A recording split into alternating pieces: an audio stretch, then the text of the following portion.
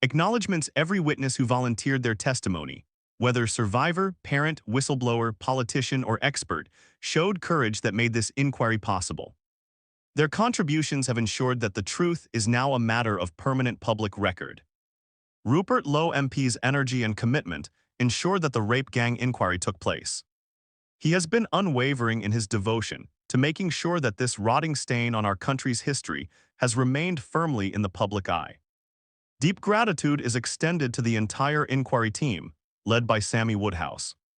Nat Enderby-Shenton, Marlon West, Deborah Sudbury, and Julie Ballin worked tirelessly to bring the evidence together and support every survivor who came forward. A special thank you is owed to MPs Esther McVeigh, Nick Timothy, and Carla Lockhart for taking the time to sit on the inquiry panel.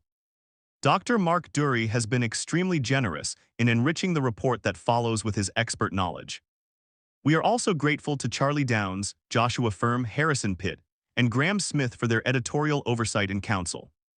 Last but not least, we thank the untold thousands across Britain who made all of this possible by donating to ensure that this inquiry could take place. Second, forward. Britain doesn't have a racism problem, it has an immigration problem. Rupert Lowe, as is the case with many decent, hardworking Britons, I was unaware of the sheer scale of the evil that has been, and continues to be, perpetrated by chiefly Pakistani Muslim men against vulnerable young white women and girls in communities up and down our country.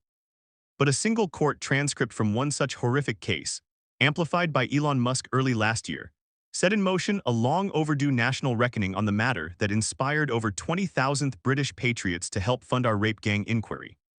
What follows is a comprehensive report of its findings. It is essential that all related court documents are securely preserved, both for legal and historical reasons. I am grateful to everyone on my team who has contributed to exposing this demonic chapter in Britain's history. A combination of the paralyzing fear of racism accusations and the scramble for votes from imported foreign subcultures meant that pure evil was allowed to metastasize. Nor is the horrendous ordeal over. The root cause was immigration, beginning with the British Nationality Act 1948 and escalating under Tony Blair from 1997 onwards. Believing proud nations to be responsible for the mid-20th century destruction of Europe, our post-war leaders embraced diversity and multiculturalism as the supposedly civilized alternative. This report establishes beyond any doubt that this open society obsession has in fact enabled untold barbarism of its own. Oil and water do not mix, and cultural differences, going back centuries, are the genesis of this problem. I urge all Britons to read this report in full. Lessons need to be learned, and prosecutions need to follow for the appalling cowardice of those responsible for refusing to resist such horrors. The strongest possible penalties, up to and including death, must also be sought for those yet to be properly punished or indeed punished at all for their vile, unspeakable crimes. Third, the world is a dangerous place to live, not because of the people who are evil, but because of the people who don't do anything about it. Albert Einstein. Man is the cruelest animal. Friedrich Nietzsche. Fourth, introduction. The rape gang inquiry has now concluded the first phase of its work. It was established to examine one of the most horrendous scandals in the long history of our country. The systematic targeting of vulnerable girls, overwhelmingly white British, by predominantly Muslim Pakistani gangs across towns and cities up and down the nation. The evidence presented throughout the hearings confirmed what had long been known, but repeatedly denied by many in the political class. The inquiry welcomed girls, boys, men, and women of all races and religions to testify to their experiences to gain a complete picture of the rape gang phenomenon. The Casey Report of 2025 stated that disproportionate numbers of men from Asian ethnic backgrounds were among the suspects for group-based child sexual exploitation, CSE. Baroness Casey quoted local reports showing that a significant proportion of those convicted were of Pakistani and/or Muslim heritage. The crimes stretch back generations.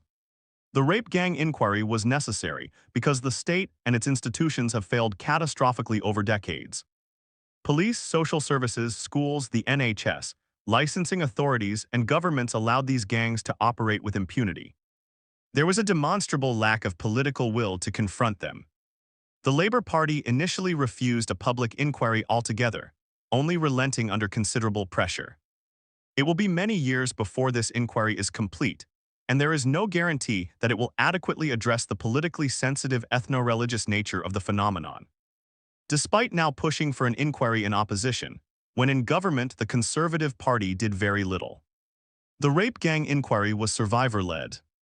Every day the panel sat with Sammy Woodhouse, a survivor-turned-activist herself, alongside a variety of experts who attended whenever their specialist subject formed the focus of our efforts to get to the truth. We examined distinct areas of the scandal in turn so that a maximally full picture could be established. Parents and carers described their lived experiences. Instances of pregnancy, abortion, and children born of rape were laid bare. Whistleblowers who had previously been ignored gave evidence. Policing and justice failures were documented. Social care NHS services, including sexual health and mental health, education, taxi licensing, demographic trends, cultural and social issues, and ideological obstructions to justice were all scrutinized without restriction. Nothing was off the table.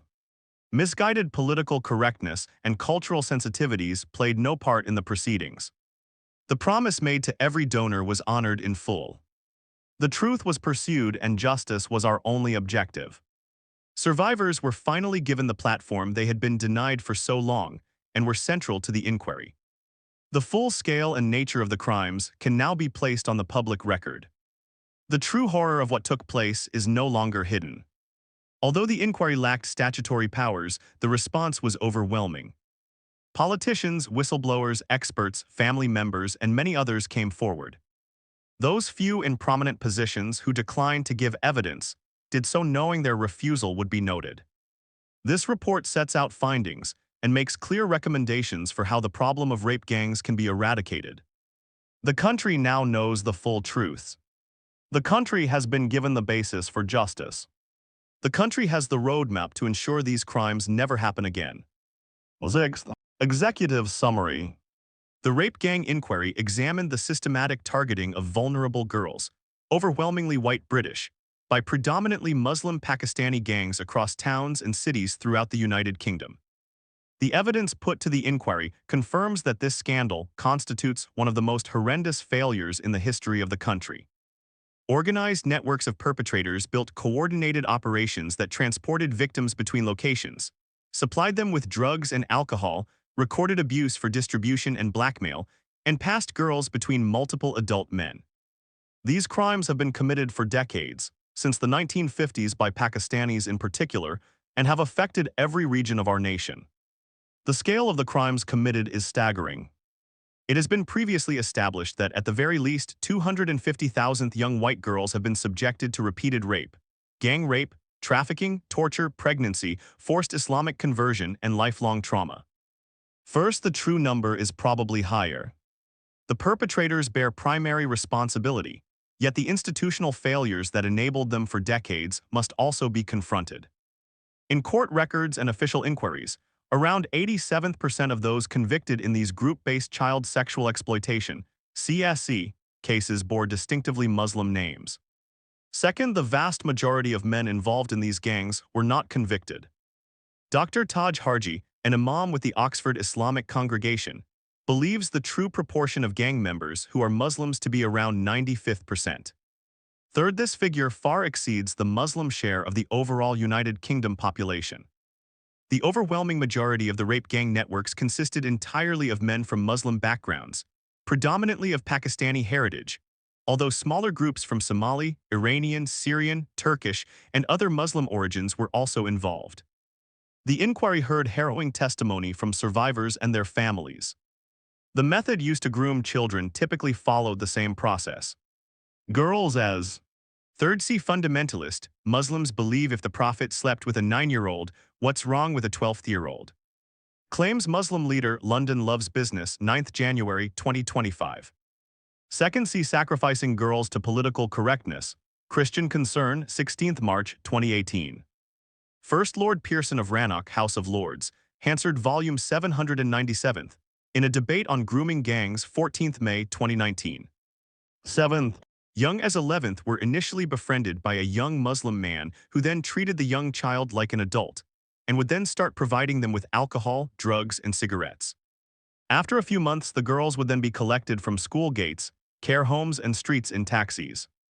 They were taken to houses, flats, restaurants, and hotels where they were raped repeatedly by groups of men, tortured, filmed for blackmail, and told they were white trash or kuffar who merited punishment. Many became pregnant while still children. Some miscarried under trauma, others endured coerced abortions, and some gave birth to children who were later removed by the state. We found that the same unspeakable crimes occurred in at least 149th local authority districts, close to 40% of all such districts across the United Kingdom. See page 14 for our full map. Survivors described daily rapes, red rooms of extreme torture, trafficking between cities, and institutional disbelief that compounded their suffering. Some girls were even trafficked to the Middle East, where they would endure Islamic marriage. The demographic and cultural drivers are clear. Perpetrators from Pakistani Muslim and other Muslim backgrounds operated under an honor and shame-based clan code that treated non-Muslim girls, especially white working-class girls, as property available for sexual use. This pattern was reinforced by 8 theological and legal aspects of Islam. These include the doctrine of Muslim superiority drawn from Quranic verses that position Muslims at the top, with a duty to correct non-believers. The gang members' justification for their crimes can be found in the Islamic principles of loyalty and disavowal known as al-wala wal-bara.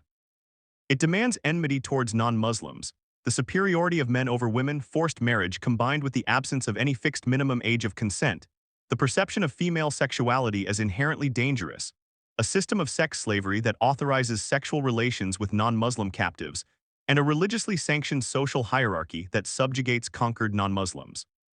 These elements, filtered through clannish immigrant subcultures, provided religious justification that enabled the systematic rape and even slaughter of white British girls. Were Britain functioning effectively, these girls would have received considerable state protection. However, every one of our institutions failed them. Catastrophically, police forces ignored repeated reports, criminalized victims instead of perpetrators, destroyed evidence, and allowed known rapists to walk free on bail. Social care services undermined protective parents, placed children in trafficking hubs inside children's homes, closed cases despite clear indicators of exploitation, and retaliated against whistleblowers. The NHS recorded genital injuries, multiple sexually transmitted infections in children as young as 13th, pregnancies caused by rape and suicide attempts, yet discharged victims back to their abusers without safeguarding referrals or trauma care. Schools observed older men collecting girls at the gates, heard disclosures of rape on school premises, and responded by excluding victims rather than protecting them. Taxi licensing authorities renewed permits for drivers who formed the logistical backbone of the networks and collapsed in the face of organized protests when basic safety measures were proposed. Political failure lies at the heart of the scandal. Successive governments lacked the will to confront the ethnic and religious patterns. The Labour Party bears particular responsibility. It initially refused a public inquiry and only relented under pressure by ordering a process viewed with widespread skepticism. Labour-dominated councils and MPs were briefed on the gangs long ago, yet later denied knowledge. The party prioritized electoral reliance on Muslim voting blocs and then blocked or watered down inquiries, suppressed ethnicity data, and framed legitimate concerns as far-right agitation. When finally forced to act, the Labour government produced a national inquiry whose tightly drawn terms of reference deliberately excluded systematic examination of the demographic, cultural, and religious drivers. The Conservative Party, while in government, continued with Labour's approach and failed to impose mandatory ethnicity recording or launch a full statutory inquiry despite clear evidence from Rotherham and elsewhere. Scottish political parties have refused a dedicated inquiry and failed to record offender ethnicity. Political correctness, fear of accusations of racism, and fear of losing electoral support from certain demographics have taken precedence over the protection of British children. Whistleblowers, parents, and survivors who came forward showed extraordinary courage, despite having been met in the past with disbelief and intimidation. Ninth, the perpetrators operated with impunity because the state enabled them. The evidence now demands immediate and decisive action to eradicate the problem, deliver justice for the victims, and ensure these abhorrent crimes are eradicated from our shores. We now have a clearer sense of the problem. There are a number of measures necessary to resolve them, up to and including considerable changes to our criminal justice system, the passage of legislation aimed at targeting specifically gang-based CSE, and a great amount of institutional overhaul. Our detailed list of recommendations includes improved data recording on ethno-religious patterns among offenders, far stronger sentencing, a comprehensive deportation effort, institutional accountability measures, multi-agency coordination, specialist training, enhanced safeguarding through greater family involvement, and closing the various gaps in British law through which so many victims fell. Following the publication of this report, we intend to release the full witness testimonies, gather additional survivor accounts, identify those responsible in Parliament, and begin civil and private legal actions to ensure maximal accountability. 10th, overview of crimes. Rape gangs have exploited children systematically across every region of the United Kingdom for decades. The independent chair of the Centre for Excellence for Children's Care and Protection, Alexis J., has identified the 1970s as the decade when immigrant rape gangs first began tormenting the girls of Britain. Fourth, however, the British Newspaper Archive reveals that the first recorded case of specifically Pakistani rape gangs dates back to 1955, when 4 Bradford-based Pakistanis were charged with raping a 15-year-old girl from Middlesbrough. Fifth, this was soon after former colonial subjects, from the subcontinent as much as the Caribbean, became eligible to enter the United Kingdom in non-trivial numbers under the British Nationality Act 1948. Sixth, what began as singular and small-scale instances became systematic and industrial over time. These horrific crimes have only escalated in recent decades, especially following Tony Blair's 1997 victory and the start of orchestrated mass immigration. With greater numbers came greater opportunities for abuse. Perpetrators built organized networks that transported victims between towns and cities and passed girls between multiple adult men. In each of these areas, the same tactics were used. Girls as young as 11 were targeted with gifts, alcohol, and drugs, collected in taxis from school gates, care homes and streets, and taken to houses, flats, restaurants, and hotels, and then raped repeatedly by groups of men, passed between perpetrators, trafficked across county lines, and in many cases impregnated or forced into abortions. Most victims endured violence, were filmed for blackmail, or told they were white trash or kuffar who deserved punishment. The authorities at every level, including the police, social services, health services, schools, licensing bodies, and politicians, knew the patterns possessed. 6th, see the British Nationality Act, 1948. 5th, see Bradford Observer, Saturday, 27 August, 1955, the British Newspaper Archive. 4th, see Alexis J. OBE, the report of the Independent Inquiry into Child Sexual Abuse, October 2022. 11th, the intelligence and still failed to protect the country's children. The evidence establishes that a national scandal of repeated rape, trafficking, torture, pregnancy, forced Islamic conversion, and lifelong trauma enabled by institutional denial, political calculation, and fear of the accusation of racism took place over decades. The incidents of criminal activities listed in this report are drawn from court records, official and unofficial inquiries across the country, and witness testimony provided to the inquiry. They confirm that this was never a series of isolated local failures. It was a coordinated, nationwide pattern of organized child sexual exploitation that repeated in town after town, city after city, from the far north to the south coast. The same ethnic and religious profile of the perpetrators was documented throughout almost all of the witnesses who contacted the inquiry. The scale of the rape gang phenomenon is endemic across the entirety of Britain. The 250,000th figure originates directly from a statement in the House of Lords by Lord Pearson of Rannoch on 14 May 2019. Do the government accept that if we extrapolate nationally the J report on Rotherham and other reports from Telford and Oxford, there appear to have been upwards of 250,000 young white girls raped in this century, very largely by Muslim men, usually several times a day for years. He added that this number is probably an underestimate. 7th, this extrapolation now has greater support due to further data that has been collected, derived from scaling the patterns documented in major inquiries. Black Rotherham J. Report 2014. At least 1,400 girls abused between 1997 and 2013, with some updated estimates exceeding this. Perpetrators were overwhelmingly Pakistani Muslim men. Black Telford Inquiry 2022. More than 1,000 children, predominantly girls, over decades, again with the same perpetrator profile. 7th Lord Pearson of Rannoch, House of Lords, Hansard Volume 797, in a debate on grooming gangs, 14th May 2019. 12th. Black National Footprints. The grooming gang model has been confirmed in dozens of towns and cities.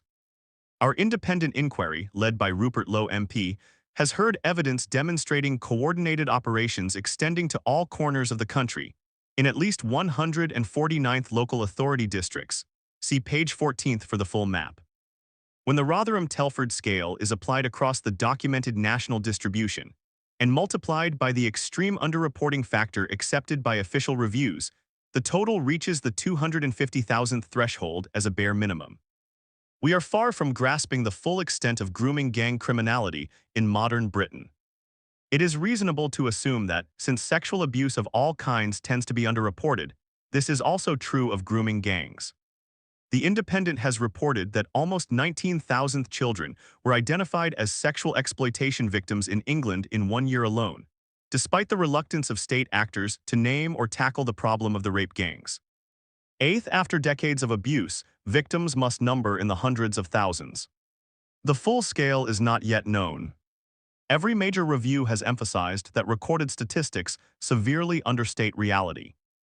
Black Baroness Casey National Audit on Group-Based Child Sexual Exploitation and Abuse, June 2025.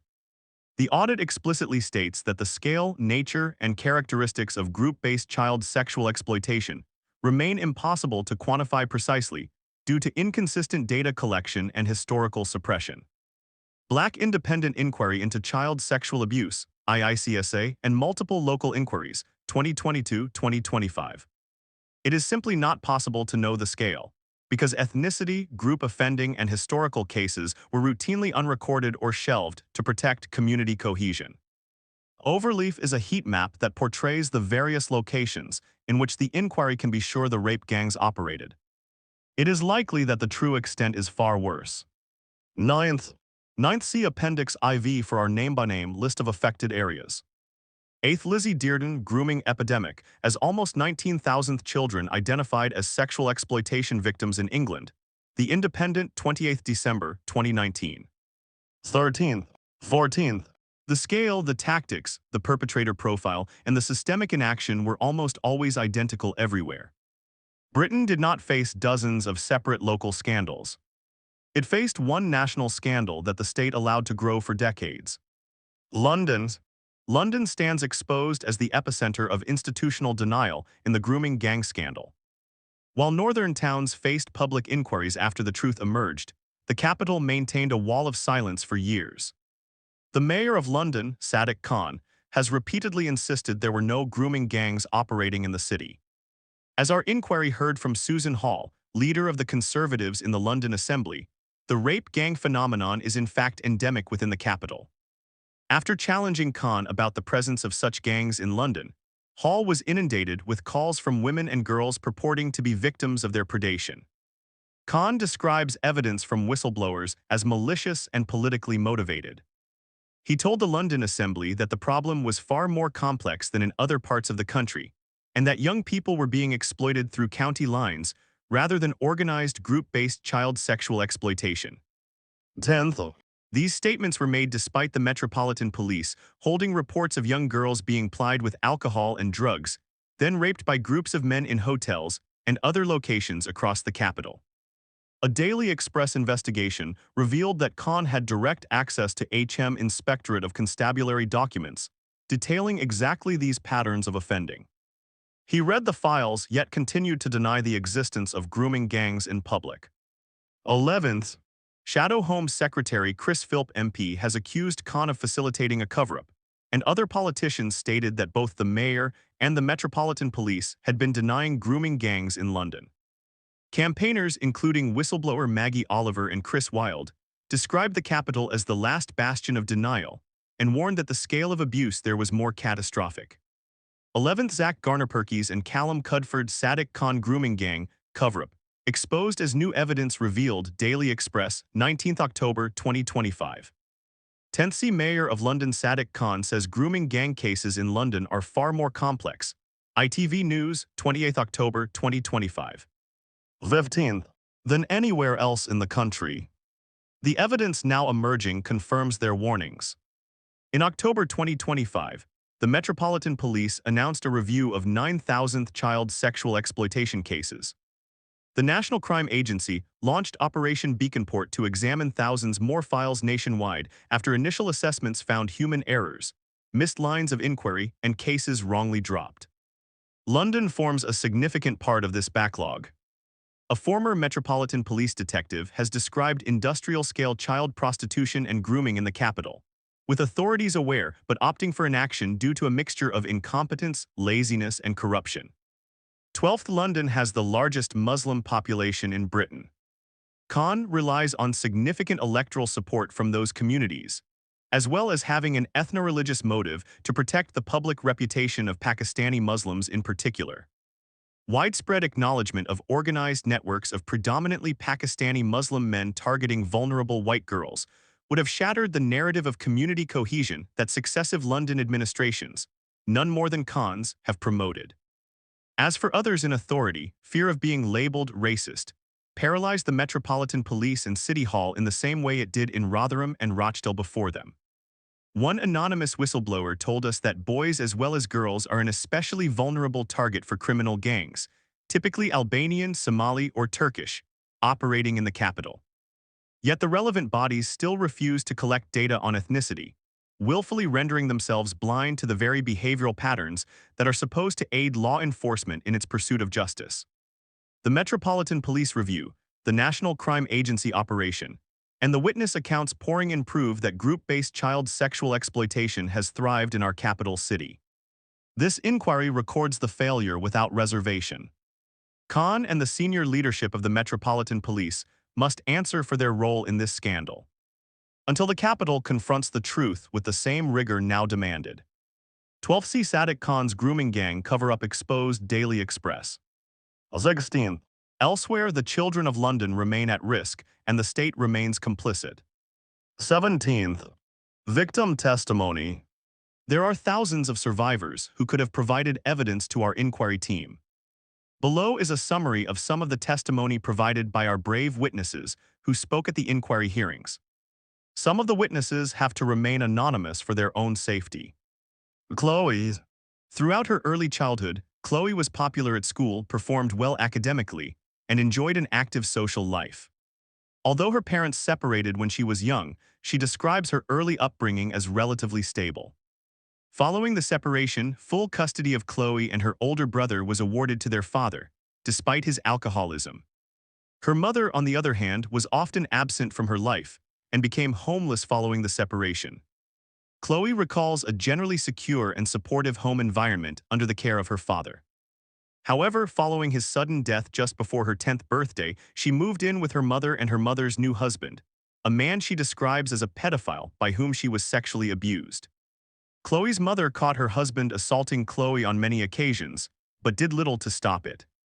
On one occasion, Chloe's mother caught her husband in the shower with Chloe, and instead of intervening, she closed the door and walked out.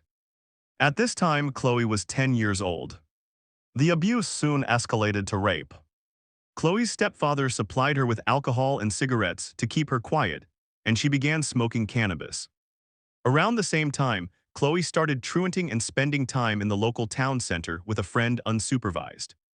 She describes groups of Muslim men, primarily Pakistanis, aged 20th to over 50th, showing them attention, including wolf whistling and buying them alcohol. Many were taxi drivers who would take the girls into their cars and drive them around the town. At this stage, there was no sexual abuse, and although the men's behavior was clearly inappropriate, Chloe and her friend, then in their final year of primary school, enjoyed being treated. 18th. Like adults, the grooming soon intensified. The provision of alcohol and takeaways was accompanied by emotional manipulation, with the men, many of whom were related to one another, presenting themselves as sympathetic friends to Chloe. Chloe describes this process as them mapping out, "Are you a vulnerable person?" Physical contact, including kisses and massages, became increasingly common. Meanwhile, the abuse by her stepfather at home worsened, and her mother was all but absent as a guardian. At this time, Chloe had an aunt and uncle who lived nearby, and she often sought refuge with them. She had spent holidays with them during her earlier childhood and felt that she could trust them. On one occasion, she had visited them while truanting, before returning home and spending the day there while her mother and stepfather were at work. To Chloe's surprise, her uncle arrived at her house unannounced an hour later, and she invited him inside. After a brief conversation, Chloe's uncle sexually assaulted her. Chloe resisted and he relented and left. She told her mother about the assault, and her mother reported it to the police. The police accused Chloe of lying, and no further action was taken. Until this incident, she had regarded her uncle as one of the best people in her life. Afterwards, there were no adults left that Chloe could confide in or seek support from. Increasingly isolated, she became more deeply involved with the groups of Muslim men she encountered in the town center. One evening, Chloe's friends suggested that they travel to a nearby town where one of the men had a hotel room. They were picked up by the man, who was drunk and under the influence of drugs, and taken to the hotel. When they arrived, hotel staff saw them but did not intervene. In the room, the girls were given a potent strain of cannabis, which left Chloe, then 11, absolutely smashed. Chloe's friend was taken into another room by a group of men, and Chloe was groped by the man who remained. Chloe resisted and he hit her. The man did not attempt to sexually assault her again, and instead threw the girls, both of whom were still intoxicated, out of the hotel and refused to drive them. 19th. Back to their hometowns. They were forced to walk. It was around midnight. Chloe did not want to go back to her home as she feared her mother would beat her for being out late, so stayed with her friend. In the early hours of the morning, Chloe was collected from her friend's house by the police after her mother reported her missing. Chloe lied to the police and her mother about where she had been. Chloe's mother grounded her for a month, meaning she was stuck at home with her predatory stepfather, a period she describes as torture. After the month passed, Chloe arranged to see her friend, who boasted that she had a new boyfriend. Chloe left the house to meet her, and the girls were picked up by the boyfriend, who was in fact a 25-year-old Indian man. Initially, Chloe thought the man was nice, posher than the other men she had met in the town center. He took Chloe and her friend to a shop where he purchased a bottle of vodka before picking up one of his friends and taking the girls to a secluded location. During the journey, the men began pressuring the girls for sex. Chloe refused, stating that she was on her period, but the men replied that it did not matter. Night was falling when they arrived, and the boyfriend took Chloe's friend out of the car, leaving Chloe alone with the other man. He proceeded to rape her on the back seats. This incident took place in 2003. In 2022, Chloe took the two men to court, but neither were found guilty. From this moment, Chloe's life spiraled. At 12 years old, she began drinking heavily, smoking large amounts of cannabis, and taking harder drugs including ecstasy, anything to block it out of her mind. She would drink before school just to get through the day, and her attendance dropped significantly. She and her friend would spend school hours in the town center, walking around until somebody picked them up in a car, somebody bought them alcohol, or somebody gave them drugs. There were times when Chloe would be missing for up to 3 days, during which time she was passed between taxis, drugged, abused, and raped. In every case, the perpetrators were 20th. Muslims and primarily Pakistani. On one occasion, Chloe was abducted by an abuser who was driving drunk and taken to a graveyard. He gave Chloe, still 12 years old, whiskey before forcing himself on her and raping her. He withdrew before ejaculation and forced the empty whiskey bottle into Chloe's vagina, where it shattered. Chloe admitted herself to A&E, but no questions were asked about how she had sustained such an injury. She was examined, the glass was removed, and she was discharged. Chloe was questioned by police due to her absence on a number of occasions. Each time she was asked where she had been, who she had been with, and what she had been doing. She replied that she had been having sex with adult males in cars. Rather than opening an investigation and pursuing her abusers, the police dismissed Chloe as a prostitute. They asked her whether she was consenting to the sexual activity, and despite Chloe telling them that she did not know the definition of the word consent, they reported that she had been. The police found Chloe, as well as other missing children, in cars with the gang members on multiple occasions, but let the gang members go without so much as questioning them. On one occasion, Chloe was in the town center and was identified as a missing child by a police officer who questioned where she had been. Chloe told this police officer about the full extent of the abuse, and the response of the police officer was that nothing could be done, and Chloe was let go. In response to her truancy and deteriorating behavior, the school regularly placed Chloe in isolation and compelled her to attend additional after-school classes every day. This did little to improve her emotional state, and she continued to spend time with her friend and her friend's boyfriend. This went on for a number of years. The boyfriend would supply the girls with alcohol and drugs, as well as introducing them to his friends, who were exclusively South Asian men. On one occasion, he took the girls to his place of work, a textiles factory, where he raped Chloe. Following this incident, Chloe, 21st, stopped spending time with the friend who, up until this point, had accompanied her throughout her exploitation. By this time, Chloe had become so accustomed to her lifestyle of spending time with the Muslim gangs that she continued to do so without her friend. On one occasion, following another late return home, her mother grounded her for 2 months. Fearing further abuse from her stepfather, Chloe walked to a nearby social services office while her mother was at work and reported him. Chloe was interviewed by the social workers about the abuse, after which her mother and stepfather were arrested and questioned. Both denied that the abuse was taking place and were released without charge. Chloe made further appeals to social services and was eventually removed from the house and placed in foster care. She lived with a couple who cared for several other foster children, and though she found them snobby and judgmental, found some semblance of stability with them, but it did not last long. She was still living in the same town, so when she went into the town center, as she often did both alone and with the foster carers, the Muslim gangs would recognize and target her. She remained at the same school, and because she now lived further away, the foster carers paid for taxis to take her there. She would ask the taxi drivers to drop her near the school, and rather than attending, would walk to one of the neighborhoods where the Muslim gangs spent their time. The gangs would take her into their taxis, ply her with drugs and alcohol, and sexually abuse her. Around the age of 13, Chloe disclosed to social services that she was being sexually abused by gangs of Muslim men. In response, social services did not intervene, but rather talked to Chloe about contraception and sexual health. One social worker started regularly taking Chloe to a sexual health clinic, where she was diagnosed with chlamydia in her throat and vagina, gonorrhea, genital warts, and pelvic inflammatory disease. Neither the social workers nor the clinic staff questioned or reported this. The police were aware of Chloe's activities, but instead of targeting those responsible for her abuse, they routinely failed to question them, let alone pursue further action, when Chloe was found in cars and houses with them. 22nd. Chloe was soon moved to a different foster placement with a far more protective carer. On one occasion, a gang came to the foster home searching for Chloe, and the carer fought them in the street to protect her. Around the time Chloe turned 14th, a social worker approached her about her ongoing sexual exploitation. This was one of the first times this had happened, and Chloe was relieved that her abuse was finally being addressed. However, rather than offering a solution, the social worker instead told Chloe that the producers of Emmerdale were looking for a young actress to play a victim of child sexual exploitation, and asked whether she would be interested in auditioning for the role given her experience. Following this exchange, Chloe, upset, angry, and in a state of disbelief, ran away from the foster home, and after being abducted by a Muslim gang was missing for 6 months. Over this period, she was trafficked across the length and breadth of Britain.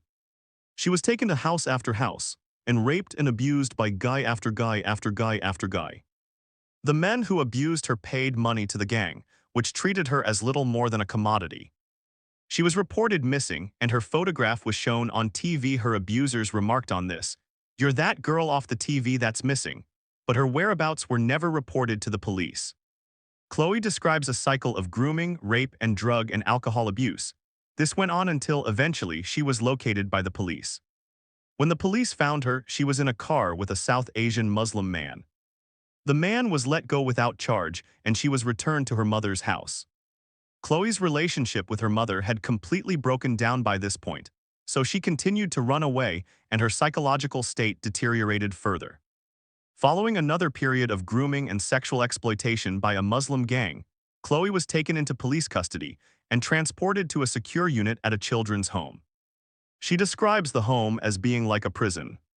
Every aspect of her life was controlled and surveilled, and she was routinely subjected to bodily examinations, including full cavity searches.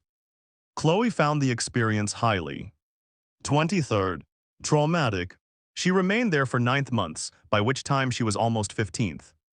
Social services determined that she was well enough to be released, and she was placed in foster care not far from where she had been living before.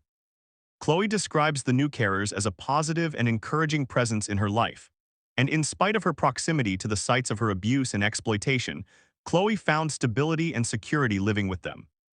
She enrolled in a full-time hairdressing and beauty course at a nearby college, and for the next 2 years, Chloe describes her life as fantastic.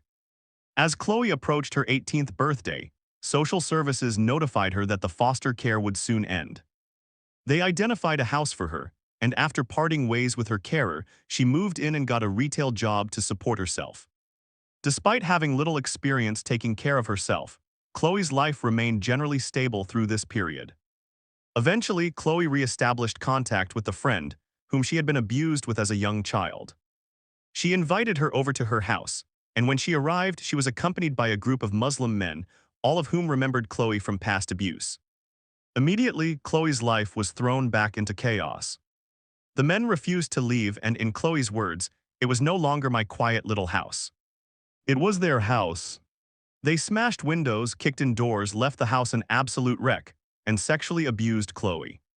One of the men, a previous abuser, pinned her down, pulled his trousers down, and sat on her face, orally raping her on her own sofa as the rest of the gang watched. Chloe returned to drugs and alcohol to cope. Though she was still working in retail, her ability to work was rapidly declining. During one shift, one of her colleagues, someone she was friends with, jokingly pinched her bottom. Chloe, traumatized by the years of abuse, punched him in the face in the middle of the shop. She was brought before management and tried to argue her case, but was fired. Left with no income, Chloe spiraled further. The Muslim gang was still occupying her house, and with nowhere else to go and no ability to remove them, she remained there with them.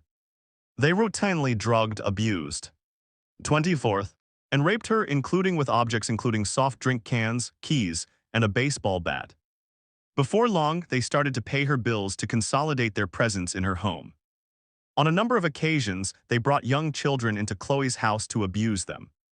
Chloe recalls a number of occasions when boys under the age of 18 from the Muslim community were pressured and bullied by their older friends and relatives into raping her. Chloe was forced to commit crimes, including insurance fraud and the holding of drugs. On one occasion, she contacted the police to report an assault that was taking place in her house, and when they arrived, Chloe was threatened with arrest rather than the gang members as the property was registered in her name. One evening, an associate of the gang from a neighboring town arrived at the house. A notorious sex trafficker, he soon began taking Chloe to bars and nightclubs in the surrounding area. There, he would spike her with heroin before handing her over to men who sexually assaulted and raped her.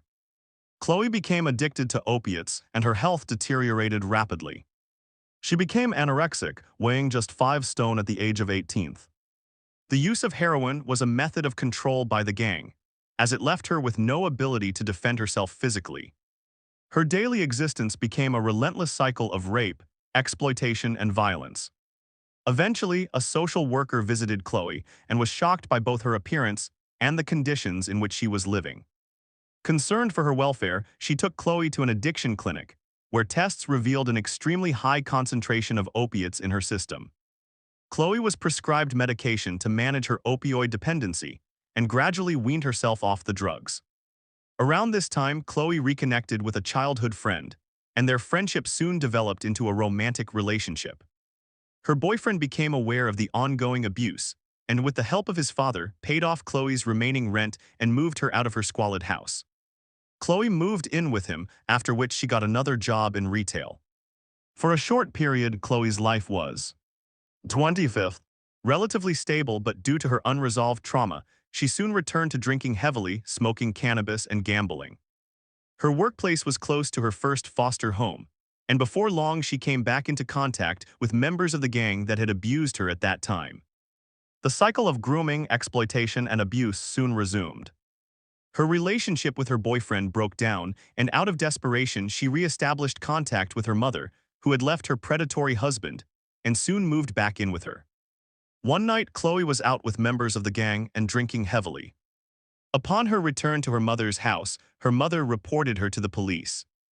The police arrested Chloe while she was changing into her pajamas, and she was taken to the police station drunk and half-naked. She was kept in a cell until 2 a.m. the following morning, at which point she was released. They did not provide her with any clothes or transportation back to her mother's house. She tried to contact her ex-boyfriend, but he did not respond. Chloe, then 19th, was left stranded. She wandered around the neighborhood for several hours before encountering a gang member who had previously abused her. Cold and desperate, she got into his car and for the following weeks was trafficked across the country. Eventually, Chloe identified a new house to move into.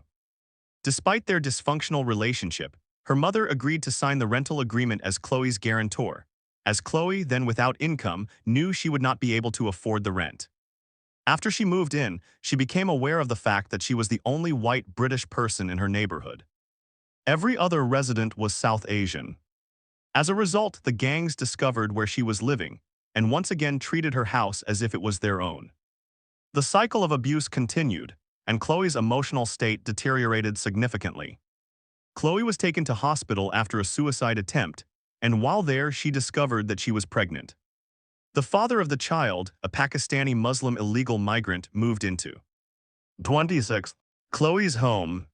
Chloe was subsequently coerced into converting to Islam and forced into marriage, both to legitimize the pregnancy in the eyes of her abuser and to assist him in securing a visa. Chloe's behavior became tightly controlled.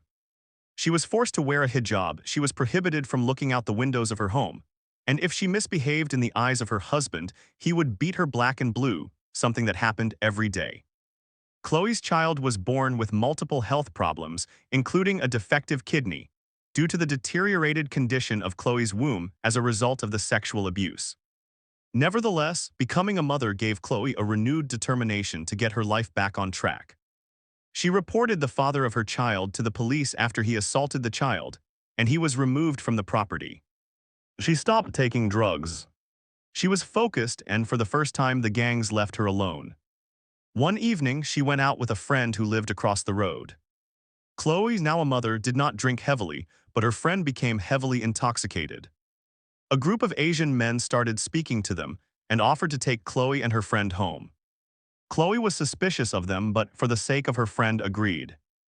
Instead of taking them home, however, they were taken to a hotel. Chloe, who was not drunk, protested and encouraged her friend, who was paralytic, to leave with her.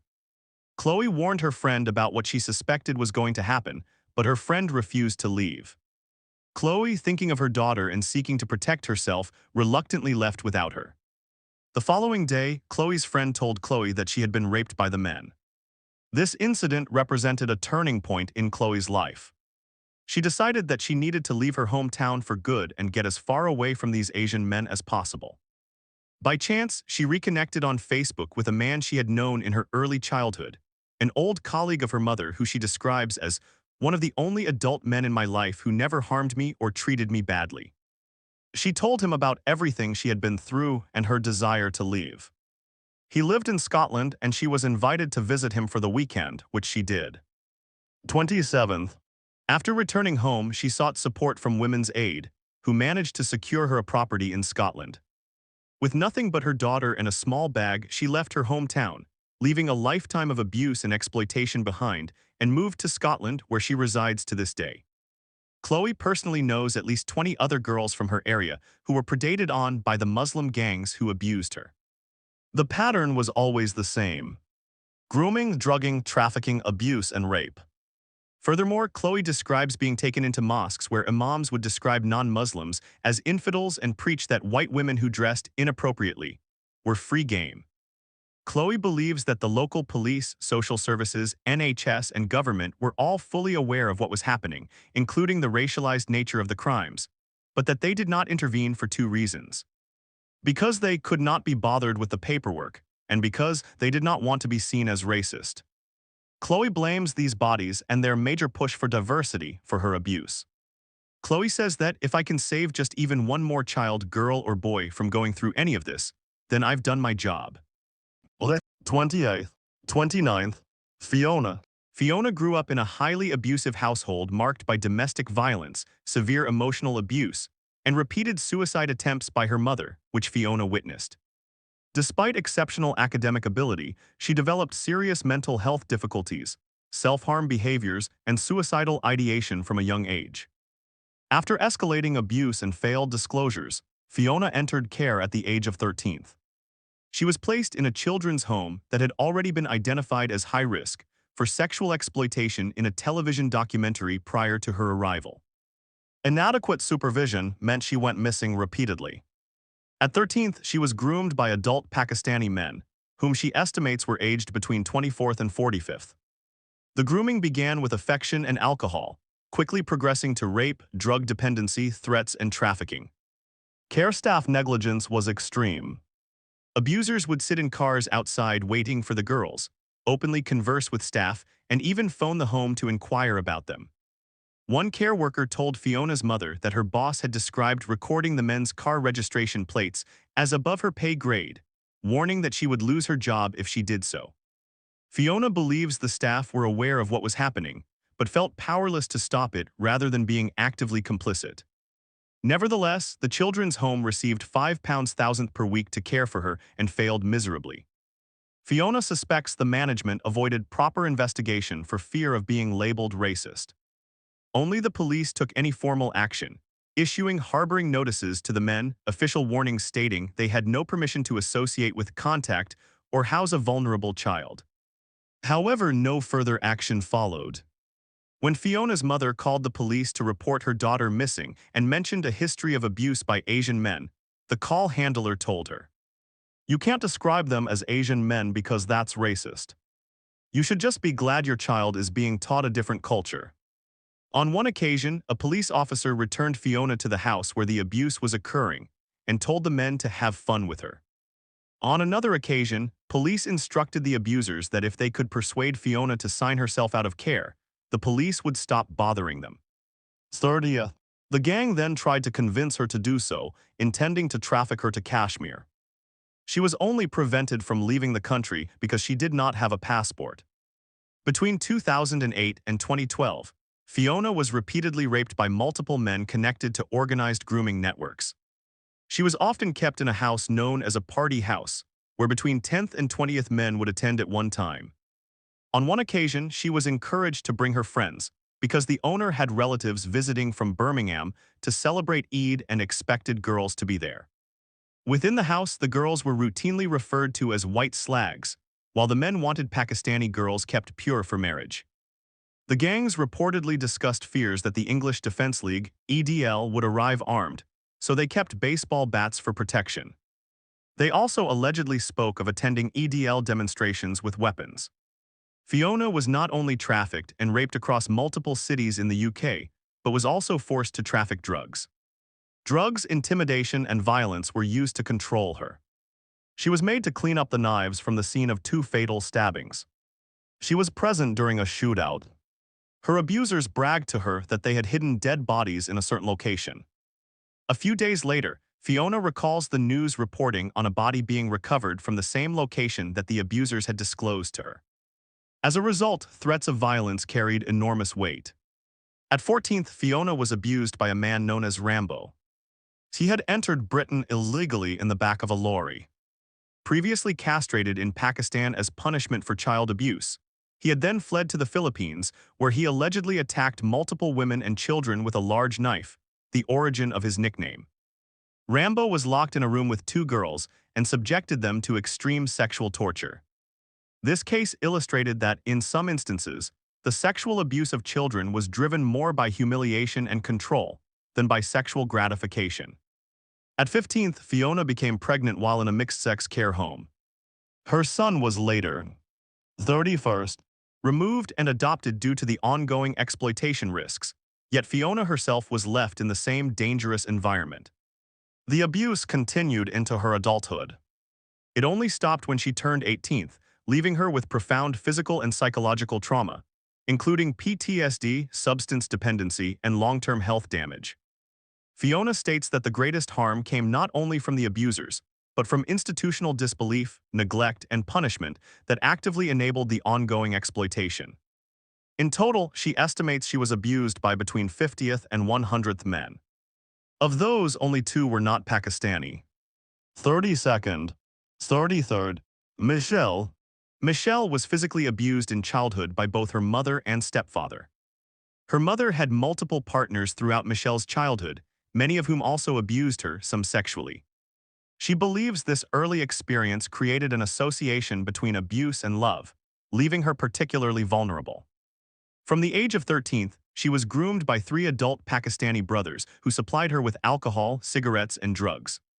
She was raped while intoxicated, including one occasion when she was taken upstairs while her sister tried to intervene. Because of her upbringing, she thought this was normal, that they were her boyfriends and that they loved her. She would go missing for extended periods and was subjected to repeated daily sexual abuse. The perpetrators would collect her from school, her home, and public places, using threats of violence to coerce and control her. At age 14, she was gang raped and beaten by 3 men who had locked her in a house. She was left covered in cuts and bruises, which alerted a friend. The friend told her own mother, who then contacted Michelle's mother. The police were called, but they claimed there was little they could do without more evidence. One of the gang members later forced Michelle to go to the police station with him to retract her statement. The police accepted him as her appropriate adult, a role normally reserved for a parent, close family member, social worker, or trained professional. The investigation was subsequently dropped. One of Michelle's friends, who lived in a care home, would be collected directly outside by the same gang. Care staff would call the police, but officers reportedly referred to the girls as prostitutes, despite them being children. Both social services and the police, Michelle says, failed to understand the situation and believed the girls were engaging in the activity by choice. As a result, little was done to intervene. When she was abducted and went missing, no one came looking for her. A social worker once told her that, at age 14, she would be allowed to live with her 30th-year-old boyfriend, as long as they did not share a room. 34th. Michelle was raped in bin sheds, threatened with a knife, and forced into sex with multiple men waiting in cars. She was drugged, beaten, burned with cigarettes, locked in rooms, and passed between men. An amusement arcade was used as a front for drug dealing and the sexual exploitation of children. She became pregnant 4 times as a child as a result of rape, leading to miscarriages, 1 abortion, and 1 surviving child. Of her abusers, she states, 98% of them were Pakistani Muslim. If not, they were Iraqi Muslim or Kurdish. Michelle believes these gangs have remained untouchable because authorities feared being labeled racist. She describes an extensive network of abusers operating across the entire country, calling it industrial in scale. It functions as a large central network with smaller connected groups in specific localities. Michelle claims she was raped by between 600 and 700 different men over the course of 3 years. She now lives with severe PTSD and lifelong trauma, describing both her childhood and her future as destroyed. 35th. 36th. Whitney. Whitney grew up in a vulnerable household. Her mother suffered from severe mental health issues, and her father was absent from her life. She was first groomed and sexually abused at the age of 15 by 2 adult Pakistani brothers. One of the brothers, Whitney recalls, acted as a boyfriend figure. Both brothers would regularly take her to a flat in Birmingham, supply her with alcohol, and in her words, she would have sex with them. Their interactions with Whitney soon turned violent. They began beating her and on one occasion held a hot iron to her face. Whitney recalls that the brothers stopped contacting her after they arrived at her house to collect her and found all of her uncles sitting on the wall outside. After that incident, they never came back. She cannot remember exactly how or why her uncles were there, but she believes her mother had asked them to intervene. Many years later, Whitney's daughter began self-harming at age 11 and even attempted suicide. Her phone contained sexually explicit messages. Whitney's daughter told her there was a sex room at school run by the older boys. Deeply concerned for her daughter, Whitney contacted social services. They offered little support beyond talking through the problems. In one instance, social services accidentally sent her 6 other children's case files instead of her daughter's, which left her deeply distrustful of their ability to help. Whitney's daughter was coerced into sending a sexual image, which was then circulated across multiple schools, the local community, and eventually the internet.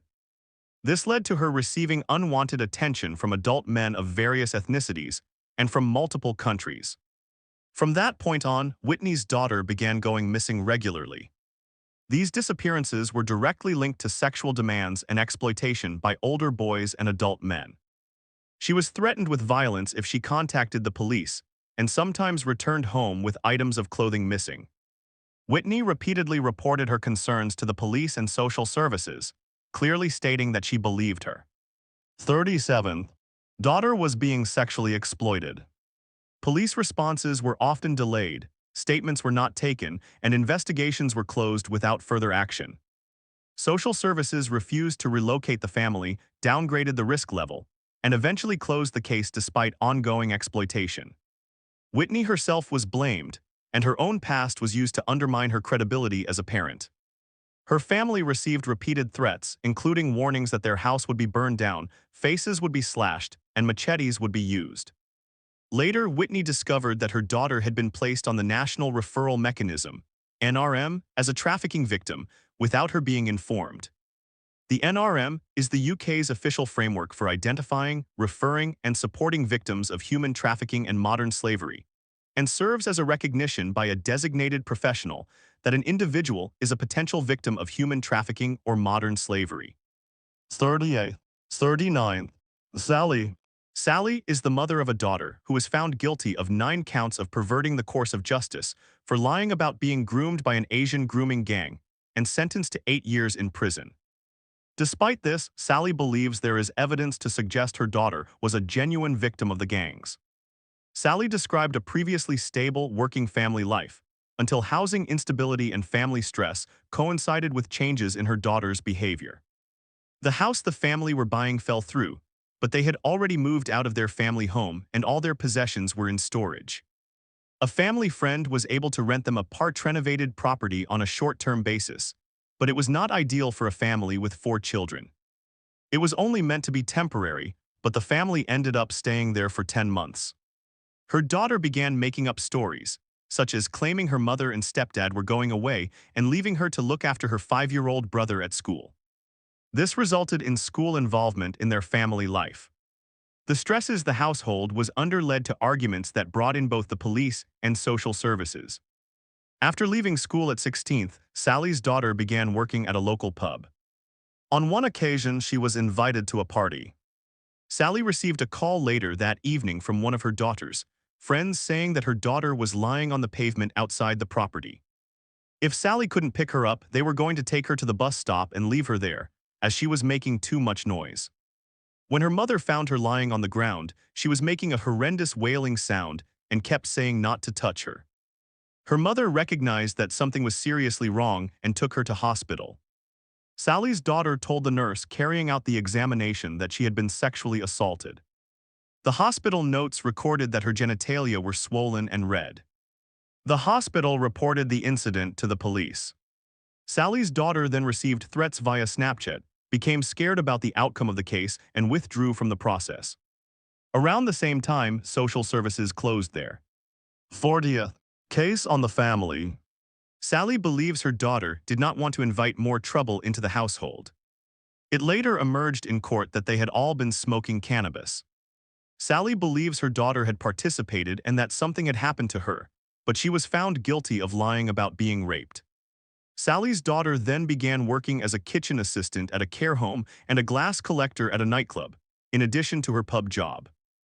After turning 18th, she was able to work behind the bar at the nightclub, where her behavior began to change. She would return home with cuts and bruises. On one occasion, she came back with a black eye and said there had been a fight in the nightclub, and she had been hit accidentally. She appeared more tired and distressed than usual.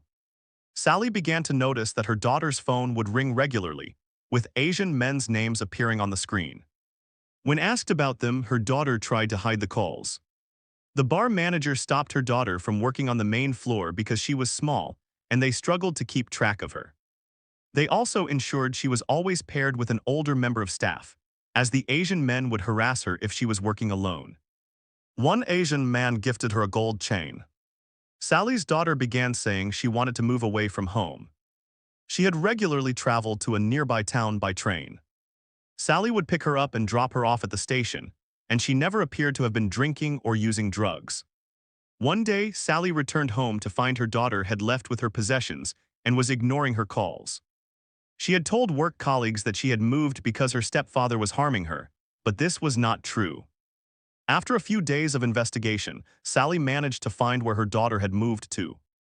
When she arrived at the flat, she found her daughter with two police officers to whom she was reporting an allegation of rape. When her daughter handed in her phone as evidence, the police found hundreds of messages from Asian men. They believed she was being groomed. She was later found guilty of lying about the rape she had reported. 41st. Over the course of the following year, Sally reported her daughter missing 39 times. She would often turn up in various towns across the region, battered, bruised, intoxicated, or on drugs. She was usually without underwear and spent increasing amounts of time in hospital. One police force made a referral to the NRM, believing she was a victim of trafficking. Another police force repeatedly arrested her and seized her phone, which meant the referral agency could not contact her as her number kept changing. One incident involved Sally's daughter being locked in a room above an Indian restaurant, with the man refusing to let her leave. The police ignored it, believing she was lying. Another incident involved an Asian man following her, trying to grab her and take her away. Thankfully, she was with her sister and friends, who quickly put her in a taxi and sent her home. That same man was later arrested for breaking into a woman's house and sexually assaulting her while she slept. Nevertheless, the police still insisted Sally's daughter had been lying about the earlier incident. The police believed she had a mental health condition and was deliberately self-harming and putting herself in dangerous situations. They wanted to have her sectioned, but a doctor disagreed, noting that she still had capacity. Another incident involved a different Asian man who refused to leave Sally's daughter's flat. Police told him to leave but asked no questions. He left behind a balaclava, yet the police showed no interest despite him carrying it while visiting a young woman. After her flat door was kicked down in yet another incident while she was missing, she returned to her mother's home. Sally's daughter later explained that she had moved away to keep her family safe. She claimed she had been told that if she did not do as her abusers said, they would harm her brother, rape her sister, and firebomb the house. She had lied to her colleagues about her stepdad to avoid bringing repercussions on the family. She went missing again. The police stated they believed she was making the whole thing up and injuring herself, so they charged her with perverting the course of justice. Part of her bail conditions required her not to leave Sally's 42nd house. The following week, her daughter attempted suicide by overdose. She went missing one final time and was found in a field with injuries to her head and ear, a severed finger, and numerous cuts and bruises. Following this, she wrote a post on Facebook alleging that she had been a victim of grooming gangs. The post went viral. Within half an hour, the police arrested her and she was sent to prison. Following her daughter's conviction, the family experienced sustained harassment and intimidation, particularly from one Muslim man. Sally reports repeated failures by the police to protect them. She believes her daughter was a vulnerable young woman who lied at times but was nevertheless groomed. 43rd. Marlon is the father of a daughter who was a repeated victim of grooming, as well as being repeatedly failed by authorities. Marlon reported his 14th-year-old daughter Scarlett missing a number of times because she was being groomed and exploited. The police informed social services that what Marlon was doing was appropriate, as he was acting to safeguard his daughter. However, social services did not accept the police's assessment and instead dragged out the investigation for 3 months. During that time, his daughter disclosed concerns to her school, which resulted in social services attending Marlon's home. While his daughter was present, they told him that if he tried to stop her from leaving the house, she should call social services or the police. Social services undermining his parental authority resulted in her missing episodes escalating dramatically. Social services effectively gave her permission to go missing, and the case was then closed without meaningful intervention. Marlon placed a formal complaint to social services, stating that he was struggling to cope with his daughter's missing episodes. The social worker assigned to him, following this, openly stated to him that they were only taking the case because of his complaint. This made him feel like the problem rather than a parent concerned with safeguarding his daughter from abuse. On one occasion, Marlon stood in front of the door to prevent his daughter from leaving late at night, resulting in her repeatedly kicking him and breaking 3 of his fingers. He reported this to social services, who simply stated he should walk away when she becomes violent. Even after showing them the bruises on his back that he received, as he walked away, they did not change the advice they gave. Marlon remains convinced that if his child were male and he were female, the response would have been different. Marlon would often spend his evenings driving in search of his daughter until 3 or 4 a.m. while having work the following day, which his employer was not supportive of. He often reported her missing to the police, who would sometimes turn up to his house many hours later. On one occasion, he saw 44th footage of the police saying not to bother even waking him. This made him feel more like a problem rather than it being the safeguarding emergency that it was. Scarlett was unlawfully excluded from school due to grooming-related behavior and assigned a new school where the grooming gang operated. A multi-agency risk management meeting was eventually convened with Children's Services and the police's missing from home team. While the meeting was ongoing, one of the police officers in attendance told Marlon to stop reporting his daughter missing. Marlon challenged this, which resulted in the police officer shouting at him in front of all in attendance. The officer has since been dismissed. The social worker and manager present did not intervene but privately acknowledged he was right to continue to report his daughter missing. They refused to launch a formal complaint against the officer. Shortly after this, his daughter went missing for several days and was eventually found at Marlon's mother's house, unkempt, distressed, and stating that she had been raped. Care staff returned her to the location of the rape, thereby destroying forensic opportunities, and failed to report it to police until days later. Marlon had to make his own referral to the Rape Crisis Center, by which time forensic evidence was lost. The perpetrator was arrested, but bylaid with the condition not to contact Marlon's daughter. Immediately upon leaving the station, he called her and threatened her life. He was an adult and drug dealer, and his associates soon began attending Marlon's home. His daughter was terrified of them. An older woman began to groom and manipulate Marlon's daughter under the guise of friendship. After another missing episode, Marlon was able to trace his daughter to a specific property. Despite repeated calls and reports of men entering the property, both police and social services failed to remove her or issue an abduction warning notice. His daughter was later found to be the victim of criminal exploitation, including drug supply, prostitution, and being forced to dig up a firearm. These acts were directed by the older woman, amongst others. At this point, the impact on Marlon was catastrophic. He was physically 45th, exhausted, anxious, depressed, and lived in constant fear. He was attacked by masked individuals in his home, with the police response delayed and dismissive. Marlon's daughter was eventually taken into secure care where she was subjected to further abuse, including sexual abuse by staff and other children, neglect, and safeguarding failures. Marlon made multiple complaints. At a court hearing, social services attempted to place his daughter on a child protection plan for emotional abuse and neglect by Marlon himself.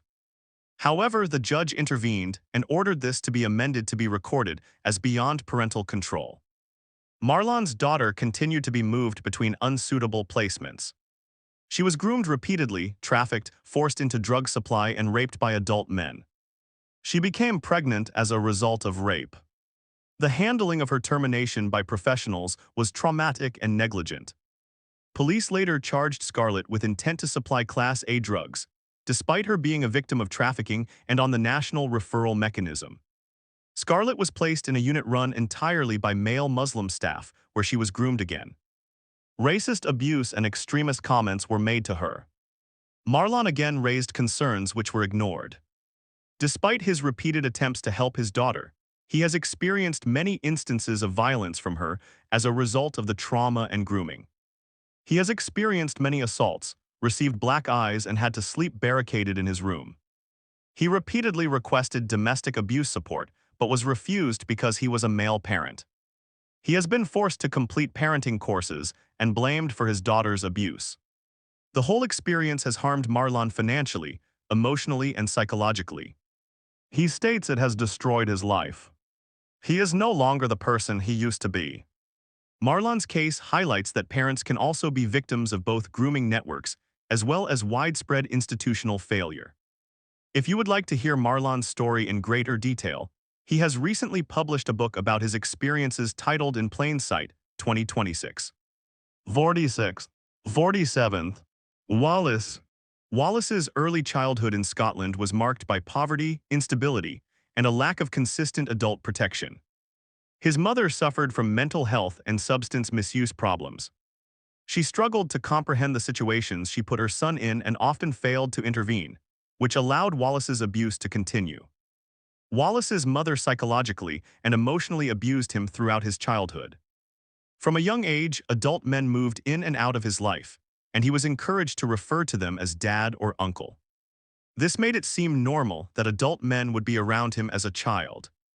He was moved around many different home environments and learned to accept situations without question. His early experiences made him believe that adults could enter his personal space without consent, that fear should be tolerated, and that he had no control.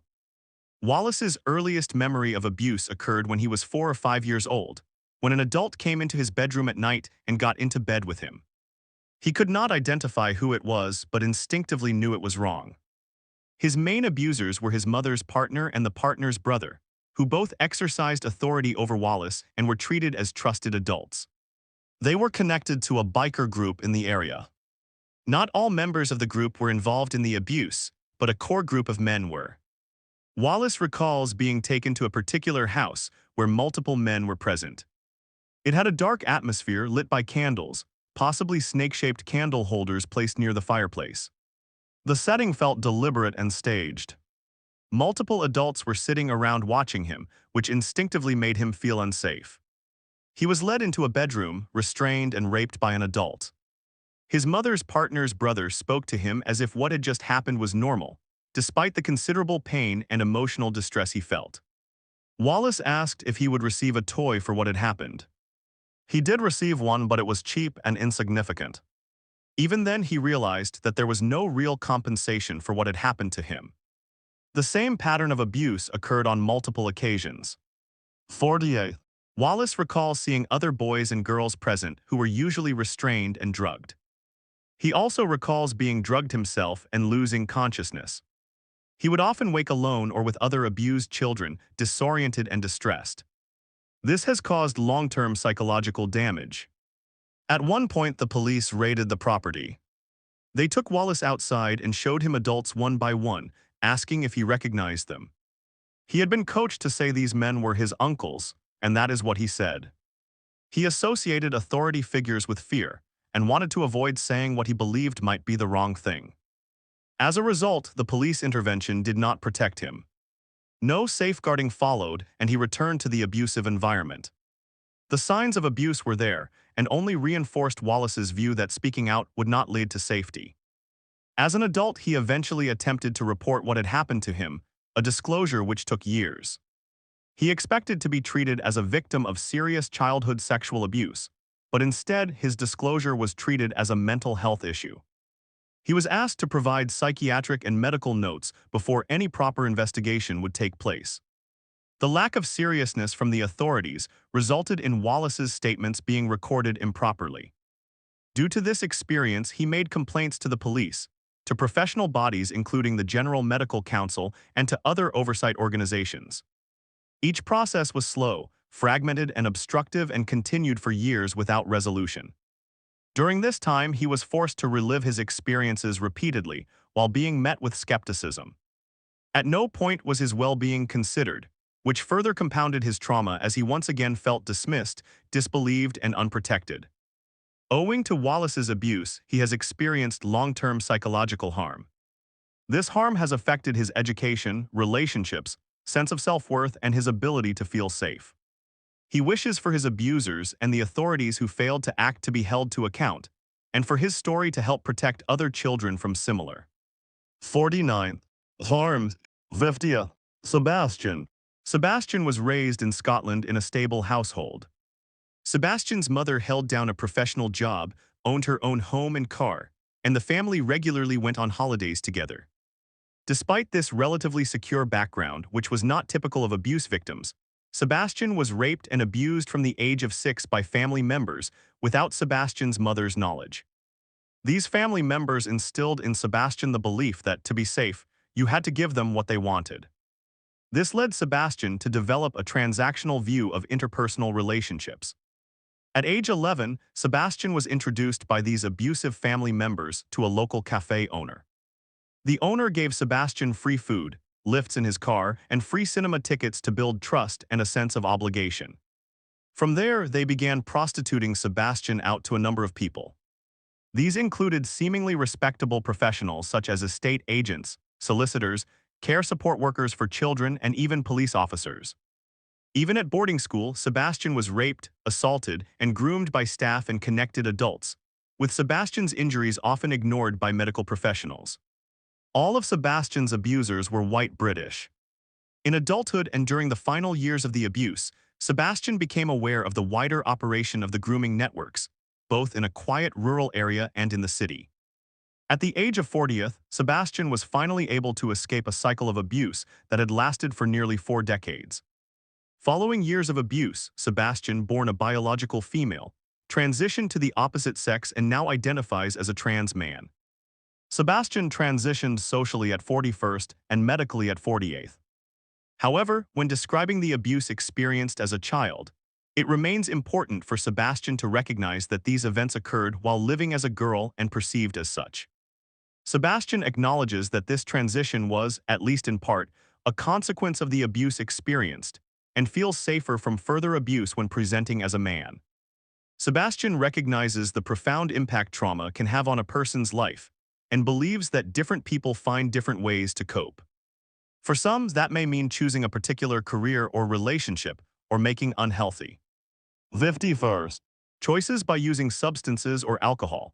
For Sebastian, transition and finding peace in being Seb became the pathway to recovery. Sebastian describes healing from trauma as a form of transformation. For Sebastian, that transformation has involved a change of personal identity and finding a sense of safety never known while living as a female. Sebastian understands that others may not fully understand the paths people take to cope with trauma, but hopes that at the very least, they will try to understand.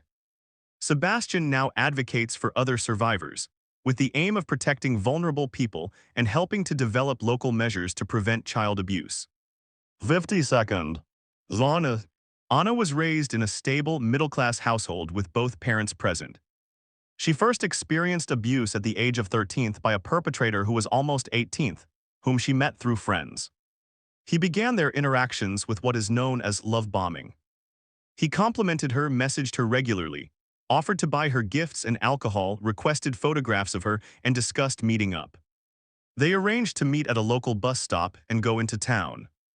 At the last minute, he changed the plan and asked Anna to meet him at the end of a path in a nearby woodland. Upon arrival, his demeanor was cold and aggressive. He demanded that Anna perform oral sex on him and threatened to tell people she knew that she had sent him explicit photographs and that they had already had sex. Feeling threatened and fearful, she complied. Unbeknownst to Anna, he had covertly recorded the incident. A few days later, multiple men added her on Snapchat and began mocking and taunting her. The perpetrator himself sent Anna the video, laughed, and told her he had shared it with his boys and brothers, leaving her feeling humiliated, fearful, and traumatized. Anna reported the assault to the police, but despite explaining the coercion and threats, the case was closed with no investigation into the creation or distribution of child sexual abuse material. Rumors spread rapidly among Anna's peers, and she was mocked and insulted in public. A year later, Anna encountered 3 Muslim brothers through a friend who was already being groomed and abused by them. They supplied her with alcohol and cigarettes in a public park and waited until she was heavily intoxicated before they began assaulting her. One of the brothers pulled her behind a tree and groped her chest despite her repeated refusals. When she tried to flee, he pushed her violently against the tree, causing her to hit her head and suffer a concussion. The grooming continued through threats to her family, intimidation, verbal abuse, and cycles of affection, gifts, and coercion. Anna did not feel safe reporting the abuse to the police. On another occasion, she was again supplied with alcohol. One of the brothers grabbed her body violently, dug his fingernails 53rd into her, and yanked at her underwear repeatedly while laughing. Anna cried silently, feeling powerless to stop the assault. Afterwards, she tried to cut contact, but one of the brothers located her and banged on the door shouting while she hid inside until he left. Out of fear, she complied with further demands to meet the brothers, resulting in more assaults. There was a period of nearly 4 years before any trial was held, largely due to the COVID-19 pandemic. The perpetrators used this time to spread rumors portraying the abuse as consensual and to boast about the assaults. In the courtroom, the abuse and intimidation continued. They pulled faces, pointed and laughed at her, and made rude remarks about her appearance. This behavior was not addressed by the court. One of the brothers was convicted of sexual assault, and as he was taken into custody, shouted Allahu Akbar. At the sentencing, the brother's sister shouted abuse at Anna, threatened her, and later breached her anonymity online. She blamed the jury, stating they were all white. She was eventually arrested and charged with malicious communications. Anna states there is a broader failure to confront the role of ethnicity, religion, and cultural dynamics in organized sexual exploitation due to fear of accusations of racism. 54th, 55th, Taylor was introduced at the age of 12 to older men through her friends, many of whom were adult Muslim men. They began by giving her lifts home from school, sometimes in black cabs and sometimes in their own cars. Taylor saw the men buying gifts for her friends and initially wished she could receive gifts too. On one occasion, instead of being taken to school, she was driven to one of the men's sisters' houses and taught how to cook Asian food. Her friends spent more time with the men, but because her parents expected her to come straight home after school, she had limited contact with them beyond the lifts. She notes that her friends were already doing adult things such as smoking, drinking, and going to clubs, whereas she still had a more childlike disposition. This dynamic continued for 3 years until she turned 15, when the abuse began. She started going with her friends to a restaurant run by Muslim men to help with deliveries. This escalated when one of the men who worked there, a 35-year-old Bangladeshi man, kissed her, causing her to run away. The same man later raped her when she was 15. Because her friends were also being abused, Taylor believed it was normal and that the man was her boyfriend. However, when she walked in on him with one of her friends, she realized this was not the case. After this, her behavior changed dramatically. She began skipping school and drinking heavily. During a family incident that led to police being called, Taylor's father mentioned his suspicions that she was being abused by Asian men. The police responded that there was nothing they could do because she had consented. Police were called on multiple occasions regarding the abuse of Taylor and her friends, but they consistently refused to take action. The only time they helped her was when a group of Asian girls called the police. Officers then returned Taylor and her friend home. Taylor believes they only intervened on that occasion because they did not want to face accusations of racism, given that the call came from Asian women. 56. By the age of 16, she had been introduced to many more men and was constantly harassed by them over the phone. Some men would initially appear kind and caring, leading her to believe they were in a relationship, only to lure her into situations where she would be gang raped. They used a combination of false kindness, violent abuse, and alcohol to coerce and control her. Cars would stop in the street and demand she get in. She would be raped and then taken to the next abuser. She claims that on some nights she was passed to as many as 10 different men, and estimates she was abused by around 100 men in total. One common tactic used by the gangs was to send taxis to pick up drunk girls late at night. The driver would pretend to stop at a shop for a drink, then drive off, leaving the girl behind. A group of men would then rescue her, only to take her to a prearranged house for gang rape.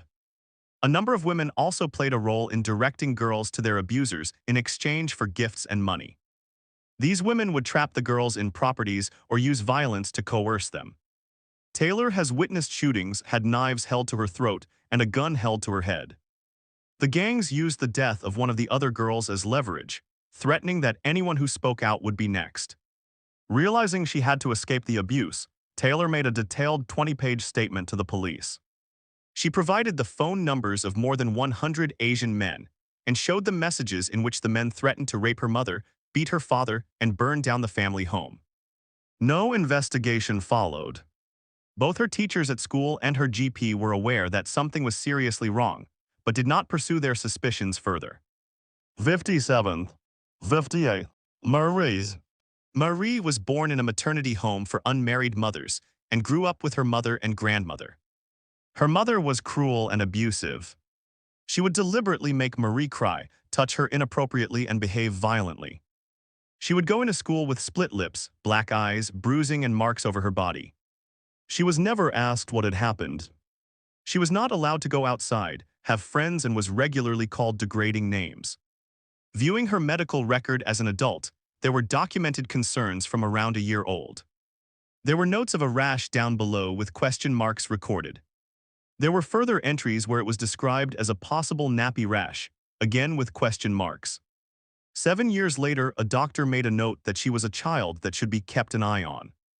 Her mother refused to discuss her situation with Marie in the room. The record showed that she had significant bowel and gynecological problems. Despite the signs of abuse, no safeguarding action was taken. From around the age of 7, Marie's mother's partner began grooming and sexually abusing her. He would bring her presents and then touch her inappropriately. Marie said to him what he was doing was bad and she did not like it. He told her that her mother had told him it was allowed. Her mother would ask Marie how she got on with him, demand she had thanked him properly, and would threaten to get angry if not. She was complicit and the abuse continued for many years. Her mother would deliberately shame her. When Marie began to menstruate, she thought she was dying, but her mother told her periods were what dirty girls had. She deliberately gave her sanitary pads that would leak so she could shame and punish her. If she had a spot on her face, she would put a large blob of germaline on her face and tell her not to remove it, otherwise people would not know she was dirty. When she was unwell, her mother would get her partner to rub vapor rub on her chest. Her mother would soak her underwear in bleach and make her wear it, which still causes Marie discomfort to this day. In one instance, her mother and her partner forced a bottle inside her, which was painful. Her mother would attach clothes pegs on her clitoris to see how long. 59. Marie could last. Marie's mother also groomed her for others, and she had to share a bed with her.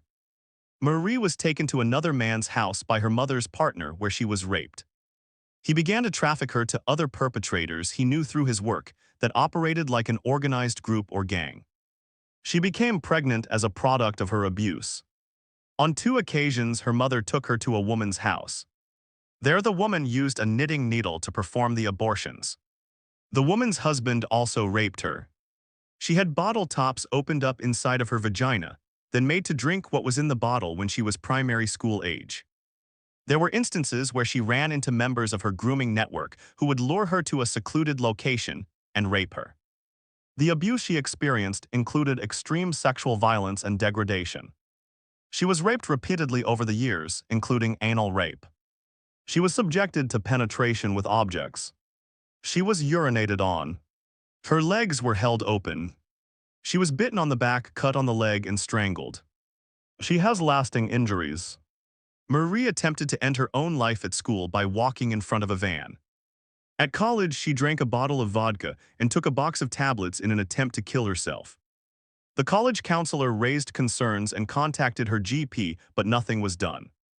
Between leaving school and joining college, at 17, she was groomed by a 55-year-old police sergeant. He knew her background and claimed that he would catch her attacker and get justice for her. Instead, one evening, he offered to take her out of the house and raped her. He went on to rape her on another occasion. Upon becoming an adult, she went to a women's aid refuge for safety. They moved her to a safe location. On one occasion, her mother and partner went to the women's aid office, but they refused to give them information and introduced additional measures to protect Marie. While in the safe house, she miscarried, a product of her mother's partner. Following this, Marie drunkenly called her mother and told her what had happened. Even after explaining who impregnated her, her mother said, "We would have loved a baby in the house." 60. She went to the police in recent years and told them that she was a survivor of child sexual abuse, and they told her to go away and sort her head out. None of the perpetrators have been brought to justice. 61st. Jane. Jane grew up in a fractured household. Rarely present, her mother was addicted to drugs and alcohol, regularly using hash and cocaine during Jane's childhood. She tried to end her own life on multiple occasions and left altogether when Jane was 7. Jane's father had significant mental health issues, though until the age of 5 she describes a generally positive relationship with him. However, after meeting a new partner following the departure of Jane's mother, he became colder, more distant, and increasingly abusive. He used his hands, a slipper, and a cane to hit Jane. Jane's mother re-entered her life with a new boyfriend when Jane was 13. The boyfriend was abusive towards Jane's mother, and on one occasion raped her in front of Jane. It was around this time that Jane's mother's drug dealer began grooming her via Facebook. He had become aware of the fact that Jane was self-harming and presented himself as a sympathetic and supportive friend. Jane, vulnerable at the time, exchanged messages with him for several months.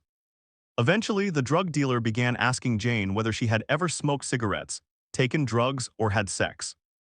During one half-term, he asked to meet with her. She agreed, and he came to Jane's father's house while Jane's father was at work, armed with a kosh. He took her up to her bedroom and told her to strip naked. He said, "You may be 13th, but you've got the body of a woman," and raped her before promptly leaving. From then, the drug dealer regularly called Jane and waited outside her school for her. Jane would hide in the staff room and tell teachers that she did not want to leave as she knew he would be waiting for her. The staff did not intervene and would force her to leave the school. The drug dealer regularly took Jane to his girlfriend's house, where he would give Jane Valium and cannabis. He would also show her the drugs he took, including 62nd. Heroin, methadone, and crack cocaine. The drug dealer sexually abused Jane every day apart from the weekends for several months. Jane was misdiagnosed with a personality disorder at this time. She did not tell anyone about her relationship with the drug dealer until one night during an argument with her mother, who was drunk. Her mother said, "I don't know why you are like this," and Jane replied, "Because I am being fucked by a 50-year-old man and nobody has noticed." The following day, Jane returned from school to the police at her house. The police insisted that Jane, still just 13th, would need to testify in court alone against the drug dealer. Intimidated, she did not wish to face him, and he was not prosecuted. Following the revelation of Jane's grooming and rape by the drug dealer, Jane's father called her a whore and told her that he wished she would just hurry up and kill herself. The school accused Jane of using self-harm to manipulate her father. She was regularly placed in detention and threatened with expulsion due to falling behind with schoolwork. As a result, Jane became increasingly disobedient and suicidal. At the age of 14, Jane began running away from school, taking drugs, and spending time with men older than her. On one occasion, she took an overdose before school in an attempt to end her life.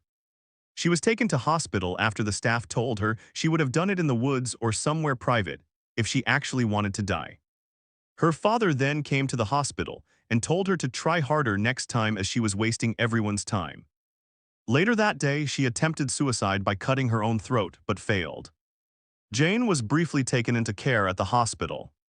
She was discharged after less than a month, and everybody acted like nothing had happened. Her father would not accept her back into the family home, so she was left homeless. Jane spent a short period of time staying with friends, until social services was informed about her situation by her aunt. Jane refused to return home, disclosing to social services that she was being physically abused and showed 63rd. Them the bruises on her body. She was then briefly taken into foster care, before being moved into a children's home until she was 16 years old. Jane was then moved into a semi-independent living facility for vulnerable young people. After a few months, a female peer at the accommodation invited Jane to what she described as a party. This peer was coercive and intimidating, and Jane did not feel able to refuse. She was taken to a block of flats in Hounslow and expected to be met with a group of people her own age. Instead, the flat was occupied by 6 or 7 Somali men. Jane was taken into the bathroom by the girl who had brought her there and instructed to shave. She was told that she was being sold to the men for sex. Jane did not want to participate but complied out of fear. She was then sexually abused by one of the men and made to sleep in a small child's bed afterwards. The following mornings, the girl who took Jane to the flat was paid by the men. This occurred repeatedly over a period of months, sometimes with multiple other girls present. Jane was told that she needed to gain weight to be more desirable to the men. In response, Jane began purging, which developed into a severe eating disorder. Jane was blackmailed with the threat of prison by the peer if she disclosed her exploitation to anyone. Violence and intimidation became commonplace at the semi-independent living facility. On one occasion, a young woman returned to the accommodation intoxicated and distressed, saying that she had been abducted and sexually assaulted. The staff, who were aware that sexual exploitation was taking place on the site, but chose to do nothing about it, responded by accusing her of making it up. Eventually, Jane disclosed her own sexual exploitation to accommodation staff, including the trafficking and exchange of money. She was told that what was happening did not constitute trafficking, as she was over the age of 16. The police were not contacted and no action was taken. Jane was blackmailed by staff with the threat of being blamed for the exploitation of her and others if she took her complaints any further. 64. Jane's eating disorder intensified and she began self-harming again. She was sectioned under the Mental Health Act and admitted to a psychiatric hospital. While hospitalized, she disclosed the exploitation again. Police interviews took place, but due to her being heavily medicated, Jane was treated as an unreliable witness and no further action was taken. She also disclosed in writing what was happening to her. It was removed from her most recent social care file, but the original clearly states she wrote a letter to them a year before she was hospitalized, and her police interview matched the letter. The letter was not acted on by the authorities.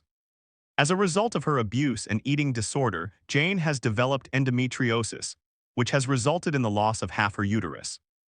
Jane has since learned that her records at the semi-independent living facility have been lost or destroyed despite statutory retention requirements. Even into adulthood, Jane has not received any closure and attempts to get justice have been met with delays, obstruction, and re-traumatization. Jane states that she believes that children remain at risk due to the culture of silence that persists across institutions that should be caring for them. 65th. 66. Leanne describes a childhood marked by extreme instability, domestic violence, fear, and early trauma. From a young age, she was exposed to abuse within her family, including sexual abuse by her uncle, which severely damaged her ability to trust adults or disclose harm. Frequent moves, school disruption, ADHD, bullying, and exclusions compounded her vulnerability. By the age of 14, Leanne was drawn into peer groups linked to significantly older men. These men were adult males, primarily of Kurdish, Iraqi, and other Muslim backgrounds, and they operated in groups. Grooming was systematic. Alcohol, drugs, accommodation, and emotional manipulation were used to entrap her. She was taken to various houses in Sheffield, notably Pittsmore, and other cities, where multiple girls were trafficked and sexually exploited. She was raped repeatedly, drugged, and on at least one occasion held captive and beaten for several days. She witnessed stabbings, shootings, and machete attacks, handled firearms as a child, and was forced into environments of extreme violence. At 15, Leanne became pregnant by an adult Iraqi man. She miscarried and later discovered that records had been falsified to suggest she was 16th, thereby minimizing the seriousness of the offense. Despite repeated missing episodes, police intelligence, and sexual exploitation strategy meetings, safeguarding failed. The council housing department refused to assist her due to her age. Child protection plans were implemented but did not remove her from danger. Social services and police were aware she was associating with older Kurdish men and at high risk of sexual exploitation, yet intervention was weak and inconsistent. No perpetrator was prosecuted for her rape. She eventually escaped exploitation only after becoming a mother at 17 and moving away from the grooming network. As an adult, Leanne lives with chronic physical and psychological harm, including trauma-related fibromyalgia. She has never received justice. She gave her evidence to ensure that what happened is finally acknowledged and not repeated. 67th. Lily was raised in a large, loving working family in the 1970s. Her family's life was permanently destabilized when the council forced them out of their cottage to build flats. They were evicted from their home and moved into two council houses. This was the first time anyone in the family had lived on a council estate. After moving onto the council estate, trouble began immediately. One older boy attempted to take Lily's hand from her mother when she was 5 years old. Her mother reported it to the police, but it was treated as a joke. Years later, the same person went on to rape a 3-year-old. This perpetrator and his brother then began targeting the family. They harassed Lily's mother and beat her father badly. This created an atmosphere of constant fear and chaos. The police frequently attended the family home, turning over belongings and breaking possessions while investigating false accusations. Over time, Lily and her siblings were taken into care. Siblings who returned home disclosed severe abuse in children's homes, including rape, violence, humiliation, and intimidation. Lily herself was groomed and repeatedly abducted and raped by a man from the age of 6. He threatened to harm her sisters if she spoke. Lily's sister was sexually abused by her own social worker at age 12. This was actively covered up by management, who pretended he was in a relationship with another social worker to deflect suspicion. He gained legal guardianship of Lily's sister and eventually married her. He was paid by the local authority, and her sister never completed her education. Lily witnessed children being selected by staff and handed over to foreign taxi drivers over many years. In the children's home, Lily was violently assaulted and sexually abused by staff. Management figures dismissed or covered up the abuse. She also suffered numerous violent injuries from staff. The most serious was a head injury that resulted in lasting neurological damage. Later in adulthood, she was diagnosed with a brain aneurysm. After returning to school with serious injuries, Lily was 68, sent back home to her parents. At age 14, upon returning to the estate, she was gang-raped by older men and boys. She did not report it to the police. As an adult, Lily learned that police and council records of her abuse had been hidden for decades. Operation Marmion briefly acknowledged her account before being shut down at a senior level. She was told the perpetrators were out of jurisdiction, dead, or untraceable. No one was held accountable. 69. 70th. Grace. Grace was raised without a father and with a mother who met her basic physical needs but was emotionally cold, neither nurturing nor affectionate. She believes this early life experience contributed to a lack of emotional security and increased vulnerability later in life. At 4 years old, she was sexually abused by a babysitter. She has no memory of the abuse and states that it does not directly trouble her emotionally. Grace's mother prevented contact with her estranged father without giving any reason, causing Grace to rebel against her. By secondary school age, her behavior had deteriorated significantly. She began getting into cars with adult men who offered her cannabis, music, food, and lifts. She states that the majority of the men who groomed her were Pakistani, although some white men acted as intermediaries and assisted in the grooming of girls. She was raped on multiple occasions by adult men, often while intoxicated. Because she had been drinking, she believed she was responsible for the abuse. At 15, she believed she was in a relationship with an adult man, a situation that lasted around 5 years. During that time, she experienced domestic violence, rape, and coercive control. She reported the perpetrators to the police, wishing only to prevent other children from experiencing abuse. However, the police arrested and interviewed some of the men about Grace, without consulting her in advance or assessing the potential impact on her.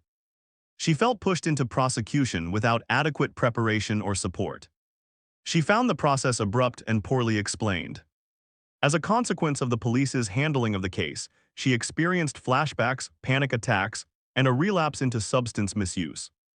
Another partner was a pedophile involved in grooming gangs who sexually abused her children and others. He stalked, harassed, and threatened the family, and manipulated police investigations for years. Police repeatedly failed to seize devices, link cases, act on stalking logs, or protect her and her children.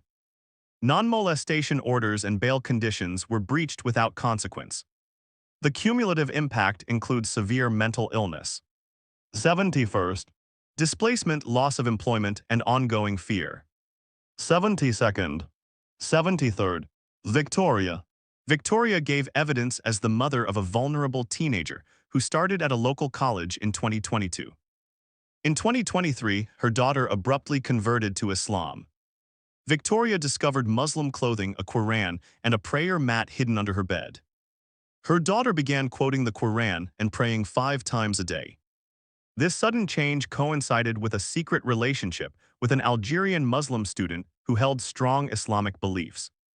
She became disrespectful to her family and started speaking negatively about Britain. Victoria says her daughter changed completely. The boyfriend exerted coercive control. He held her daughter's banking details via Face ID, controlled her social media, isolated her from her family, and imposed strict Islamic practices. Concerned by this, Victoria contacted the police and reported the controlling behavior and sudden conversion. The police said they would refer her daughter to social services, as she was still a child. When social services visited, they learned her daughter was being made to take contraception. They also discussed the nature of her new Islamic beliefs. The social worker said she would refer her to Women's Aid for support with the coercive and controlling relationship. Victoria asked the social worker to look into the partner's background, but the college did not respond to the social worker's inquiries. Victoria then contacted the college's safeguarding lead herself. The lead agreed it sounded like exploitation and referred the case to Prevent, the British government's counterterrorism program designed to safeguard vulnerable people from radicalization and terrorism. Her daughter's diet changed dramatically. She stopped eating bacon and ate far less than before. She spent a lot of time in and out of hospital but never explained why to her mother. Her mental health also deteriorated severely. After meeting the man, she repeatedly attempted suicide by cutting and made desperate calls saying she would kill herself. During one emergency hospital stay, police removed her daughter from Victoria, threatened Victoria with arrest, and transported the girl to the address of her abuser's brother, despite Victoria's explicit warnings about the danger. 74th. There, her daughter was subjected to mental and physical abuse, including strangulation, death threats, rape, and financial exploitation. Money was funneled through the abuser's brother's bank account. The man and his family racially abused her, calling her a white slag, and pressured her to drop all complaints and marry him. Prevent's involvement was catastrophically delayed. The college's safeguarding lead initially told Victoria that referrals had been made and accepted, but later evidence showed they were sent late, incorrectly, or not at all. Arrests were delayed for months, and rape allegations were eventually dropped due to lack of evidence after only limited phone checks. Victoria concluded that systemic failure and institutional reluctance to address Islamist-related safeguarding had placed her daughter in grave danger. 75th. 76. Elinor was born into a financially comfortable family, but despite this, she had a childhood marked by instability, emotional neglect, and a lack of adult protection. Her parents separated, and after moving away with her mother and 2 sisters, she lived in poorer conditions and saw much less of her father. Without her extended family around her and with a mother who was emotionally distant, she was left to grow up largely on her own. Her desire for adult attention resulted in poor behavior at school. She was expelled in year 7 and placed in a pupil referral unit, which she was eventually excluded from as well. She attributes her disruptive behavior to a lack of desire and emotional capacity to engage with her education, as well as the lack of structure in her life. She was preoccupied with seeking attention, validation, and care. By the age of 13, she began to be groomed by older men whom she encountered locally, usually in the town center. Some were older white men, but there were also Muslim men connected to a newly opened restaurant in the area. As the grooming continued, Elinor's behavior deteriorated significantly. She had frequent encounters with the police and was arrested often. During this time, older men gave her drugs and kept her in various houses. She believed these men were looking after her and offering her the care she craved. Whilst this was ongoing, her mother was unaware of her location, but did not report her missing. No authority intervened regarding why she was often missing, arrested, and spending significant amounts of time with adult men. When she was 14, she returned home one day after being away, and no one answered the door. Elinor climbed onto the roof of the house and managed to get inside. She discovered the house was completely empty. Her mother had thrown everything away, including childhood photographs and personal items, and had left without telling her. She went to social services of her own volition and was instructed to go to her father. She was expected to travel to him on the train alone. 77th. She had no meaningful relationship with her father and only spoke to him occasionally. When Alina arrived, he made it clear that his new partner was his priority and that she and her sisters came second. His partner tried to get her onto a more stable path and back into education, but due to her previous exclusions, schools repeatedly refused her. In an ethnic minority-majority area, she was explicitly told by one school that she could not be admitted because she was an English girl and would be the only one. She was placed in a pupil referral unit, but the behavior of other students there did little to give her the sense of safety, structure, and aspiration she needed. She therefore ran away often. Frequent running away resulted in repeated arrests, and eventually social services decided she could be contained in a family setting and took her into care. While in care, she became more visible and accessible to men who were already looking for vulnerable girls, and she was once again groomed. On one occasion, some adult men approached her and offered her alcohol and a lift. She drank a small amount and quickly became unwell and lost consciousness. When she awoke, she was aware she was inside a house that appeared to be decorated for an Asian wedding, but she lost consciousness again. When she finally awoke properly, she found herself abandoned by the side of the road, unclothed, injured, and disoriented. She managed to make it back to her children's home. However, she was not asked what had happened, taken to hospital, or had any record made of the incident in her case files. Following this incident, Alina went missing far more frequently. She would sleep rough in doorways, abandoned buildings, and taxis. No one at the care home asked her any questions about why this was happening. She was transferred to a different children's home where men regularly collected girls from outside the home and sometimes came inside the building itself. The staff allowed this to happen. The men offered food, alcohol, places to stay, and a sense of belonging, but in reality they were there to sexually exploit children. Alina became involved with an older man whom she believed was her boyfriend. He was involved in the drug trade. She was taken to Jersey and kept 78 in a hotel for several days. She was not allowed to leave freely. Upon returning to the care home, no one questioned where she had been. She continued to be arrested for low-level offenses, particularly shoplifting. She was eventually placed in a young offenders institution. On one occasion, she was punched while being arrested, and this experience, among others, destroyed any trust she had in the police. From this point onwards, she saw the police as just another threat. When she was 17th, Alina was present at a stabbing incident involving men connected to the grooming network that had been abusing her. She was not involved in the violence, but gave the victim first aid and called emergency services. She was arrested at the scene and charged under the doctrine of joint enterprise with conspiracy to commit grievous bodily harm with intent.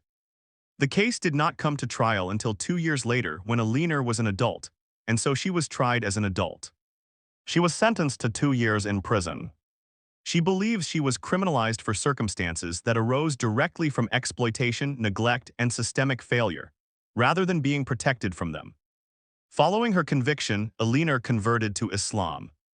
She did not do so for theological reasons but practical ones, as a method of survival. In many environments she had experienced, Muslim girls were afforded some degree of protection relative to non-Muslims. She felt that conversion was a way to reduce risk and make herself less vulnerable. Before serving her sentence, she became pregnant by an older man and entered into an Islamic marriage with him, believing it might provide stability and protection. She was imprisoned with her young baby, an experience she found deeply distressing. Following her release, she was subjected to domestic abuse and coercive control. This abuse was not always physical. It involved isolation, monitoring, restrictions on her behavior, and the constant erosion of her sense of self. She was controlled through fear, guilt, and religious obligation. She was not allowed 79th independence or employment, and others were told she was mentally unwell. This further isolated her. She met and remarried another man who took her to Saudi Arabia. She was entirely dependent on her husband for everything and was not allowed to leave the house without him. She felt isolated and powerless. This experience made her realize she needed to leave Islam, but she knew that apostasy carried very serious consequences and so kept it to herself. However, she was eventually able to escape Saudi Arabia and return to the United Kingdom with her children. Back in Britain with no home, work, or money, she was raped by another man, became pregnant again, and felt forced into another marriage. Her abuse continued. She eventually escaped the situation after studying in secret and building up her sense of identity and confidence enough to make a new life for herself. Alina believes much of the harm she experienced could have been avoided had institutions adequately protected her. Children's services did not safeguard her. The education system excluded her. The police criminalized her. 80th, 81st. Rachel is the mother of a daughter who died aged 12 after taking an overdose. Her daughter was a joyful, creative, academically engaged child from a stable and loving home. She was, however, autistic, which made her more vulnerable to abuse and exploitation. Following the lockdown response to COVID-19, her behavior changed dramatically, and she became withdrawn, depressed, and began self-harming. Rachel's daughter disclosed that she had been orally raped by a white British boy from her school. The disclosure devastated her and her family. When police eventually attended the family home, she was told it would be her word against his, that the process would take years, and that it involved extensive paperwork. This interaction caused her to shut down and withdraw her complaint. The police investigation went no further. Despite assurances to the contrary, the alleged perpetrator remained in school and safeguarding was ineffective. She was subjected to relentless bullying, including physical assaults by girls linked to the perpetrator, which were filmed and shared online. Police took weeks to respond and failed to act on video evidence or threats. Rachel's daughter was abused and threatened on Snapchat and other platforms daily. The intimidation escalated when the perpetrator's adult brother attended the family home and attempted to force entry. Police advised only that the family should consider moving house. Rachel's son was assaulted at school. On the night of her death, Rachel's daughter took an overdose of colchicine, stating she just wanted everything to stop. She suffered multiple organ failure and died days later. Even after her death, the abuse continued. Rachel believes that her daughter was failed by the police, her school, and the Crown Prosecution Service. She states that she was effectively murdered by institutional failure. 82nd. Jen's childhood was characterized by emotional neglect and a lack of safety. Her emotional needs were not recognized or prioritized by the adults in her life, particularly her parents, who were absent much of the time.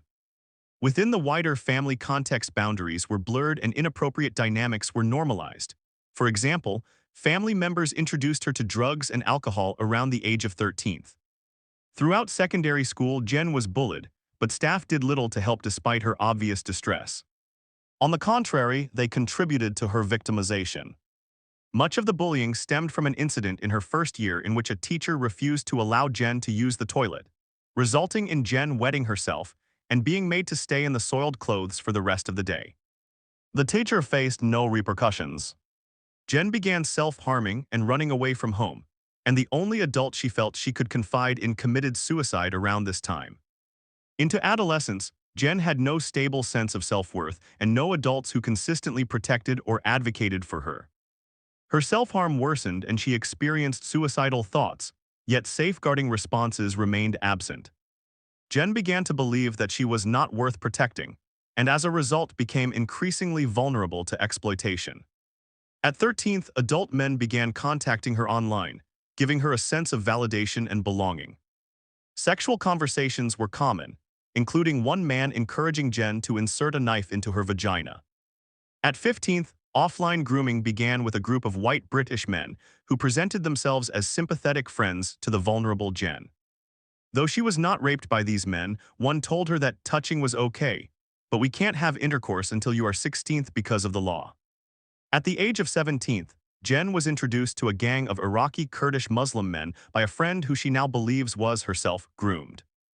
The gang members, all of whom were illegal migrants, trafficked Jen to numerous towns and cities across the Midlands, where she was raped by multiple men at what were described as parties. On one occasion, she was anally raped in a park by one of the gang members. She was taken on drug runs and witnessed the slaughtering of a lamb. 83rd. In the bathroom of a house, she describes a closed and intimidating social world governed by fear, loyalty, and silence, in which racially supremacist attitudes were openly and regularly expressed. White British people were described as white trash, and white girls as English pig dogs. Perpetrators insisted that children choose exploitation, and Britain and its institutions were described as soft and easy to exploit. They boasted of receiving free money from the British state, and on multiple occasions Jen was forced to fill in asylum benefit applications on their behalf. Jen witnessed intimidation, violence, trafficking, asylum fraud, sexual exploitation, including the drugging and raping of children as young as 13th, and the aftermath of a gang-related murder while involved with the group, and was thus afraid to defy or disclose against its members. The gang became increasingly controlling and abusive, isolating Jen from her friends and family. Her movements, communications, and decisions were closely monitored and restricted, and any attempt to assert independence was met with threats. She suffered emotional, psychological, and sexual abuse, and at 18th became pregnant as a result of rape. Jen was repeatedly told she was inferior and unclean as a non-Muslim. Religious coercion escalated into forced conversion to Islam, partly due to her pregnancy. She was taken to a dark, dingy flat that had been converted into a mosque, and married by an imam in an Islamic ceremony without giving consent. The marriage was used as a mechanism to legitimize control over her, and restrictions on her behavior increased. During pregnancy, the threats intensified. Jen was told she had no right to leave or make decisions about her child, because to do so would be anti-Islamic. Her behavior was tightly controlled, including an instruction not to eat pork as the father believed it would make the baby gay. She was told that disclosure to the authorities would result in shame and punishment. Nevertheless, she attempted to report her situation to the police, but no action. 84th was taken. The ideological and religious dimensions of her trafficking and abuse were minimized, and her disclosures were reframed as relationship issues or cultural matters before being dismissed as exaggerated and unreliable. After the birth of her daughter, Jen's access to her child was restricted and used as a means of leverage. The father, an Iraqi illegal migrant, repeatedly took their daughter to Iraq, despite having claimed asylum in Britain on the basis that he could not safely remain there. While there, she was exposed to firearms including AK-47s. When her daughter was 30 years old, Jen contacted the police after the father threatened to take their daughter to Iraq and never bring her back. The police responded that it was a civil matter and did not intervene. Jen has not spent a single one of her daughter's birthdays with her since she was 9 years old and has had minimal contact with her for several years. Her father continues to take her to Iraq regularly. Jen now lives with complex PTSD, anxiety, depression, dissociation, periods of agoraphobia, and persistent fear and distress in relation to her daughter's safety and autonomy. These difficulties significantly impair her ability to function day to day. She gives evidence so that religiously motivated coercive abuse is properly recognized and confronted, even when doing so is politically, culturally, or socially controversial. 85th, 86th, Kate grew up in a deeply dysfunctional and unsafe household where violence, sexual abuse, and neglect were commonplace. Social services had been involved with the family since before Kate was born, primarily due to the neglect of her siblings by her parents and the behavior of her older half-brother, who was physically violent. He, along with Kate's father, sexually abused Kate from a young age, something that was not identified by social services for several years.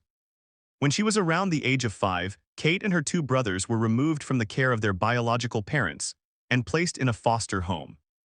It was determined that they could not return to their parents' custody, and they were adopted by a couple from a town around 50th miles away. Kate and her brothers settled well into their new home and family environment, and for the next 7 years, Kate's life was happy and stable, with her adoptive parents providing the love and support that her biological parents had failed to give. Kate's adoptive parents were committed Christians, and the family attended the local church every Sunday. Much of Kate's social life outside of school revolved around church activities, including youth groups and spending time with other families within the church community. At school, she performed exceptionally well and was identified as gifted and talented across a range of subjects. She rarely got into trouble and, despite suffering from low self-esteem, was well regarded by teachers and peers alike. Kate maintained a limited circle of friends and directed most of her energies into her studies, which provided her with a sense of achievement, structure, and self-worth. Kate was highly ambitious and optimistic about the future. She held herself to very high standards and aspired to attend university, complete a PhD, and pursue a career in archaeology or paramedicine. She was also driven by a strong sense of family and looked forward to getting married and having children of her own. Around the age of 12, Kate began to receive sex education at school. She found these lessons upsetting as up to this point her understanding of what had 87th happened to her during her early childhood was very limited. Social services had failed to identify the abuse at the time, and so it had never been acknowledged, discussed, or explained to her. She entered adolescence confused about what had happened to her, and without a clear understanding of healthy boundaries and inappropriate behavior.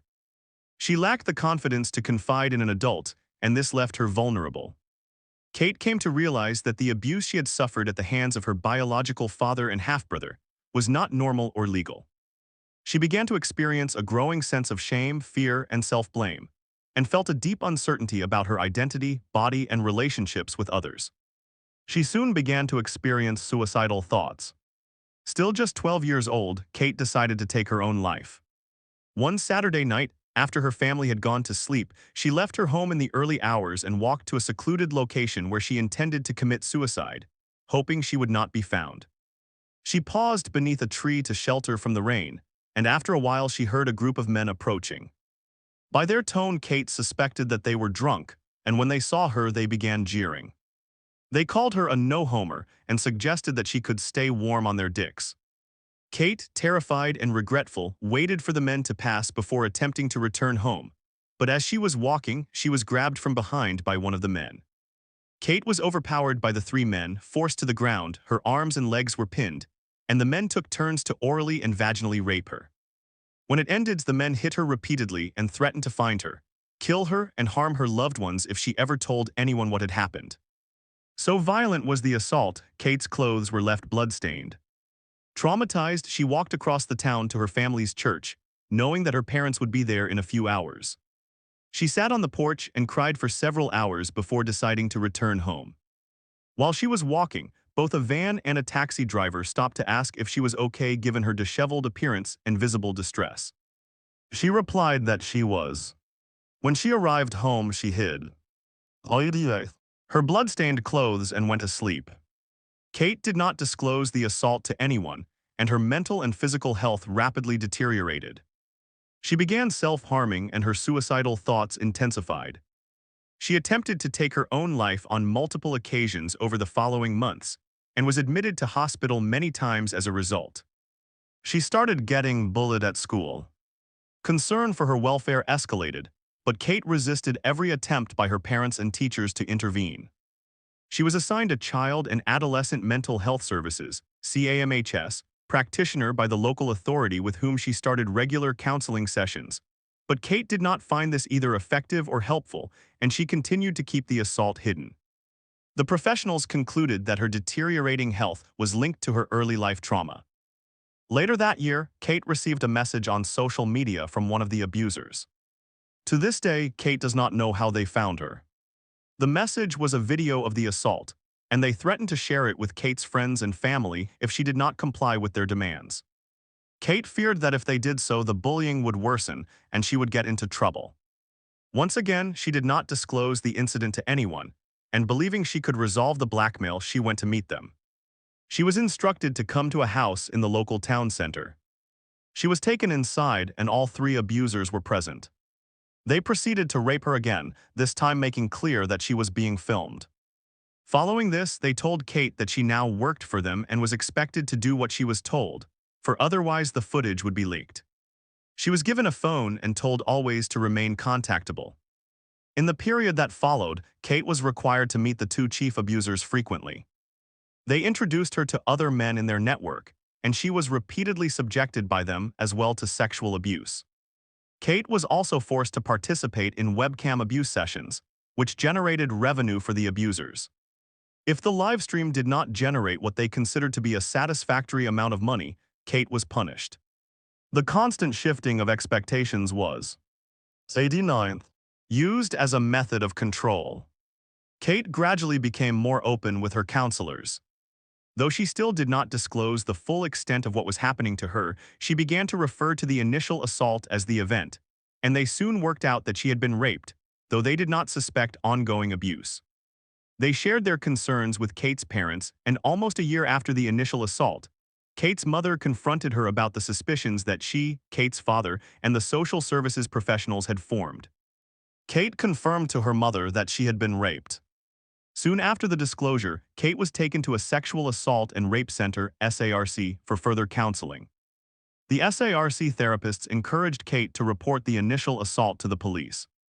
Kate hoped that doing so would lead to an intervention that would stop the ongoing abuse, but was too frightened to name the perpetrators, fearing reprisals from the gang. Nevertheless, she reported the assault to the police, providing them with as much information as possible, and was brought in for questioning with her mother. At the police station, Kate was taken into the interview room. Before the interview began, and without Kate's mother present, Kate was told that this was her last chance to say that her report was untrue. She was warned that if any part of her account could not be supported by evidence, she could and would be arrested. For an extended period of time, both officers repeatedly told her how much trouble she would be in if any detail of her statement was disproved, and that she could withdraw the allegation before the interview started with no further consequences. They also suggested that her parents would be relieved if she said the incident had not happened. Still just 12 years old and already deeply traumatized, Kate became overwhelmed by the pressure she felt the officers were placing on her, and said what she believed they wanted her to say: that the rape had not taken place. This interaction occurred before the recording began, and as a result, the formal interview did not reflect the coercion that took place. Kate felt unable to disclose anything further, including the abuse that was ongoing at the time. 90th, because she felt she was not being believed or taken seriously. The police report recorded the incident as a withdrawal of the complaint. Following this experience, Kate again attempted to take her own life. Shortly afterwards, Kate's mother found content in Kate's diary describing the rape. She encouraged Kate to speak to the police again, but Kate explained that the police had previously pressured her to withdraw her complaint. Nevertheless, Kate returned to the police station and this time completed the interview. Some weeks later, Kate's parents discovered sexually explicit messages in her phone between Kate and several adult men, including sexual photographs. These were reported to the police, but it was concluded that Kate was engaging with these men consensually, despite being just 13 years old. Kate, still afraid of retribution from the gang, denied all knowledge of these exchanges and was not questioned further. Over the course of the following year, Kate went missing on numerous occasions, including during school hours and late at night. She alleges that no record was made of her absence. The gang was blackmailing her into doing what they called jobs, sexual abuse by gang members and their associates, for which the gang received payment. These included webcamming gang rapes, parties, cop nights, and red rooms. Kate was raped multiple times a week, sometimes second to fourth times a day. During this time, Kate encountered another girl whom the gang was exploiting. Kate, then 14th, suspected that the girl was younger than her. On the night that they met, Kate had been instructed to meet two of the gang members in a secluded location late at night. When Kate arrived, they were holding the girl tightly around the neck. One of the gang members told Kate that the girl was being broken in that night, and that the men she would be servicing were particularly brutal. Kate attempted to intervene, telling the gang members that she would take on the jobs instead. In response, the gang members beat and raped her. Kate went on to work with this girl on numerous occasions, and they became very close. 91st. Throughout the first half of the next year, the exploitation intensified, and Kate made another attempt to take her own life. Shortly afterwards, she entered into a relationship with a relative of one of the gang members, leading to a temporary pause in the abuse. The relationship lasted for almost a year, but when it came to an end, the exploitation resumed almost immediately. Later that year, Kate, then 16th, experienced the most significant missing episode to date. During this incident, the gang trafficked Kate to a town far from her home where she was restrained and raped repeatedly on a canal boat, including, she alleges, by a police officer. At one point, Kate tried to escape but was caught, and the gang beat her and cut off much of her hair as punishment. Kate attempted to escape a second time and was successful. She reached a nearby house and knocked for help. The woman who lived there took Kate in and gave her clothes, as Kate's own clothes had been badly damaged by the abusers and she was partially naked. The woman called the police, who attended the property. The woman attempted to remove the rope that remained around Kate's wrists, but was instructed by the police to leave them in place as they were considered evidence.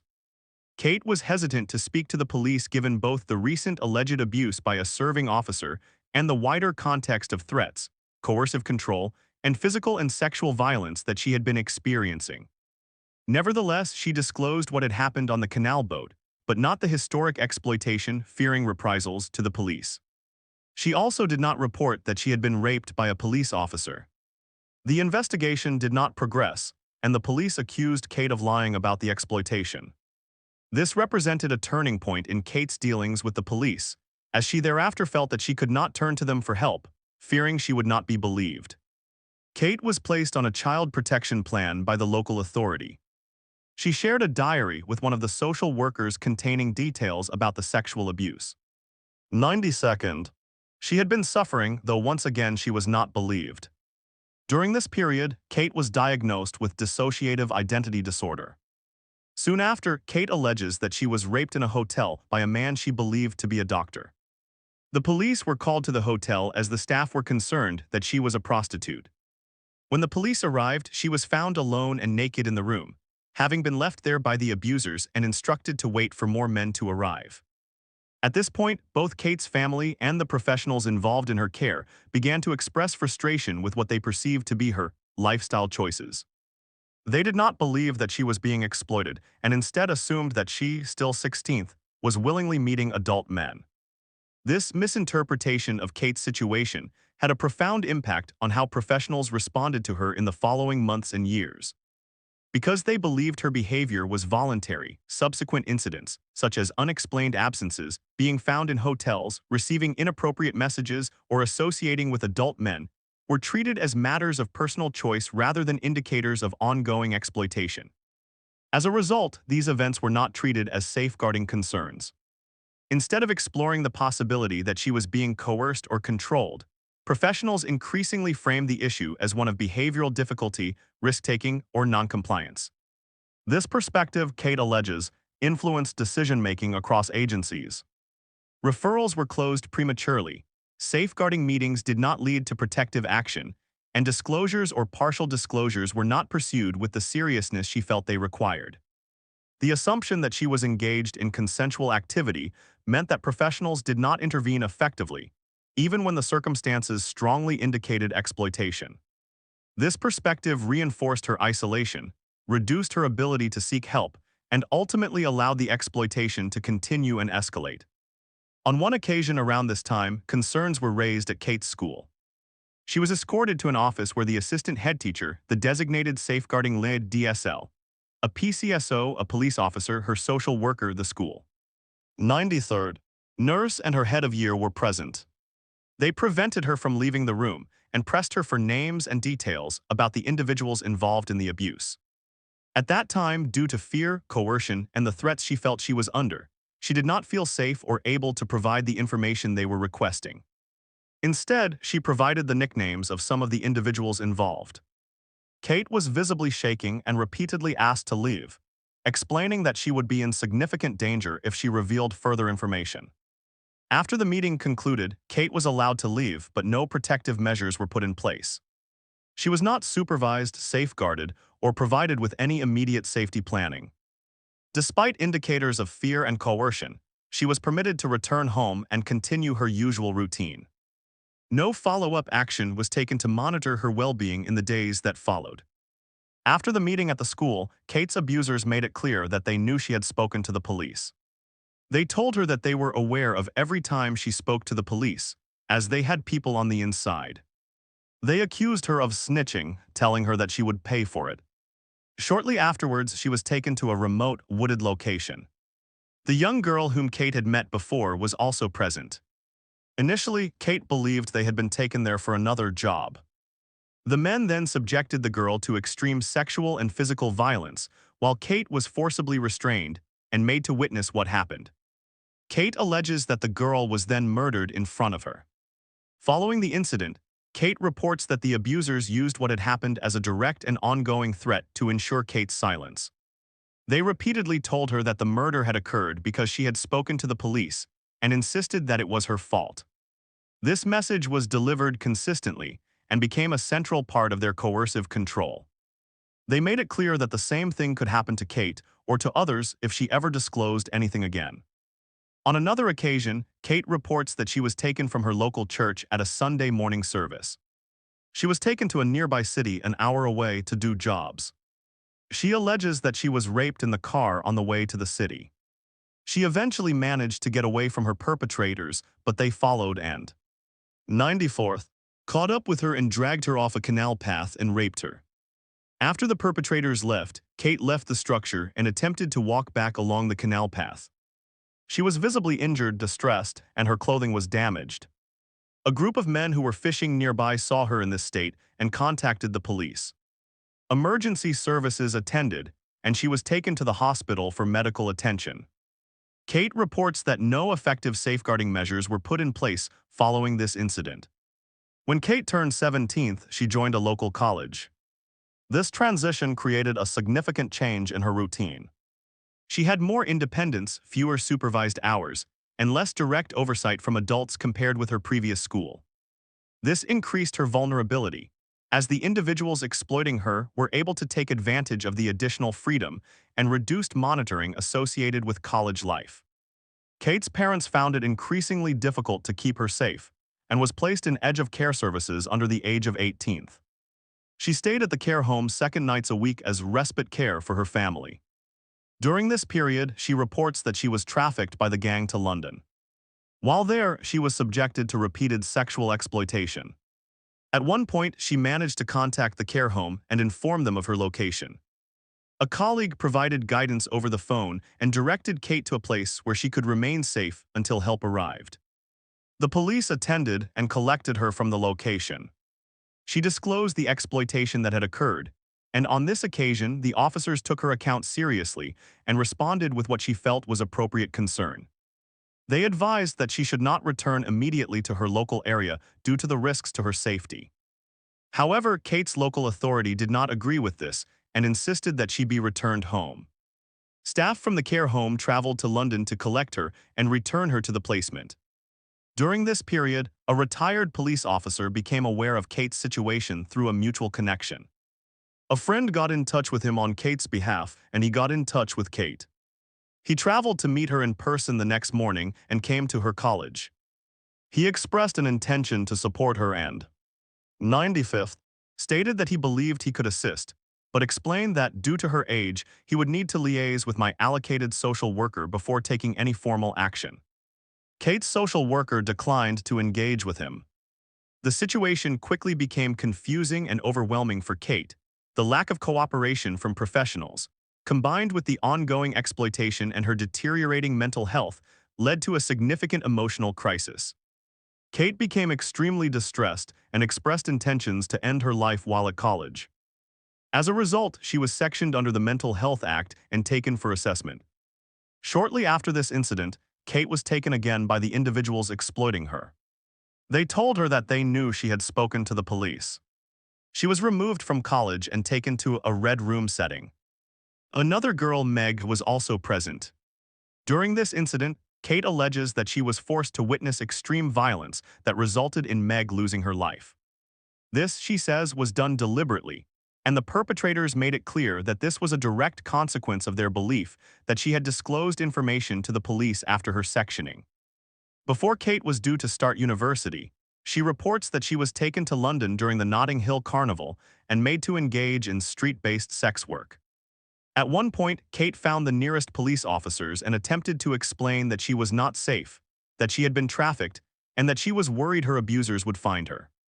They confirmed that she had been reported as a missing person and contacted Kate's father, who told the officers that she was lying and refused to come and collect her. The officers then transported her to a police station. When she arrived, she was told that she could not remain there and that, because her father had declined to collect her, she would need to leave the station. No safeguarding measures were put in place, and she feared that the individuals exploiting her would find her again.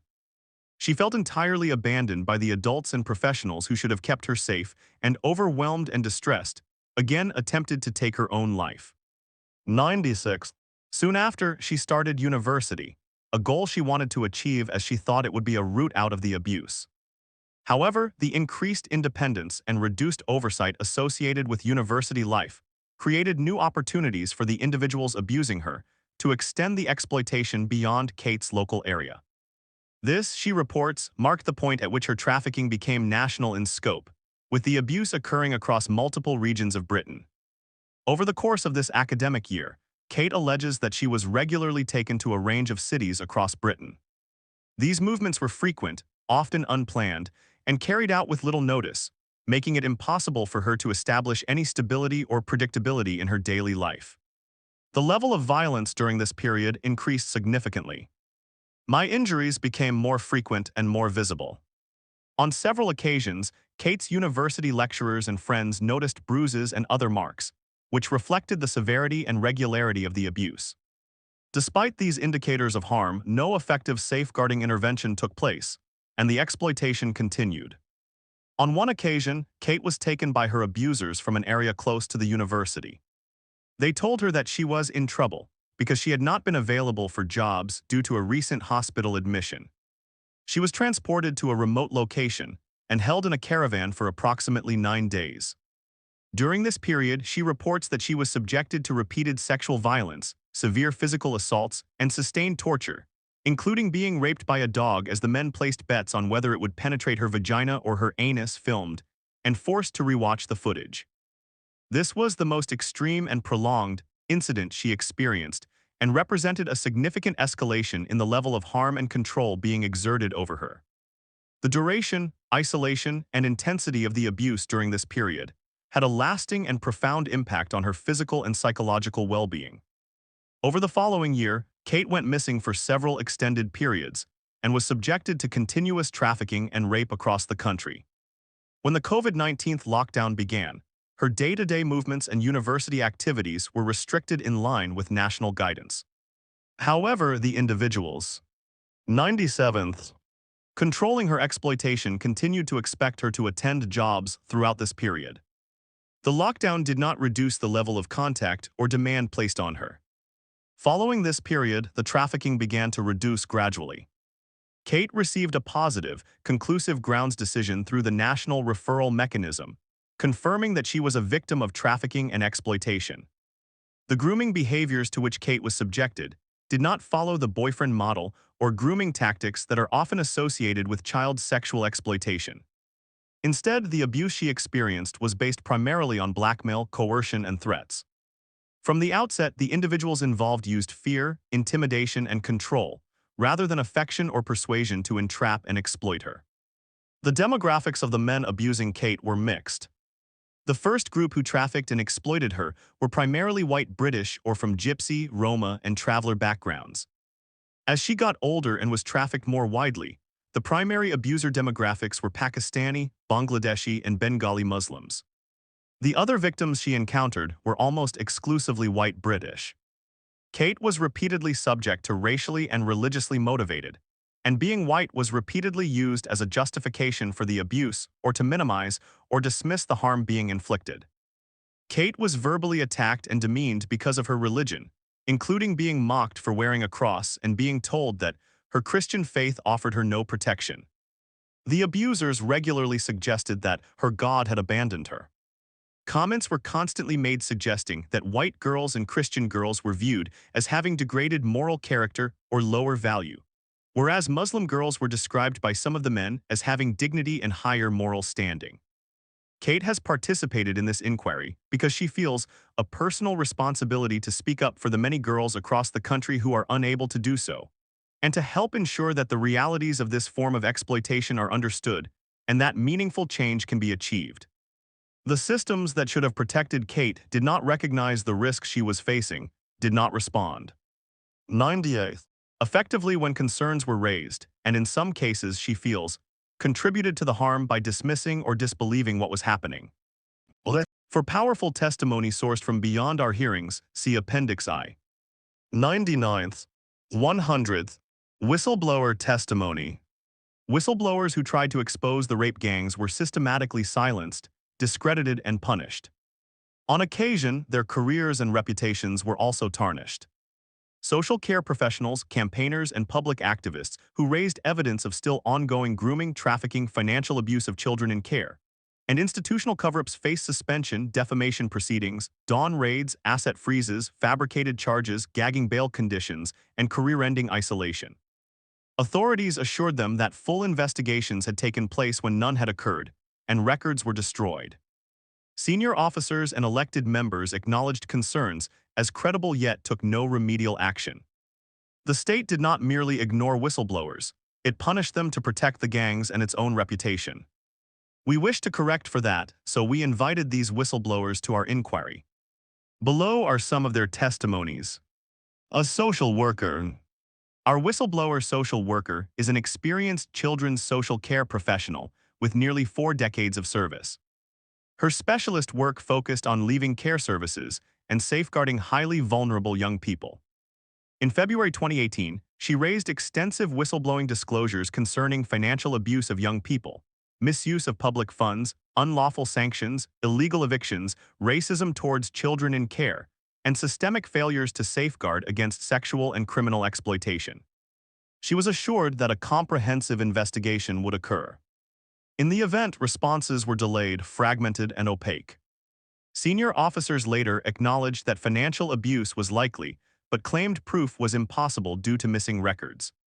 She was informed that shredders had been purchased at units and that records may have been destroyed.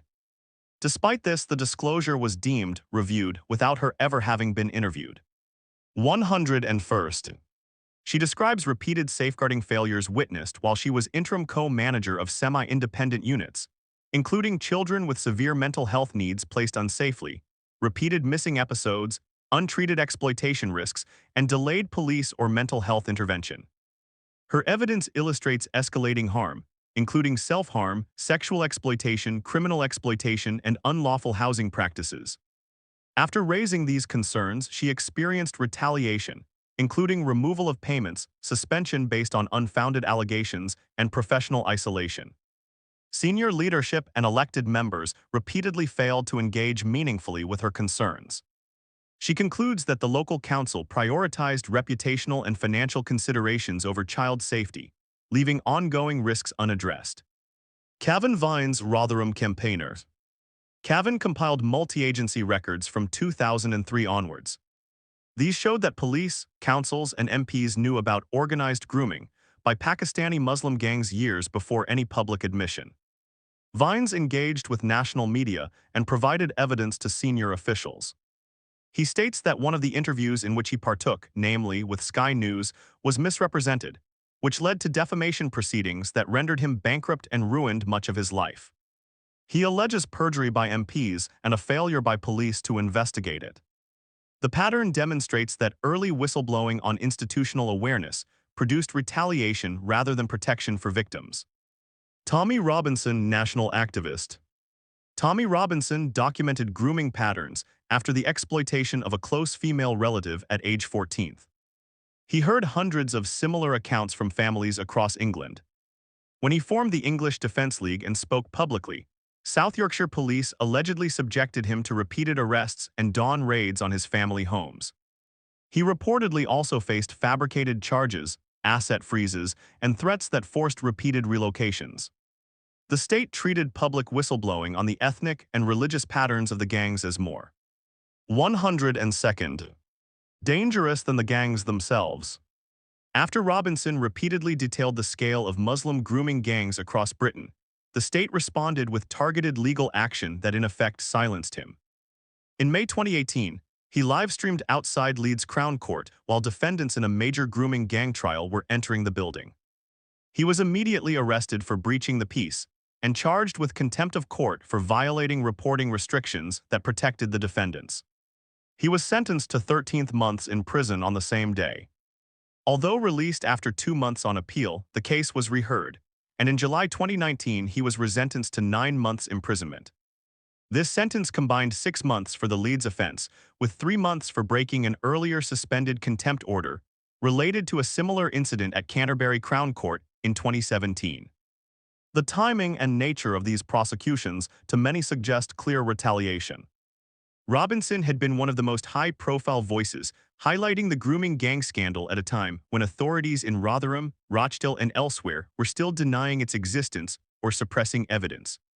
Instead of investigating the gangs he identified, the state focused its resources on imprisoning the man who had drawn public attention to them. The contempt charges ensured that his reporting on ongoing trials was criminalized, while the grooming networks continued to operate. There is a prima facie case that the repeated use of the courts against Robinson was not about fair justice, but about punishing one of the individuals who forced the grooming gang scandal into the open long before official institutions were willing to act. Fred is a father and information technology specialist with approximately 6 years' experience in child protection work. His involvement began after his own daughters were groomed offline by a former partner of their mother. His eldest daughter recognized the risk and disclosed the situation, enabling Fred to intervene promptly and protect his children. This experience prompted him to join an online child protection team.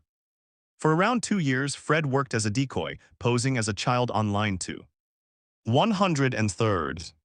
Identify adults seeking to groom and sexually exploit children. He was exposed to highly disturbing sexual communications, which had a severe psychological impact and eventually led him to step back from decoy duties. Leveraging his professional background, Fred shifted his focus to developing tools for digital tracking, perpetrator identification, and forensic evidence gathering. His work is designed to produce court-ready evidence. He has collaborated with multiple British child protection teams and interfaced with various police forces, including specialist online child protection units. To date, Fred has assisted in the identification, tracking, and reporting of nearly 1,300 suspected child sexual predators. These cases have resulted in arrests, prosecutions, and convictions. At least 4 cases involved attempted child trafficking. He has also identified and provided technical data leading to the shutdown of approximately 30 deep web servers, hosting large volumes of child sexual abuse material. Fred has observed that many offenders are repeat perpetrators, with some convicted multiple times. In his view, rehabilitation is ineffective for this category of offender, and current sentencing practices frequently fail to act as a deterrent, with some individuals receiving only community orders despite strong evidence. Fred believes that online grooming could be substantially reduced or eliminated through existing technology and artificial intelligence. Such systems could detect grooming behaviors in real time based on established models.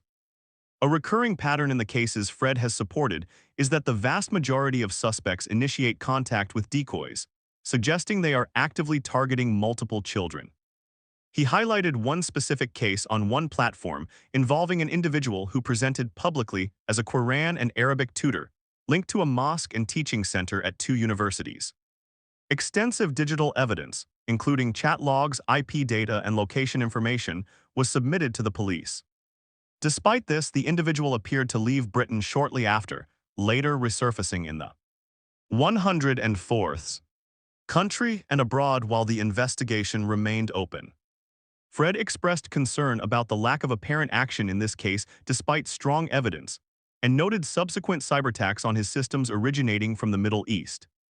Fred has faced direct personal threats, including a life threat from a serious repeat offender with prior convictions for abduction, torture, and rape.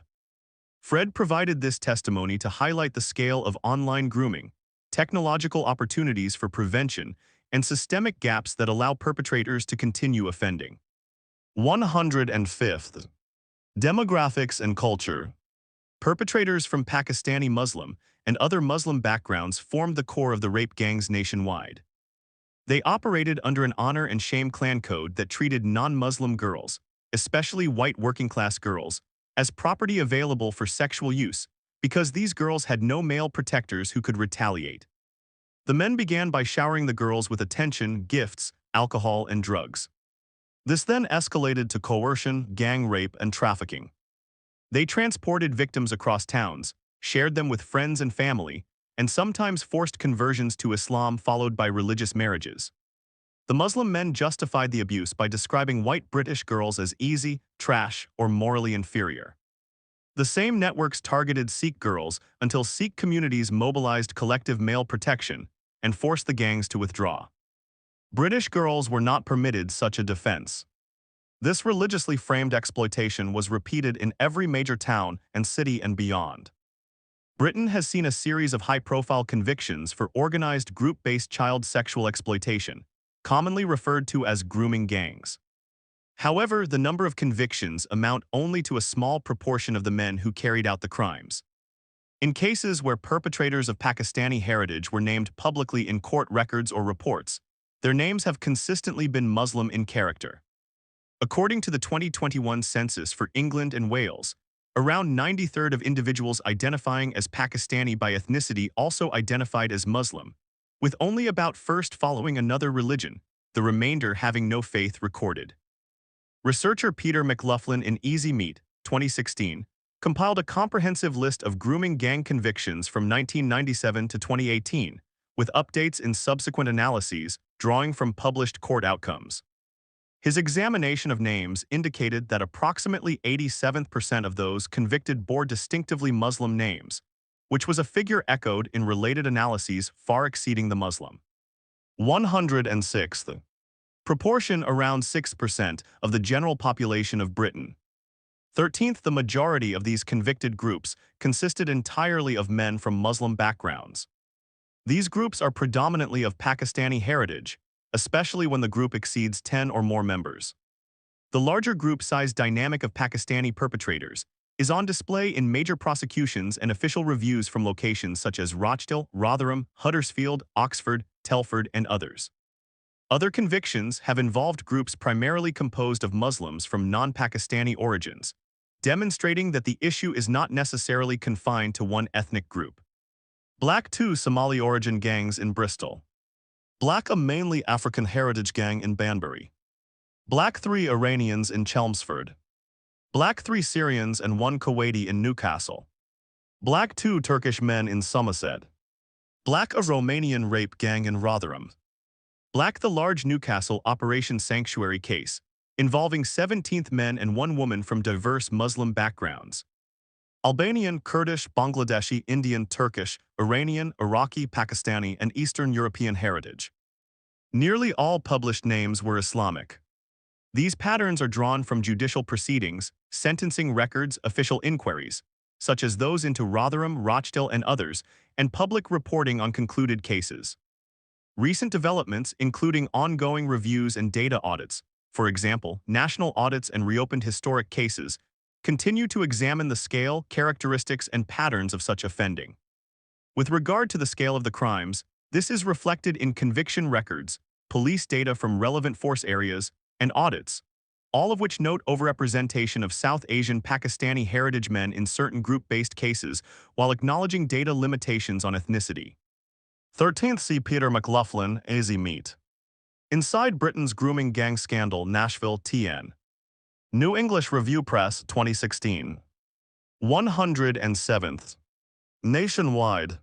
Smaller non-Muslim groups often feature different dynamics or victim profiles compared with the classic multi-offender, grooming, model in larger operations.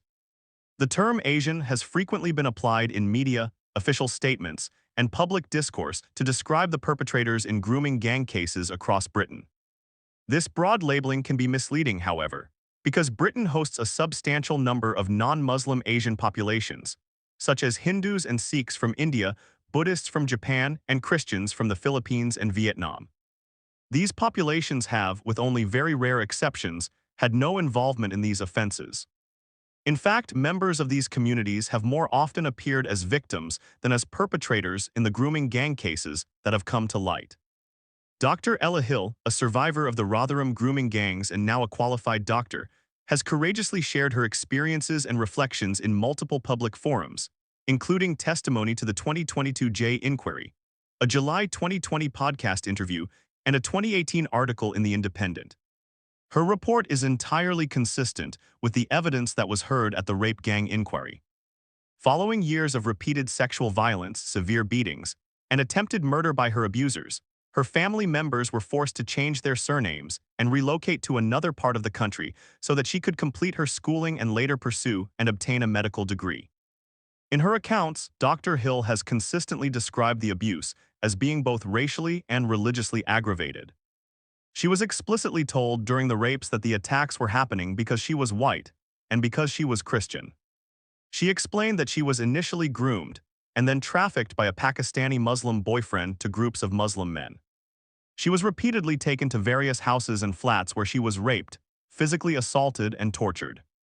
Even after she tried to escape and hide, her main perpetrator tracked her down, broke into her home, and attempted to kill her on 5 separate occasions. She survived 108 these attacks but was left with extensive lacerations and bruising.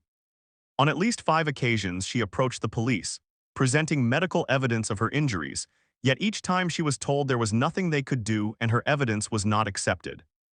Dr. Hill has emphasized that the verbal abuse she endured was saturated with both racial and religious slurs.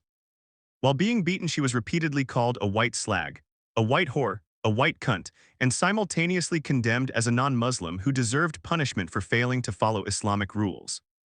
Her abusers, she said, operated according to what she termed grooming gang ideology, under which they believed their crimes were religiously justified.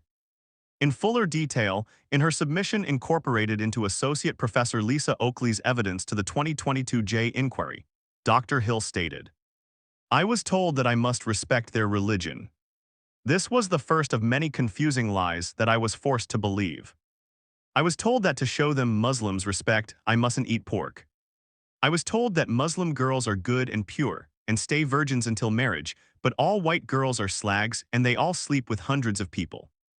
I was told white girls are trash. They are all whores. They are lower than shit under your shoe. They don't obey Allah, so they deserve to be punished. They don't dress modestly. Muslim women are pure because they cover down to their ankles and down to their wrists, and the hem of their top comes down below their knees. White girls show the curves of their body, so they are asking for it. They should be raped as punishment for not obeying Allah. Kafir. Non-Muslim girls are worthless.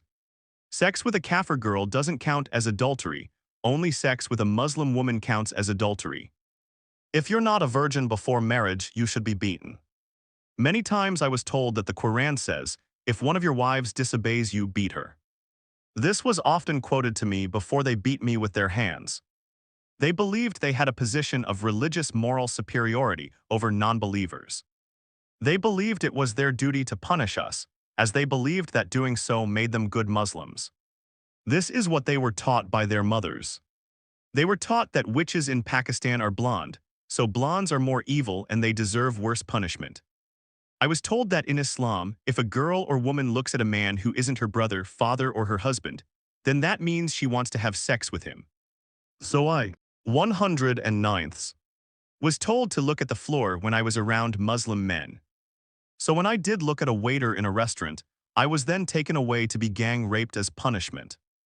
I was told that according to their faith community, girls are old enough for sex when they start their periods, at age 11. Many of us had to endure the sexual act of thighing, Arabic mufikatha, which I'm now told is a religiously sanctioned way of molesting children according to some Islamic scriptures. You have to lie down on your back with your legs straight together, and they straddle you and fuck between your thighs. I was beaten, strangled, suffocated, and my head held underwater, tortured, kicked, and raped over 100 times. I was told that if you don't scream when you're raped, then you're consenting to the rape, so you should be stoned to death. I was told that Muslim girls know this, because the Quran says that Aisha's silence was her consent to the marriage to Mohammed. So Muslim girls know to scream, but white girls don't, so that's their fault then because they're not Muslim. When I did wear a headscarf to try to protect myself from being raped, I was told to get it off, and they raped me again. I now know that all these so-called ways to protect yourself from being raped are rape myths used to excuse perpetrators' criminal behavior. They threatened to kill my parents if my parents tried to stop me seeing them. I was intimidated with guns and threatened with body parts being cut off with knives.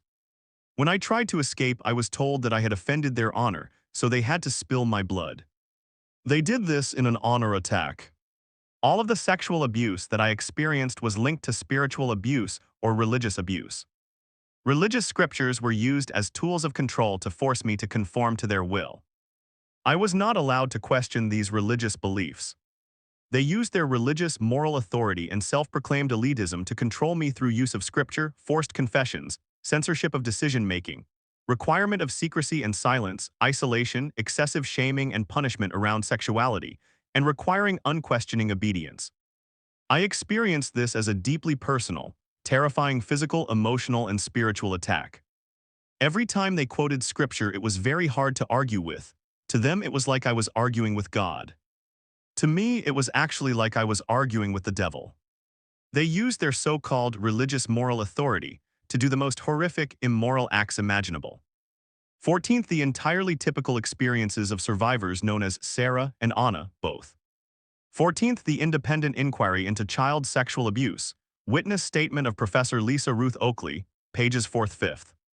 110ths, of whom were helped by the Christian Legal Center, provide further illustration of the religious elements reported in some grooming gang cases. Sarah endured a 12th-year ordeal after being kidnapped from the street at the age of 15. During this period, she was repeatedly drugged with Valium, beaten, and raped. At one point, her abuser presented her with a certificate from the mosque and declared that they were married according to Islamic rites. Later, he divorced her under Sharia procedure simply by stating, "I divorce you 3 times." She was then immediately married in a ceremony conducted by an imam to a man she did not know. Within minutes of the ceremony ending, while the wedding party continued downstairs, she was raped by her new husband. Over the years, Sarah was subjected to 8 forced abortions, one of them 5 months into pregnancy. When she accompanied her abuser to medical appointments, he required her to wear a hijab and walk 5 feet behind him. She was compelled to learn the Quran in Arabic and permitted to speak only Urdu and Punjabi. She was also made to cook and clean for the gang members who abused her. Sarah made several unsuccessful attempts to escape. On one occasion, after she reported her kidnapping to the police, she was interviewed by a Muslim officer who switched off the tape recorder and instructed her to drop her allegations because of lack of evidence. She later learned that this officer was imprisoned for child sex offenses. In a separate case, Anna was living in a children's home in Bradford in 2002.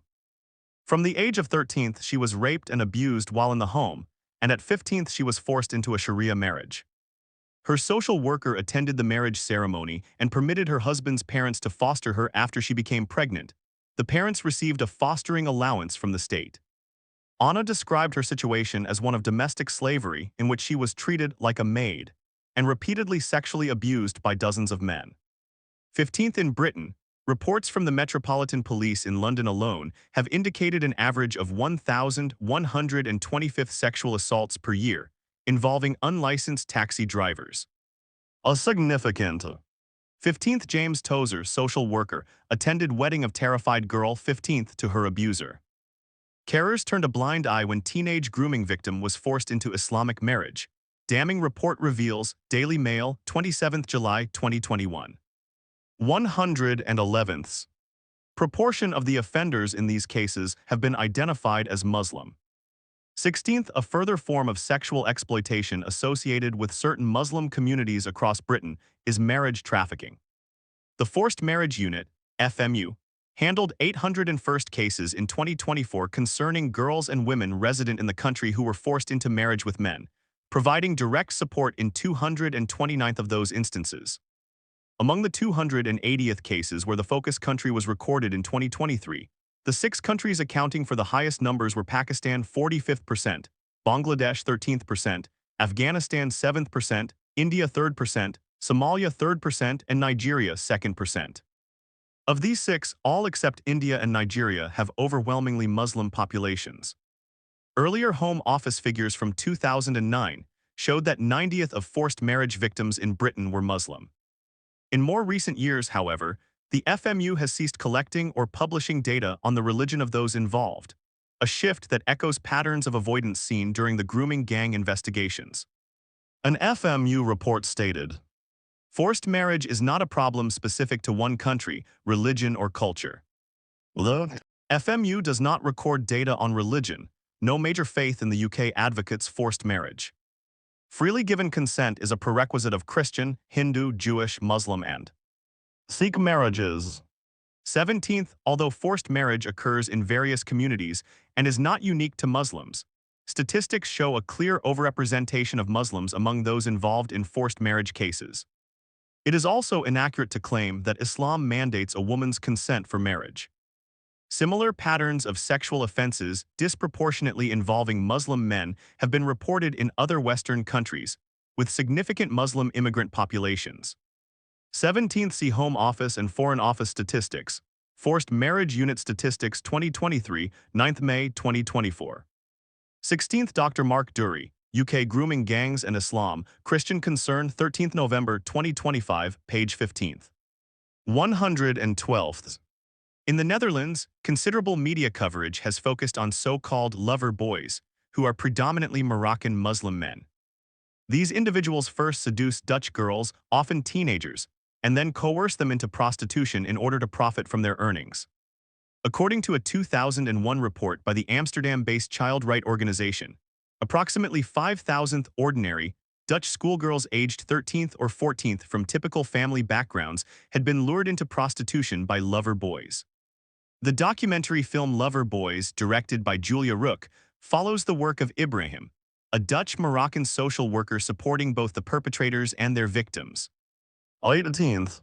In Sweden, a 2021 academic study examining Swedish rape offenders concluded that nearly half of the convicted individuals were born outside Sweden, with immigrants from the Middle East and North Africa being markedly overrepresented among them. 19th, in Australia, 9 Lebanese Muslim men were convicted in 2002 of gang-raping white girls. Contemporary media reports at the time indicated that police were aware of over 60 female victims linked to the group, though the convictions related to the rapes of 7 girls. Police seized a mobile phone message from one of the perpetrators that read, "When you are feeling down, bash a Christian or Catholic and lift up." The 20th. Statistic. Offender data from the 2017 Quilliam Foundation analysis, together with recent independent investigations, reveal a consistent, disproportionate involvement of Muslim men, overwhelmingly of Pakistani heritage, in group-based CSE. The 250,000th figure is not a precise count. No such count exists because the British state has failed to record it. But we may regard it as a conservative estimate that accounts for the organized, repeated nature of the abuse. Many. 20th, see Kate Warner, Gang Rape in Sydney. Crime, the Media, Politics, Race and Sentencing, Journal of Criminology, Volume 37, Issue 3, December 2004. 19th, Artavan Koshnud, Henrik Olsen, Jan Sundquist and Christina Sundquist, Swedish Rape Offenders, A Latent Class Analysis, Forensic Sciences Research, 22nd February 2021. 18th, see Julia Rook and Caroline Pear, Lover Boys, Al Jazeera, 15th May 2012. 113th. Girls raped hundreds of times by multiple perpetrators, and decades of institutional concealment. Analysis of 264th convictions for group-based child sexual exploitation from 2005, 2017, found that 84th% 222nd offenders were South Asian, with the vast majority Pakistani Muslim. Only 7th were white and 8th% black. 21st. Additional context from expert commentary includes statements by Dr. Taj Harji, an imam at the Oxford Islamic Congregation, who observed that virtually every individual in these grooming gangs appears to be Muslim, estimating that 95% of those involved are of Muslim faith. 22nd, as previously stated, Peter McLaughlin's research indicates that approximately 87% of rape gang convictions were of people with distinctively Muslim names. These figures stand in marked contrast to the much smaller proportion of Pakistani or Muslim communities within the overall population of modern Britain, Muslims approximately 6th. 5th and Pakistanis around 2nd. 1st% according to the most recent census data. Multiple examinations, including police data from various forces, national audits and independent reviews, have documented this overrepresentation in group-based offending of this nature, even as some earlier official narratives emphasized no single community profile or sought to downplay ethnic patterns. 23rd. The number of reported rapes in the United Kingdom has risen substantially since 1997, when the era of large-scale mass immigration into the country commenced under Blair. Official police recorded crime data for England and Wales indicate that rape offenses stood at approximately 8,593 in the year 2000, a figure closely aligned with levels observed in the late 1990s prior to major changes in recording practices. 24th by the year ending March 2025, police recorded that rape offenses had increased to over 70,000 according to figures published by the Office for National Statistics, ONS, reflecting a rise exceeding 800% even. 24th See Office for National Statistics, Sexual Offenses in England and Wales Overview. Year ending March 2025, 4th November 2025. 23rd See Connor Tomlinson, Grooming Gang Denial is Dead, Courage Media, 18th June 2025. 22nd See Fundamentalist, Muslims believe if the Prophet slept with a 9-year-old, what's wrong with a 12th-year-old? Claims Muslim leader London loves business, 9th January 2025. 21st See Haraz Rafik and Muna Adil, Group-Based Child Sexual Exploitation. Dissecting Grooming Gangs, Quilliam, December 2017. 114th. After accounting for population growth of around 15% during the intervening years. 25th In stark contrast, Poland, which maintained relatively low levels of immigration throughout the same period, has experienced a decline in reported rapes. Polish National Police data show 2,399th recorded rape offenses in 2000 falling to 1,127th by 2023, a reduction of more than 50%. With a stable population of approximately 38 million, this equates to a per capita rate of around 3 rapes per 100,000th residents in recent years, compared with over 100th per 100,000th in the United Kingdom. 26th These comparative patterns drawn from official sources highlight divergent trends between the two nations. References include the ONS Bulletin on Sexual Offences in England and Wales for the year ending March 2025, the Home Office Historical Police recorded crime tables, and Eurostat Police recorded offences data alongside Polish national statistics compiled via Statista for the period covering 2000 to 2023. Per capita calculations further underscore the scale of the disparity when relative population sizes are considered. These figures indicate that the rape gangs are a specific ethno-religious phenomenon, with Muslims, especially Pakistani Muslims, significantly overrepresented. 26th See Statista, number of rapes in Poland from 1999 to 2023. 25th See Office for National Statistics, Sexual Offences in England and Wales Overview. Year ending March 2025, 4th November 2025. 115th. The influence of Islam-Muslim treatment of non-Muslims worldwide. Britain is not a unique case.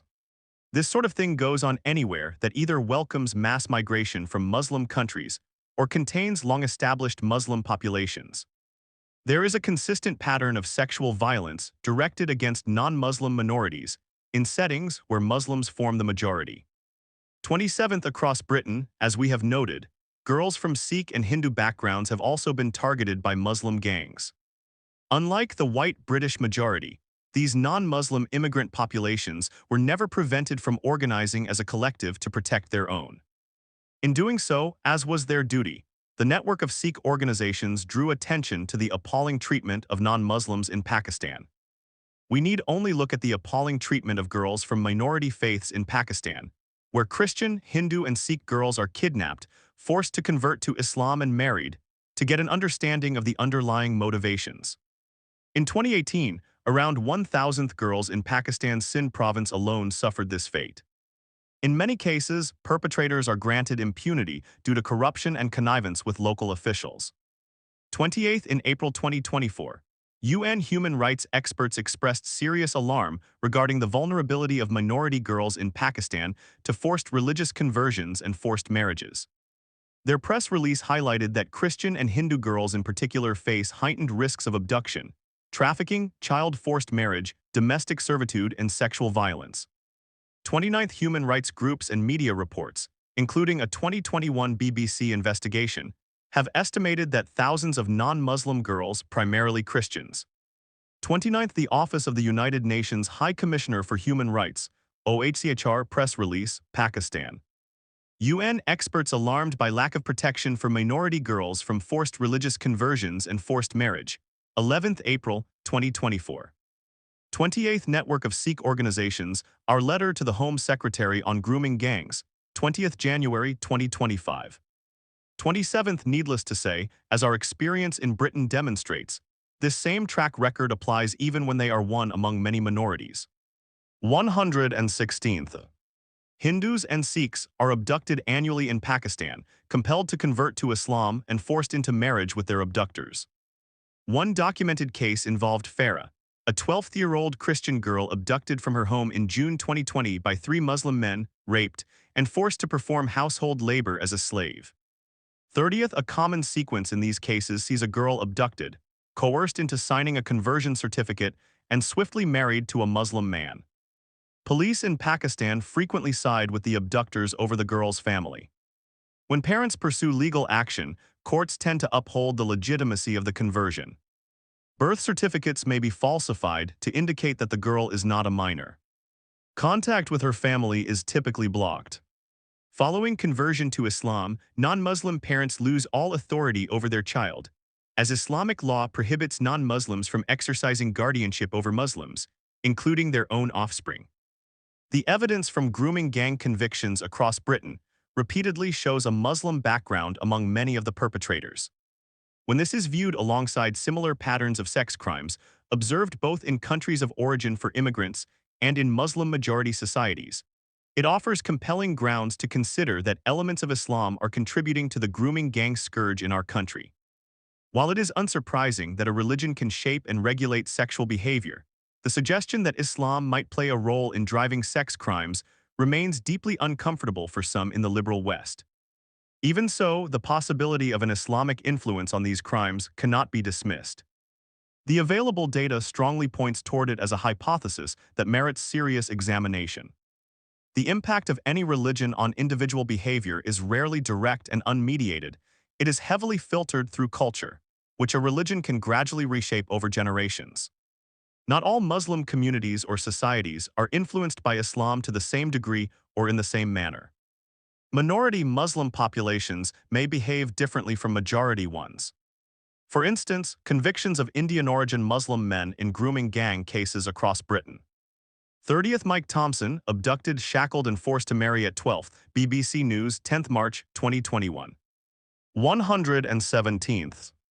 Are notably rare compared with those of Pakistani heritage. This disparity may relate to a demographic context. Muslims form only about 14% of India's population, with Hindus comprising around 80th%, placing them in a minority position where social and legal constraints differ markedly from Pakistan, where Muslims dominate overwhelmingly and non-Muslims constitute a small, often marginalized minority. In such a setting, exploiting non-Muslim neighbors becomes far easier. At least 8 theological aspects of Islam may contribute to cultural patterns that enable or normalize the sexual abuse of non-Muslim girls. These include: first, the doctrine of Muslim superiority; second, the principle of loyalty and disavowal al-wala wal-bara; third, male dominance over women; fourth, enforced seclusion and veiling of women; fifth, forced marriage combined with the absence of a fixed minimum age of consent; sixth, the perception of female sexuality as inherently dangerous or fitna; seventh, the historical Sharia institution of slavery; eighth, and the system of dimitude. These are all rooted in classical Islamic theology, up to and including Islamic jurisprudence.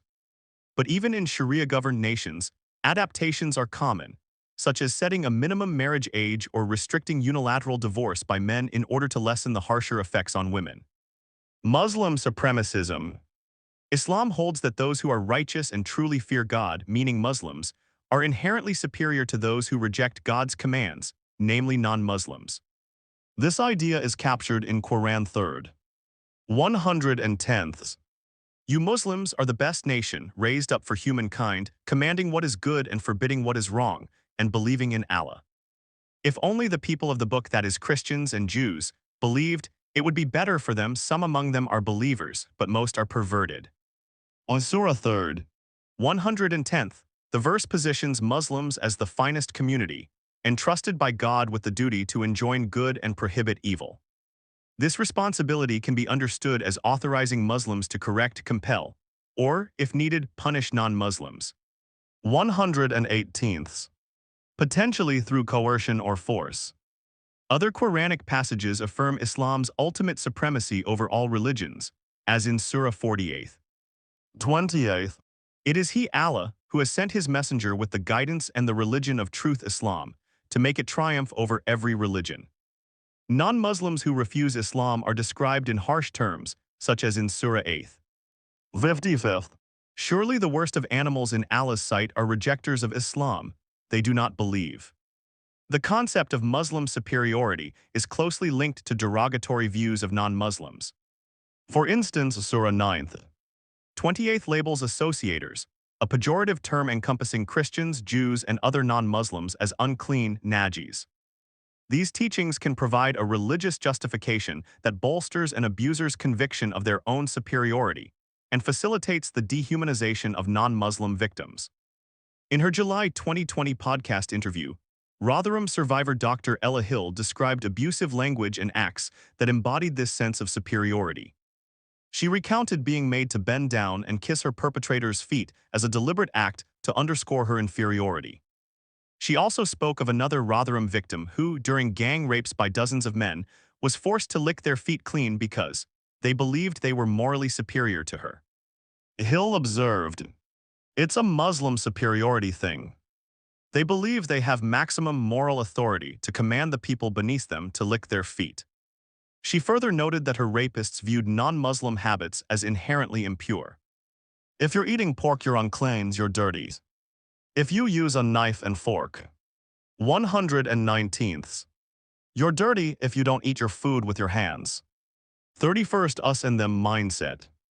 The Islamic principle known as al-wala wal-bara, loyalty and disavowal, commands Muslims to direct their love and allegiance towards what pleases God while hating, avoiding, and distancing themselves from what displeases Him. In essence, it calls for loving and supporting fellow believers and rejecting non-believers. This teaching draws on several Quranic verses, including, "Let not the believers take the disbelievers as allies. Rather than of believers, whoever does that has nothing from God, unless you guard yourselves as a precaution." On Surah 3, 28th, "You who believes, do not take the Jews and the Christians as allies. They are allies of each other. Whoever of you takes them as allies is already one of them. Surely God does not guide the people who are evil doers, that is, non-Muslims. Yet you see those in whose hearts is a sickness, they are quick to turn to them. Whoever takes God as an ally and His messenger Muhammad, and those who believe Muslims, surely the party of God, they are the victors." Surah 5th, 51st, 52nd, 56th. "There was a good example for you in Abraham and those who were with him when they said to their people, 'Surely we are quit of you and what you serve instead of God. We repudiate you, and between us and you enmity has appeared and hatred forever, until you believe in God alone.'" On Surah 60th. Fourth, these passages emphasize that Muslims should maintain strong bonds within the Muslim community while keeping non-Muslims at a distance and harboring enmity toward them. The Quran warns that God views non-Muslims with contempt, and that Muslims who befriend, ally with, or associate closely with them risk being regarded by God as disbelievers themselves. While some Muslims downplay this doctrine, revivalist movements, which have gained 31st see I am a grooming gang survivor. My story trigonometry. 120th. Considerable influence in Western countries have actively promoted it, presenting strict adherence to loyalty and disavowal as vital for the Muslim community's success in carrying out its divine mission.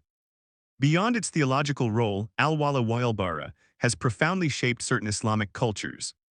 In such environments, many Muslims feel strong pressure not to say or do anything that could damage the image of the Muslim community or bring discredit to Islam. Within an honor and shame-based framework reinforced by these values, speaking out to outsiders about wrongdoing committed by fellow Muslims is often seen as an act of betrayal. This dynamic can have serious real-world consequences. For example, in her book The Imam's Daughter 2009, Hanan, later known as Hannah, described her experience as a 14th or 15th-year-old Pakistani teenager in Britain. After confiding in a female teacher that her father, an imam, was beating her, the teacher informed the deputy head, who arranged for a male Pakistani Muslim social worker to meet with her at school. Initially terrified because of his background, Hannon eventually opened up to him about being treated as a domestic servant, fearing a forced marriage, and enduring physical abuse. That same afternoon, she returned home to find the social worker speaking with her father and relaying everything she had said. While the social worker was present, her father acted kindly, but once he left, her father subjected her to a severe beating and rape, threatened to kill her if she ever spoke again, and imprisoned her in the cellar for days. When Hannon later encountered the social worker at school and refused further contact, he reportedly told her, "Hey, I was just doing what I thought was right, you know that. It's not right to betray your community." 30-second similar patterns have appeared in accounts from grooming gang survivors. Some have described approaching the police only to be interviewed by Muslim officers who switched off the recording device and urged her to abandon her complaint due to supposed lack of evidence. 30-second Hannah Shah, the Imam's daughter. My desperate flight to freedom, Grand Rapids, MI. Zondervan, 2009. 121st. A deeply ingrained culture of enforced loyalty and community protection can discourage individuals from reporting abuses or providing evidence against members of their own group. Had the social worker in Hannon's case reported her disclosures to the police, leading to her father facing criminal charges, he would have exposed himself, and by extension those associated with him, to the serious risk of being labeled a traitor within the community. The prominent Indian Pakistani Muslim thinker and revivalist Abul Alam Maududi, in his influential work Let Us Be Muslims, 2016, maintained that Muslims cannot achieve true success until their highest allegiance is given to God and to the Muslim Ummah community. The doctrine of loyalty and disavowal exerts particularly strong pressure when Muslims live as a minority in non-Muslim host societies. In such settings, as they seek to preserve and assert a powerful collective identity, Muslims may place even greater emphasis on internal solidarity and separation from non-believers than they would in their countries of origin. 33rd. Superiority and dominance of men over women. Islam establishes that men hold the position of managers or maintainers, qawamun, over women, as stated in Surah 4th. 34th, where the role involves ensuring women remain in their proper state. Under Islamic law, every woman remains under the guardianship, wali, of a male relative. Normally this is her father. Should the father be unable to serve due to death, loss of mental capacity, or apostasy from Islam, a specified order of male relatives from the paternal line steps in, starting with the paternal grandfather, then sons, brothers, nephews, and uncles. Surah 4th. 34th further authorizes men to discipline their wives, including through physical violence. Numerous authoritative sources and Sharia regulations reinforce the notion of women's inferiority to men. Surah 2nd, 228th declares that men hold a rank above women. The Prophet Muhammad stated that women are deficient in both religion and intelligence relative to men, and in the same hadith, he noted that women form the majority of those in hell. He also taught that if a woman or a 33rd see Sayyid Abul Alam Maududi, Let Us Be Muslims, Leicester. Cube Publishing, 2018. 122nd. Dog passes in front of a praying man, the prayer is invalidated, a reason mosques position men with their backs to women during prayer. Sharia obliges a wife to engage in sexual intercourse with her husband whenever he desires it. If she refuses, Muhammad said the angels will curse her until morning. Divorce under Sharia strongly favors men. A husband may unilaterally divorce his wife without stating a reason simply by pronouncing, "I divorce you 3 times." For a wife, obtaining a divorce is far more difficult, typically involving a formal legal process and often a financial cost. Following divorce, the mother may retain physical custody of young children up to a particular age, but the father retains legal guardianship. Moreover, if the mother remarries, she loses the right to have children from her previous marriage reside with her. Sharia rules on evidence further diminish women's status, valuing a woman's testimony at half that of a man's. Inheritance laws under Sharia generally allocate women half the share given to men. For example, a son receives twice the portion of a daughter. A wife or wives together inherit 1/4 of a husband's estate if he leaves no children, or 1/8 if he does leave children. In contrast, a husband inherits half of his wife's estate if she has no children, or 1/4 if she does. Sharia's approach to rape also disadvantages women. Rape is categorized as a form of zina, illicit sexual intercourse, the same offense that covers adultery and fornication. Zina is defined as sexual intercourse between a man and a woman who is neither his wife nor his slave. There is no distinct offense of rape. It is treated as coerced zina, and marital rape is not recognized. The penalty for the rapist mirrors that for consensual extramarital sex. 100th lashes for an unmarried person, or stoning to death for one who is or has been married.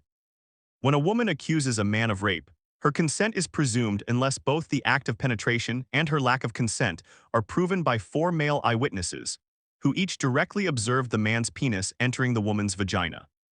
Naturally, the presence of 4 men witnessing a rape without intervening makes it highly improbable they would testify in the victim's favor. Should a woman allege rape but fail to produce the 4 required male witnesses, she risks being convicted of zina on the basis of her own accusation. In 2003, Pakistan's National 123rd Commission on the Status of Women reported that up to 88% of women imprisoned in Pakistan were rape or gang rape victims who, unable to meet the 4-witness requirement, were instead convicted of illicit sex. 34th. Taken together, these Sharia provisions that institutionalize male dominance over women exert a profound influence. In cultures shaped by Islam, boys can be raised to grow into men who assume rightful control over the women in their lives, confident in their inherent superiority. The seclusion of women. Islamic law contains multiple provisions that mandate the covering and seclusion of women. It is widely recognized that a Muslim woman must cover most of her body when appearing in public. Additionally, Sharia grants a male guardian the authority to restrict a girl's or a woman's movements, allowing him to confine a wife or daughter to the home and permit her to leave only when accompanied by a male relative and for a valid reason. This is reflected in Surah 33rd, which instructs women, "Stay in your houses and do not flaunt yourselves." One consequence of the Sharia-derived culture of covering and seclusion is that a woman who appears in public without covering or remains outside the protected space of the home may be culturally perceived as unguarded and therefore sexually available or promiscuous. This notion that an uncovered woman invites molestation is suggested in Surah 33rd. 59th of the Quran, where Muhammad is instructed that his wives and daughters should cover themselves so they are not abused. Certain Islamic preachers have explicitly endorsed this view. Following the high-profile convictions of Muslim men of Lebanese background for rape in Sydney, Australia, the country's Grand Mufti, Sheikh Taj al-Din al-Hilali, controversially placed blame on the victims for not being covered and not remaining in their homes. He stated, "If you take out uncovered meat and place it outside, without cover, and the cats come to eat it, whose fault is it, the cats or the uncovered meats?" The 34th See Pakistan. Majority of jailed women are rape victims. Feminist Majority Foundation blog, 23rd October 2003. 124th. Uncovered meat is the problem. If she was in her room, in her home, in her hijab, no problem would have occurred. 35th. In making these remarks, Sheikh al-Hilali was presenting Islamic norms as the remedy to crimes of the kind committed by rape gangs. According to this perspective, if individuals adopted Islam and adhered to its rules, women and girls would be protected from such abuses because they would be kept secluded, placed under permanent male supervision, and rendered invisible to outsiders. Forced marriage and the age of consent. Under Sharia, marriage takes the form of a contract arranged between 2 men. The groom and the bride's male guardian, her wali. The structure closely resembles a contract of sale. The groom pays an agreed sum known as the mahr to the bride, and in exchange she becomes sexually available to him. Islamic jurisprudence sets no minimum age at which a girl or a woman may be married. Religious authorities permit a father to arrange a marriage for his daughter even while she is still an infant. The Prophet Muhammad himself married Aisha when she was 6, an arrangement made between Muhammad and her father, and consummated the marriage when she was 9.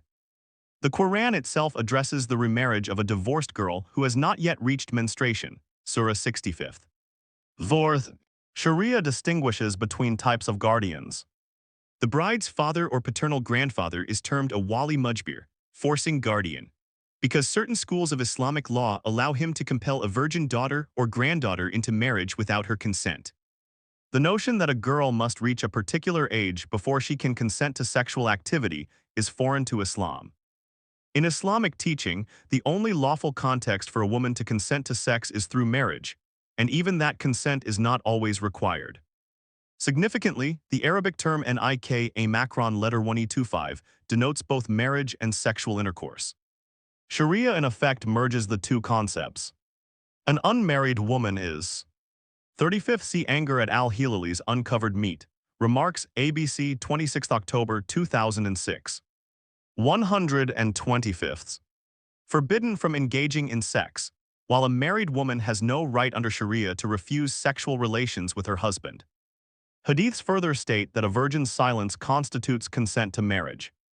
This merging of consent to marriage and consent to sex sheds light on Dr. Hill's account that her rapists interpreted their victim's silence as consent to the rape, drawing on these same hadiths.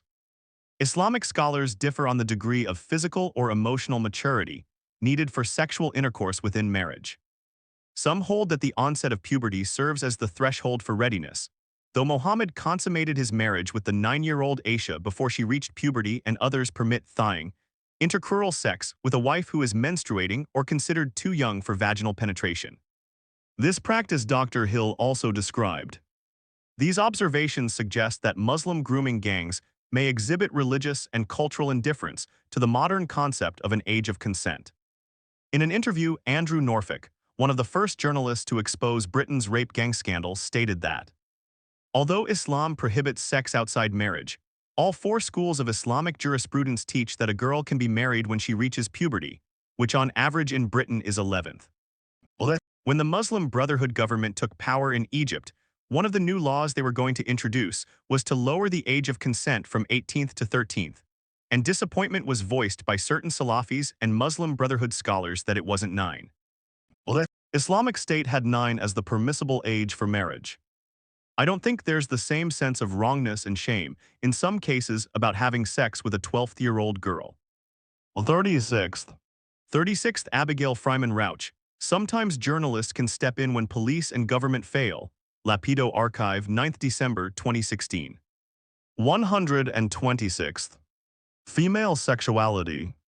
Islamic canonical sources portray women as possessing sexual desires that are at least as strong as men's, if not stronger, and view these desires as potentially harmful to men. The Prophet Muhammad stated, "After me, I have not left any trial more severe to men than women." The Arabic term fitna used here denotes a severe trial that can involve seduction or temptation leading people astray from faith, and it also carries connotations of chaos that disrupts social harmony. Muhammad further suggested that men are susceptible to sexual temptation, explaining that Allah has preordained a portion of zina, unlawful sexual intercourse, for every man. Allah has written for the son of Adam his inevitable share of zina, whether he is aware of it or not. One practical expression of anxiety over women's sexuality is the practice of female genital mutilation, FGM, which various schools of Islamic law either require or strongly recommend as a way to curb excessive female sexual desire. Another reflection of the perceived danger posed by female sexuality is the strict separation of the sexes, enforced through practices such as veiling women's bodies, restricting them to the home, and the Quranic directive against men and women gazing at one another. Tell the believing men that they should lower their gaze and guard their private parts. That is purer for them. Surely Allah is aware of what they do. And say to the believing women that they should lower their gaze and guard their private parts, and not show their charms. Surah 24th, 30th, 31st, Dr. Hill described being subjected to this rule in practice. I was told to look at the floor when I was around Muslim men. She was informed that if a woman looks at a man, that means she wants to have sex with him. Although female sexuality is seen as a source of fitna, Sharia assigns men regarded as more rational and better able to exercise self-restraint, the God-given responsibility to oversee and regulate women. From this perspective, 127th. A woman who fails to comply with Sharia norms, for instance, by appearing unveiled and unaccompanied in public, represents a danger to social order. In such a framework, responsibility for any sexual assault she suffers is often attributed to her own behavior, especially when combined with notions of the inherent impurity of non-Muslims. This outlook leads to non-Muslim women who appear uncovered and move freely without male supervision being labeled as sluts, who are eager to entice men. In this cultural context, a Muslim man who engages in sexual activity with such a woman bears no blame. The fault lies entirely with the woman. Islamic teachings concerning the perilous nature of female sexuality and the moral inferiority of non-Muslims can reinforce and legitimize this pattern of attributing responsibility to the victim. Jihad and sex slavery. Islamic Sharia contains detailed regulations governing armed conflict, including provisions related to the institution of slavery. In Islamic law, slavery arises as a consequence of warfare against non-Muslims infidels.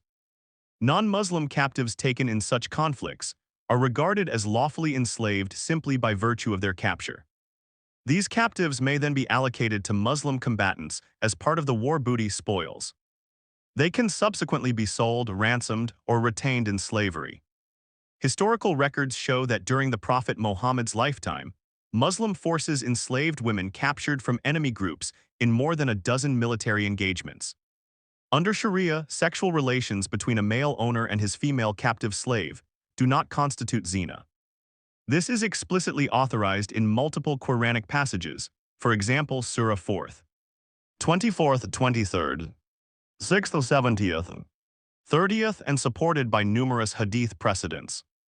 Moreover, Muhammad taught that a married non-Muslim woman captured in war is automatically divorced from her previous husband by the act of capture itself. As a result, sexual intercourse between her Muslim captor owner and the formerly married captive does not amount to adultery.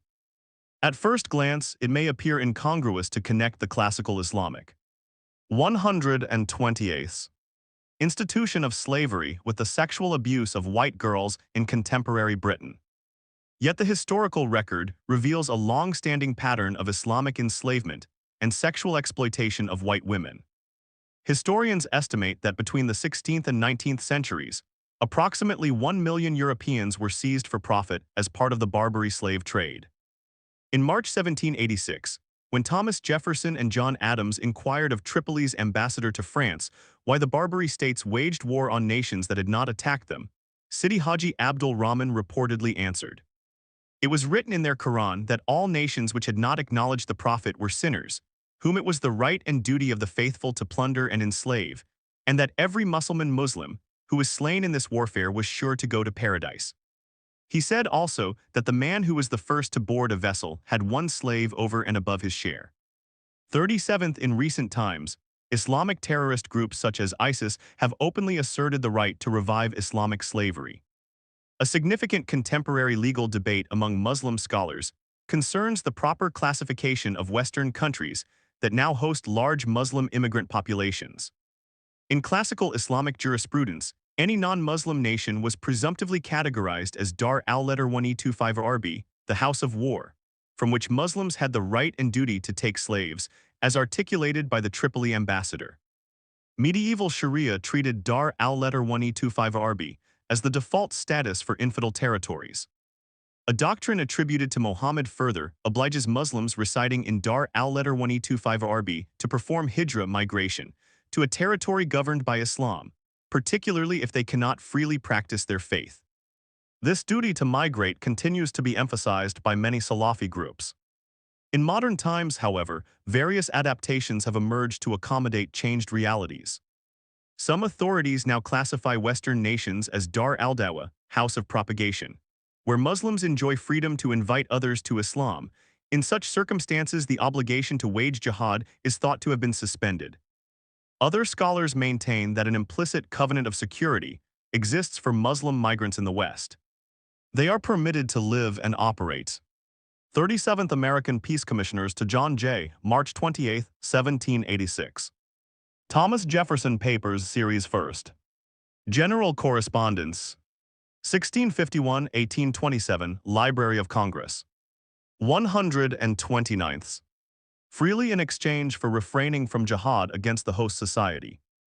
It is worth emphasizing that the alternative classifications of Western countries, such as Dar al-Dawa or a tacit covenant of security, serve only to postpone rather than eliminate the traditional obligation to engage in jihad.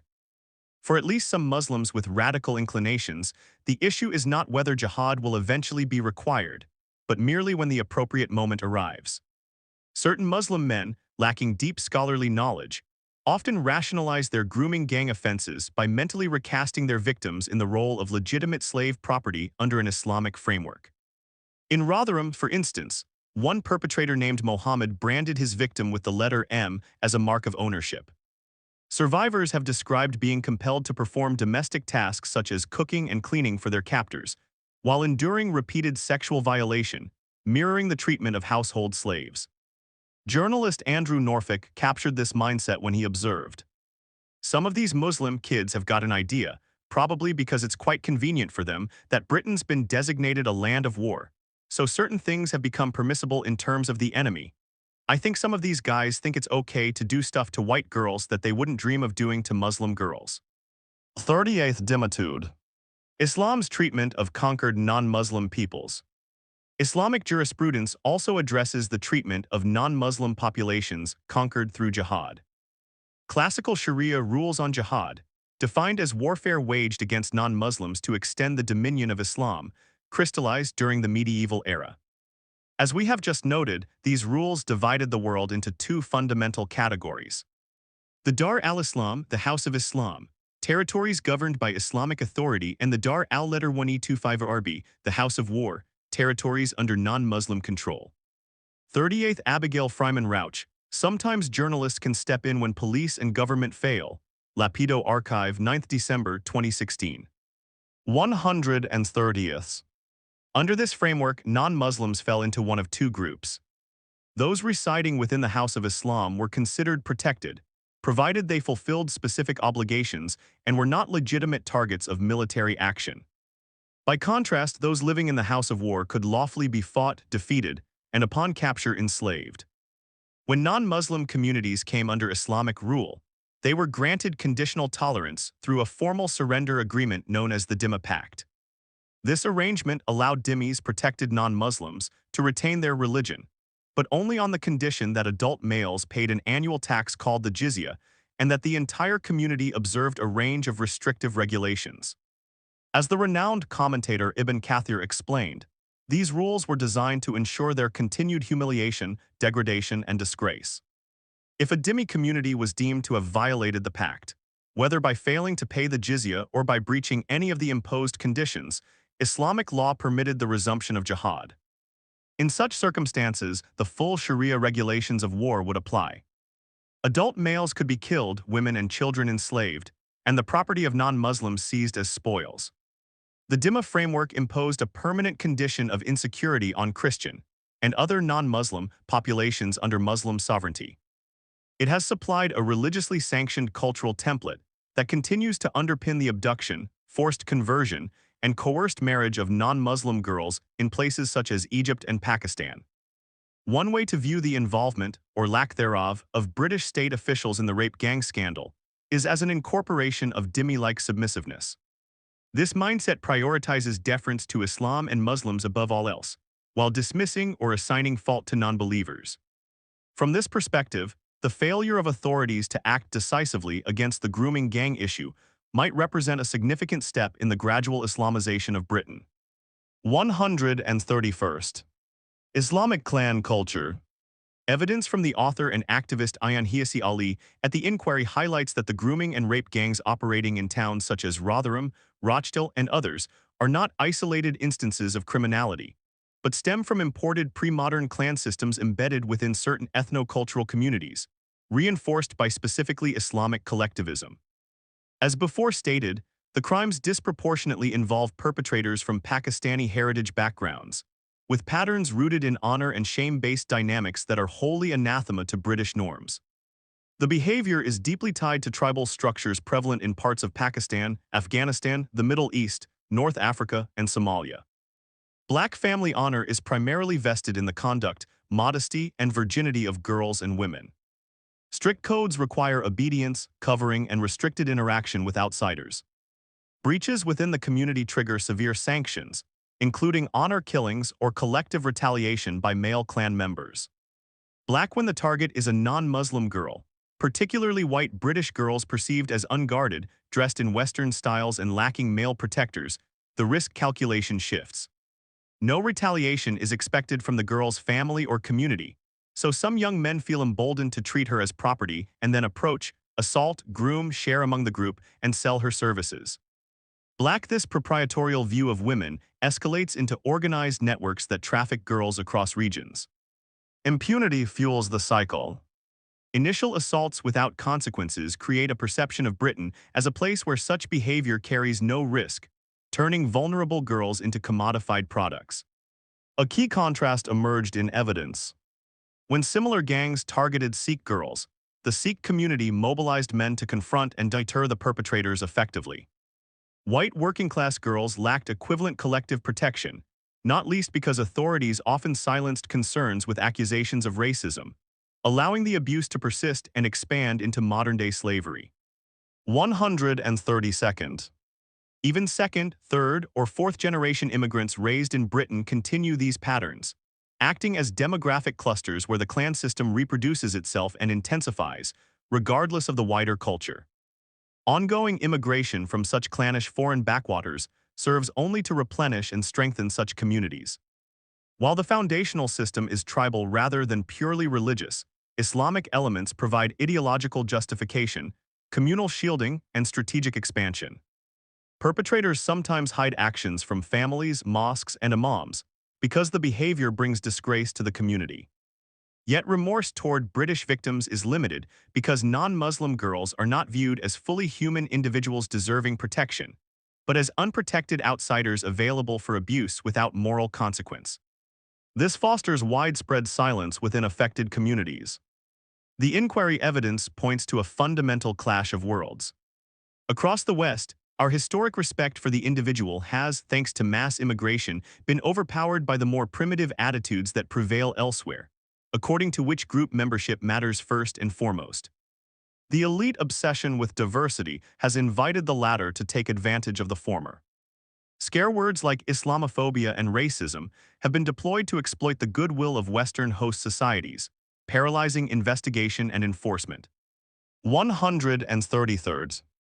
Homegrown enabling factors Islamophobia and political correctness concerns have long been raised that fear of accusations of Islamophobia has inhibited open discussion and effective action on group-based child sexual exploitation cases, particularly those involving grooming gangs. A series of reports and analyses from the think tank Policy Exchange have documented how the charge of Islamophobia has been deployed to challenge, intimidate, or discredit individuals and organizations attempting to highlight the issue. In a 2025 research note titled "The Rotherham Grooming Scandal and the Creators of the Islamophobia Definition," Policy Exchange examined connections between the scandal in Rotherham and the development of a contested definition of Islamophobia by the All-Party Parliamentary Group, APPG, on Muslims. The report highlighted the role of a key APPG staff member from Rotherham, Mubin Hussain, who in 2015 organized a community protest against South Yorkshire Police, accusing them of scapegoating Muslims amid the grooming investigations, actions described by some local figures and inquiries as unhelpful to addressing the abuse. 39th, it also tells us a great deal about the politically correct institutional culture within Rotherham Metropolitan Borough Council that in attendance at a safeguarding strategy meeting dated 6 June 2000 was an anti-racism coordinator named Bhupinder K. Maku. Similar themes appear in Policy Exchange's June 2025 publication, How Not to Tackle Grooming Gangs, which argues that accusations of Islamophobia, independent of any formal definition, have been used to suppress exposure of the scandal and the pursuit of justice for victims. It recommends pausing government work on an official Islamophobia definition until the conclusions of a national grooming gangs inquiry are known. 40th Sir John Jenkins KCMG LVO, Andrew Gilligan and Dr. Paul Stott, How Not to Tackle Grooming Gangs. The National Grooming Inquiry and a Definition of Islamophobia, Policy Exchange, June 2025. 39th Andrew Gilligan and Dr. Paul Stott, The Rotherham Grooming Scandal and the Creators of the Islamophobia Definition, Policy Exchange, February 2025. 134th. Politicians have echoed these worries in relation to proposed definitions. Shadow Equalities Minister Claire Coutinho has warned that adopting such a definition, particularly one framed as targeting expressions of Muslimness, could intensify a culture of censorship, potentially granting perpetrators greater impunity by making legitimate scrutiny of patterns in grooming cases more difficult or risky for police, authorities, and the public. She has argued that this risks repeating past mistakes where fear of racist or Islamophobic labels contributed to delayed or inadequate responses. The concern to shield Muslims from criticism at all costs went hand in hand with a more general ideological shift organized around the unquestioning treatment of minorities as special victim groups. 41st rooted in the left-liberal paradigm of the 1960s, this minoritarian outlook first scored political victories under Harold Wilson's Labor government. In time, tolerance, multiculturalism, and anti-discrimination became highly prized values in elite circles. The law, too, began to foster an environment in which challenging certain minority communities, including Muslim ones, became politically dangerous and even criminal. This enabled the grooming gangs to operate with impunity for years because authorities at every level, as we have seen, feared being labeled racist or Islamophobic more than they feared failing the girls to whom they owed a duty of care. The legal framework that underpinned this paralysis began with the Race Relations Act 1965 and its even stronger successor in 1976. These statutes, designed to combat overt discrimination, were interpreted and expanded in ways that made any discussion of ethnicity or culture in crime patterns hazardous. The Macpherson Report 1999, following the Stephen Lawrence inquiry, branded the police institutionally racist and introduced a definition of racism so broad that police officers and social workers became terrified of any action that could be construed as targeting ethnic minorities. 42nd across Britain, clear evidence of organized abuse by Pakistani gangs, among other majority Muslim ethnic groups, was ignored because confronting it risked accusations of racism. The fear was not abstract. Senior officers and council staff explicitly cited concerns about so-called community relations and potential. 42nd see Theodore Dalrymple, A Modern Witch Trial, City Journal, Spring 2009. 41st see Eric Kaufman, Taboo. How Making Race Sacred Produced a Cultural Revolution, London. Swift Press 2024. 135th. Race Riots as Reasons for Inaction. The country's transformation was greatly accelerated under Tony Blair's New Labour project, which culminated in the Equality Act 2010. This consolidated and strengthened so-called anti-discrimination protections by adding religion as a protected characteristic alongside race. Combined with hate crime legislation under Part III of the Public Order Act 1986 and the Crime and Disorder Act 1998, it created an environment in which criticizing aspects of Islamic culture or patterns of offending linked to Muslim communities could be framed as racial hatred or Islamophobia. Official definitions of Islamophobia, promoted by some campaign groups, further blurred the line between legitimate concern and blind prejudice. The result was a chilling effect across public institutions. Police forces, social services, and local councils repeatedly chose silence or denial over robust investigation, because the political and professional costs of appearing to single out Muslims was deemed too high. The Casey National Audit of 2025 confirmed this pattern, noting that authorities shied away from examining ethnicity and culture, even when the data pointed overwhelmingly to Pakistani Muslim perpetrators.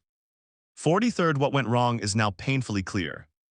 The post-war liberal consensus that began with Wilson emphasized diversity, inclusion, and non-judgmentalism as supreme virtues. Multiculturalism replaced national self-confidence as the guiding principle. Long-standing British norms around free speech, child protection, and impartial application of the law were subordinated to the need to avoid offending minority sensitivities at all costs. Liberal elites in media, politics, and the public sector internalized the idea that acknowledging cultural or religious factors in crime was itself a form of bigotry. This mindset actively shielded the rape gangs by discouraging the very inquiries and interventions that could have saved thousands of children. Until the country rejects the fear of being called racist and restores the courage to name uncomfortable truths, the conditions that allowed these networks to thrive will remain. This inquiry records the damage without apology. The paralysis of our institutions was not some fluke. It was the predictable outcome. 43rd C. Baroness Casey of Blackstock DBECB, National Audit on Group-Based Child Sexual Exploitation and Abuse, June 2025. 136th. Of decades of legal and cultural changes that place sensitivity above justice. The law. The law of the land has not merely failed the victims of grooming gangs, but actively enabled the perpetrators. For decades, statutes that should have delivered swift, exemplary justice were either ignored, diluted, or deliberately misapplied in a manner that protected organized networks of predominantly Pakistani Muslim men while leaving thousands of British girls without protection or redress. The legal framework governing organized sexual exploitation, commonly described in public discourse as grooming gangs, is extensive but fragmented. It consists of overlapping criminal offenses, human rights obligations, civil liabilities, and sentencing structures. While Parliament has enacted a broad suite of statutory provisions designed to criminalize sexual exploitation in all its forms, serious questions remain as to whether the law has been sufficiently coherent, proactive, or effective in preventing systematic abuse. At the core of the criminal law response lies the Sexual Offences Act 2003. This statute represents the principal legislative mechanism for addressing rape, sexual exploitation, and grooming. It criminalizes a wide spectrum of conduct, ranging from rape and assault by penetration to causing or inciting a child to engage in sexual activity and facilitating sexual exploitation. The Act also contains specific offenses concerning abuse of positions of trust, trafficking for sexual exploitation, and paying for the sexual services of a child. Collectively, these provisions were intended to modernize and consolidate earlier sexual offenses legislation. However, their practical operation in cases involving organized exploitation has often revealed structural limitations. The statutory framework presumes that the criminal justice system will detect and intervene early in abusive patterns of conduct. In practice, many cases of organized abuse have involved prolonged periods during which victims were groomed, trafficked, and repeatedly assaulted without meaningful intervention by authorities. 137th. Subsequent legislation, including the Serious Crime Act 2015, expanded the concept of sexual exploitation to encompass a broader range of behaviors, including non-contact abuse and technologically facilitated exploitation.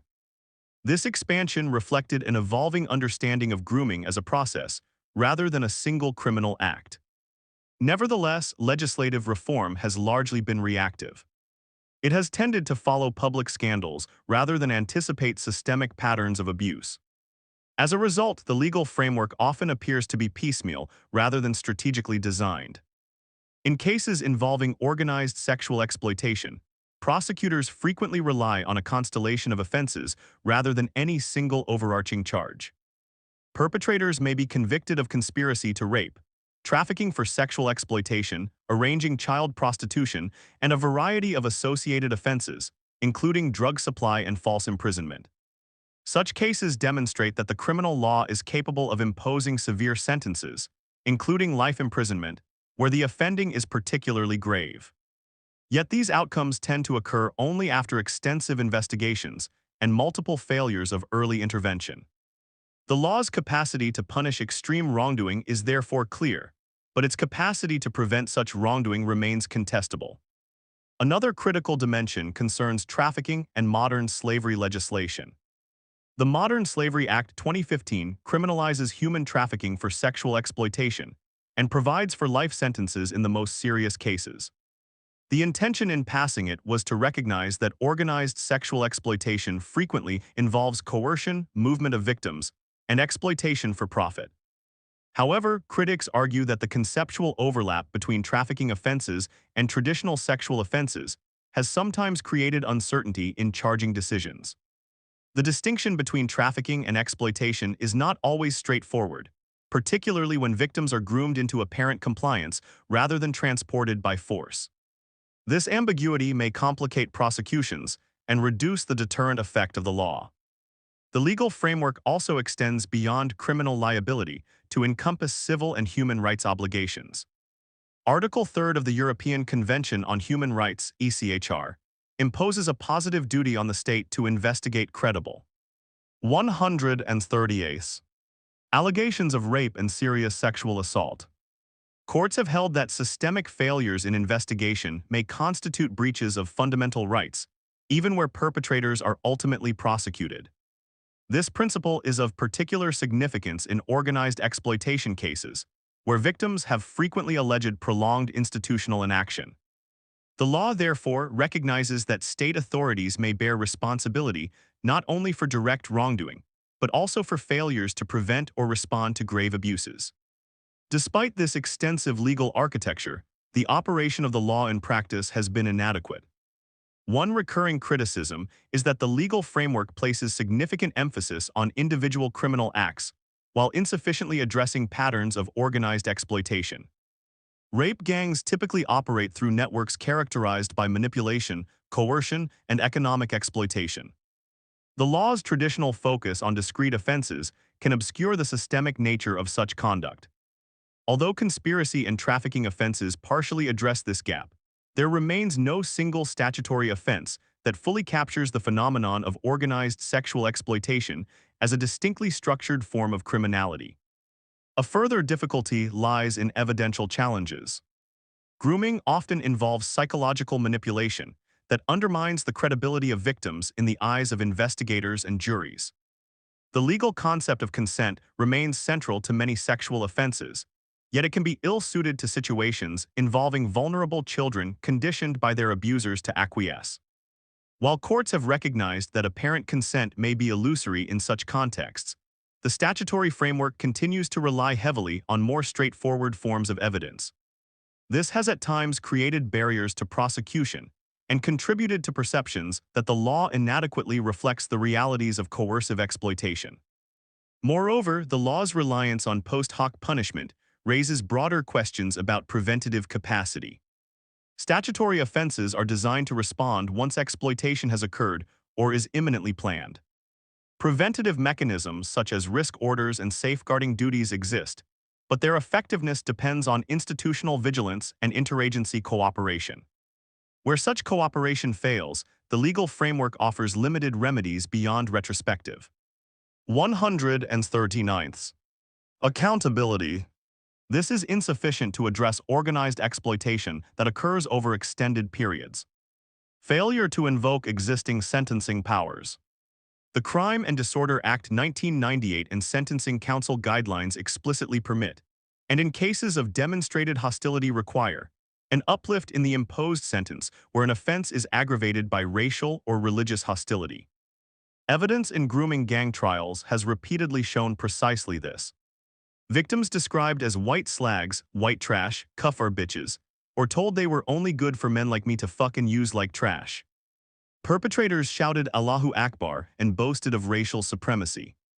Yet as far as available public records are concerned, racial aggravations have never once been invoked against anti-white rape gangs, either by prosecutors or judges. 44th, this is in stark contrast to what tends to happen whenever white criminals are held to account for interracial crimes. Prosecutors did not hesitate, for instance, to pursue aggravating charges against Darren Osborne after he murdered a crowd of Muslims with his van in 2017. Sentencing Osborne to life imprisonment with a minimum tariff of 43 years, the judge cited Schedule 21 to the Criminal Justice Act 2003 to confirm that a murder done for the purpose of advancing a political, religious, racial, or ideological cause counted, alongside a terrorist connection, as an aggravating factor in Osborne's crime. 45th sentences in rape gang cases, meanwhile, have remained at the lower end of the scale, often 4th, 12th years for men convicted of raping dozens of children over years, rather than the life sentences or 20th-plus-year tariffs the offending merited. Shadow Minister for Justice Kieran Mullen drew attention at our hearings to the fact that many of those involved in rape gangs serve as little to a third to half of their sentence. Worse still, foreign national perpetrators, many from Pakistan and other Muslim-majority countries, were rarely deported after sentencing despite clear powers under the UK Borders Act 2007. Instead, they were housed, fed, and upon release allowed to reoffend or return to their communities. 45th Woolwich Crown Court, RV. DARREN OSBORNE, Sentencing Remarks 2 February 2018. 44th, see Martin Evans and Stephen Swinford, racist Asian sex gangs. MPs demand tougher sentences for grooming young white girls. The Telegraph, 11th August 2017, and Lori Wassell, why weren't the grooming gangs treated as race hate crimes? The Spectator, 21st December 2025. 140th. In the Quilliam Foundation's analysis of 264th convictions, 2005, 2017, the overwhelming majority of perpetrators received terms that bore no relation to the lifetime harm inflicted. 46th, even in high-profile cases such as Rotherham and Rochdale, ringleaders received effective tariffs that allowed release after serving less than half their sentence. This leniency persisted despite the organized, predatory, and repeated nature of the crimes. Cultural defenses and judicial relativism. British courts repeatedly allowed cultural background to function as a de facto mitigating factor. In one Bristol case documented in the Quilliam Report, a defendant argued that forcing a girl to have sex with his friends was simply Somali culture and tradition. In Rotherham, another claimed Western girls' clothing invited and provoked abuse. These arguments were entertained rather than dismissed outright. Judges and defense counsel cited cultural sensitivity to avoid empowering the far right or damaging community cohesion, the very phrase used in the Casey Review to explain why cases were shelved pre-2012. The result is that men who viewed white British girls as subhuman property received discounts unavailable to any other category of offender. This is not justice under the law of the land. It is the importation of foreign honor-shame norms into the British courtroom, with the explicit acquiescence of senior police officers, prosecutors, and judges. Party politics. As Ayaan Hirsi Ali told this inquiry, center-left parties viewed Muslim voting blocs as a protected base, and aggressive prosecution or deportation risked losing those votes. Chronic electoral dependence on such blocs thus paralyzed far too many levels of government. Political actors across the board, national, local, and devolved, knew about the organized rape gangs for decades yet put electoral survival, so-called community relations, and fear of racism. 46, see Haraz Rafik and Muna Adil, group-based child sexual exploitation. Dissecting Grooming Gangs, Quilliam, December 2017. 141st. Accusations before child protection. Labour Party figures proved especially guilty of making electoral calculations, where they should have been looking out for the nation's children. Combined with demographic shifts in swing seats, this got in the way of concerted inaction. Scotland refused to hold its own inquiry before finally caving in February 2026. It continues to fail to record offender ethnicity or create specific child sexual exploitation markers. Early warnings from the 1980s onwards went ignored because addressing the offending risked political cost. Politics placed retention of power above the safety of children, allowing the gangs to operate with impunity for decades. Politicians received direct briefings, sat in multi-agency meetings, read internal intelligence, and still denied knowledge, blocked inquiries, and silenced critics in order to cleave to Muslim voting blocs. This was not ignorance of the crimes, but calculated, repeated, nationwide abandonment of children. The Labour Parties. The Labour Party bears primary responsibility for the longest and most deliberate cover-up. As the former Conservative councillor Liam Billington emphasized to our inquiry, Labour-dominated local councils and MPs repeatedly prioritized electoral dependence on Pakistani Muslim communities above the safety of children. Jess Phillips MP and Naz Shah MP maintained public silence on the ethnic and religious patterns of the gangs, while their constituencies suffered. Evidence shows Labour politicians prioritized avoiding far-right empowerment narratives and ensuring so-called community relations over protecting victims. In Oldham, Labour councillors and leadership received one of our whistleblower social workers' disclosures on trafficking inside council-run and semi-independent units, yet retaliated against the whistleblower and took no remedial action. The same pattern occurred in Rotherham, Rochdale, Telford, Burnley, and Peterborough. Labour councils surrendered streets, ignored parental reports, and allowed perpetrators to operate, among other reasons because Muslim voting blocs were electorally vital. 142nd. Former detective constable and Rochdale rape gang whistleblower Maggie Oliver has criticized the mayor of Greater Manchester, Andy Burnham, with whom Oliver herself has worked, for failing to piece together a full picture of the information necessary to combat the rape gangs that still operate in his area. Despite ordering some preliminary independent reviews into CSE across Manchester, Burnham stands accused of focusing exclusively on the failures of the past. Oliver is on record further suggesting that two trustworthy reviewers resigned from the final phase of Burnham's inquiry, dealing with the years 2019 to 2025, because they were blocked by Greater Manchester Police from accessing vital documents and speaking to some survivors. As Oliver puts it, what I had come to see and believe is that whilst the PR machine was wheeled out very well about what was already in the public arena, when it comes to leadership and courage and gripping what is going on now, unfortunately Burnham turned away. We missed a huge opportunity to bring changes that are needed. 47th. Even reviews that did produce valuable findings have seldom been followed by decisive action. Commissioned in 2017, Burnham's limited independent review concluded that authorities had failed to protect children from pedophile gangs in Manchester, Oldham, and Rochdale. 48th, however, no officers were fired or stripped of their pensions for the historic failings exposed. Nor has Burnham exercised his powers as police and crime commissioner, a position he automatically holds as an extension of his mayoralty, to prosecute any of the officers found to have failed the victims of predatory gangs. 49th Labour politicians did not merely fail to act, but actively denied that the problem existed, smeared those raising alarms, and blocked local inquiries that would have revealed the full scale. They sacrificed thousands of white working-class girls to its electoral alliance with Pakistani Muslim communities, and to the general reputation of multiculturalism among the public. Such institutional paralysis was not accidental, but political for even when a few. 49th Joseph Timon, Andy Burnham gives grooming gangs update as GMP says officers behind past failings be punished. Manchester Evening News, 13th December 2024. 48th Mathilda Grangian, Andy Burnham defends Greater Manchester inquiry into grooming gangs. The Independent, 5th January 2025.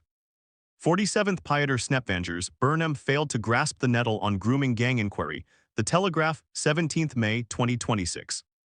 143rd. Labour politicians such as Sarah Champion did speak up, they were dismissed. In Rotherham, Rochdale, Oxford, Telford, and dozens of other towns, Labour-controlled councils and police forces repeatedly shelved investigations, threatened whistleblowers with racism accusations, and instructed officers not to record the ethnicity of perpetrators. The 2014 J report exposed how Labour councillors and senior officials in Rotherham dismissed the systematic rape of 1,400 girls, because to do otherwise risked alienating the Pakistani community. 50th, this pattern was repeated nationwide. This betrayal continued into government. In January 2025, Labour MPs voted en masse against a Conservative amendment calling for a national statutory inquiry into grooming gangs. The amendment was defeated by 364th votes to 111th. Sir Keir Starmer and his frontbench abstained or opposed the measure, dismissing public concern as far-right agitation. It took sustained external pressure, including the damning Casey national audit, this independent inquiry and public outrage, to force a U-turn in June 2025. Even then, the government watered down local inquiries, with reports that plans for 5 separate reviews were quietly dropped to avoid offending Pakistanis. 51st, Jess Phillips, appointed safeguarding minister, had much to do with his show of contempt by the Labour Party. Survivors resigned from her victim panel in disgust, condemning the process as a sham. Phillips apologized for delays, but retained the full backing of Sir Keir Starmer. Under her watch, ethnicity recording remains patchy, and the anti-white aspect of these horrendous crimes continues to be downplayed. This is the same Labour Party that has consistently weaponized accusations of Islamophobia to silence anyone who stated the obvious: that the gangs were and remain overwhelmingly Pakistani Muslim men. As a result, the nation has suffered decades of state-enabled child rape on an industrial scale. 51st, Charles Hymas, Labour dropped grooming gangs inquiries to avoid offending Pakistanis. The Telegraph, 9th April 2025. 50th, see Alexis J. OBE, Independent Inquiry into Child Sexual Exploitation in Rotherham. 1997-2013, 21st August 2014. 144th. National Inquiry, the Labour government's so-called independent inquiry into grooming gangs, announced in December 2025, and chaired by Baroness Anne Longfield, is a masterclass in institutional evasion. 52nd, its draft terms of reference, finalized in March 2026, deliberately confine the scope to group-based child sexual exploitation and abuse in a handful of relevant local areas. The inquiry is explicitly time-limited, targeted, and proportionate, and framed as an exercise in examining failures in practice and obstruction by statutory services. 53rd, there is no mandate to examine the national scale of the problem, the overwhelming ethnic and religious profile of the perpetrators, the honor and shame-based cultural drivers, or the role of political correctness and electoral cynicism in allowing the abuse to flourish for decades. Victims and survivors are notionally placed at the center, yet the terms of reference carefully avoid the very questions that the public and the survivors have demanded be answered for decades. This is not an inquiry designed to deliver truth or justice. It is a containment exercise. By narrowing the focus to local operational failures and excluding any systematic analysis of the demographic, cultural, and religious patterns that witnesses have repeatedly described, the government has ensured that the most uncomfortable truths, not least those that implicate Labour's own chronic dependence on certain voting blocs, will never be confronted. The very government that once resisted a national inquiry has now given us one with terms so tightly drafted that it cannot possibly disturb the political consensus that enabled the rape gangs. None of this will expose what really happened. It is structured precisely so that it cannot. While the core grooming gangs were overwhelmingly Pakistani Muslim networks operating with political protection, the Labour Party's complicity went far beyond mere negligence.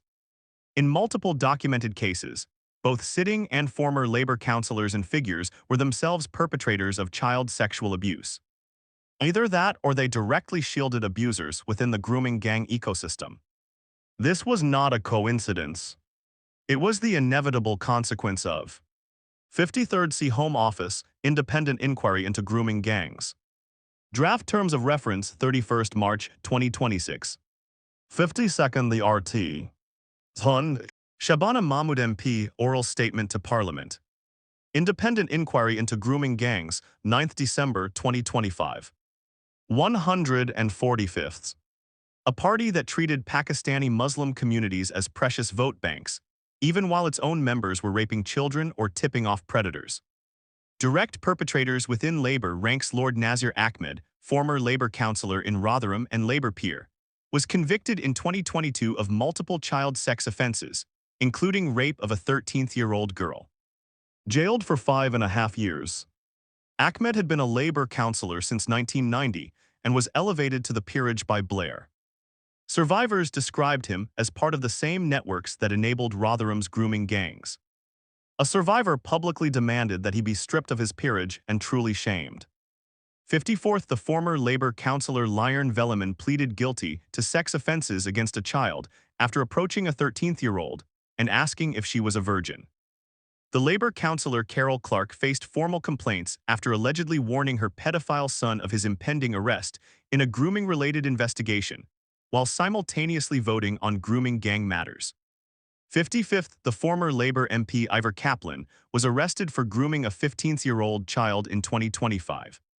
These were not isolated bad apples. They were Labour members operating in the very councils, Rotherham, Rochdale, Oldham, and so on, where grooming gangs thrived under political cover. Enablers in positions of power beyond direct offending, senior Labour figures either failed to crack down on rape gangs or obstructed efforts to do so. Black Sean Wright, Labour councillor, Rotherham Children's Services lead 2005-2010. Remained in post despite knowing about the scale of the abuse. Resigned only after the J report exposed his departments. 55th, Charlie Peters, Labour councillor facing complaint over grooming gangs vote after warning her pedophile son of arrest. GB News, 28th March 2025. 54th, C Lord Ahmed. Victim calls for peer to lose title. BBC News, 3rd February 2022. 146th. Catastrophic failure. Black Roger Stone, Labour Council leader, Rotherham 2003-2014. Presided over local government during the cover-up documented in the J report. Black multiple Rotherham Labour councillors interfered in police investigations, tipped off perpetrators, or dismissed victims as making lifestyle choices to protect community relations and votes. Black while Sir Keir Starmer was the Director of Public Prosecutions, it has been reported that 13,000 suspected rape gang members and pedophiles were let off with warning letters. 56th, as stated earlier, the mayor of London Sadiq Khan repeatedly insisted there were no grooming gangs operating in the city. He described evidence from whistleblowers as politically motivated. He told the London Assembly that child sexual exploitation in the capital is a far more complex matter and does not fit the grooming style patterns on display across deprived northern towns. These statements he made despite the fact that the Metropolitan Police had in its possession reports of young girls being plied with alcohol and drugs, then raped by groups of men in hotels and other locations across London. A Daily Express investigation revealed that Khan had direct access to HM Inspectorate of Constabulary documents, detailing the very patterns of offending he had denied. Khan read these files, yet continued to deny the existence of grooming gangs in public. Overall, the Labour Party did not just fail to prosecute the gangs. In some cases, its own members were the abusers, and in most cases, its councillors, leaders, and ministers put loyalty to Pakistani Muslim blocs before child safety. No other political party has such a well-documented track record of direct involvement with and institutional protection of industrial-scale child rape. This was in large part due to Labour's own electoral self-interest. The Conservative Party. The Conservative Party, when holding national power from 2010 onwards, failed to impose mandatory ethnicity recording for CSE offenders and failed to launch. 56 see Zach Garner-Perkins and Callum Cudford, Keir Starmer rocked as scandal exposed.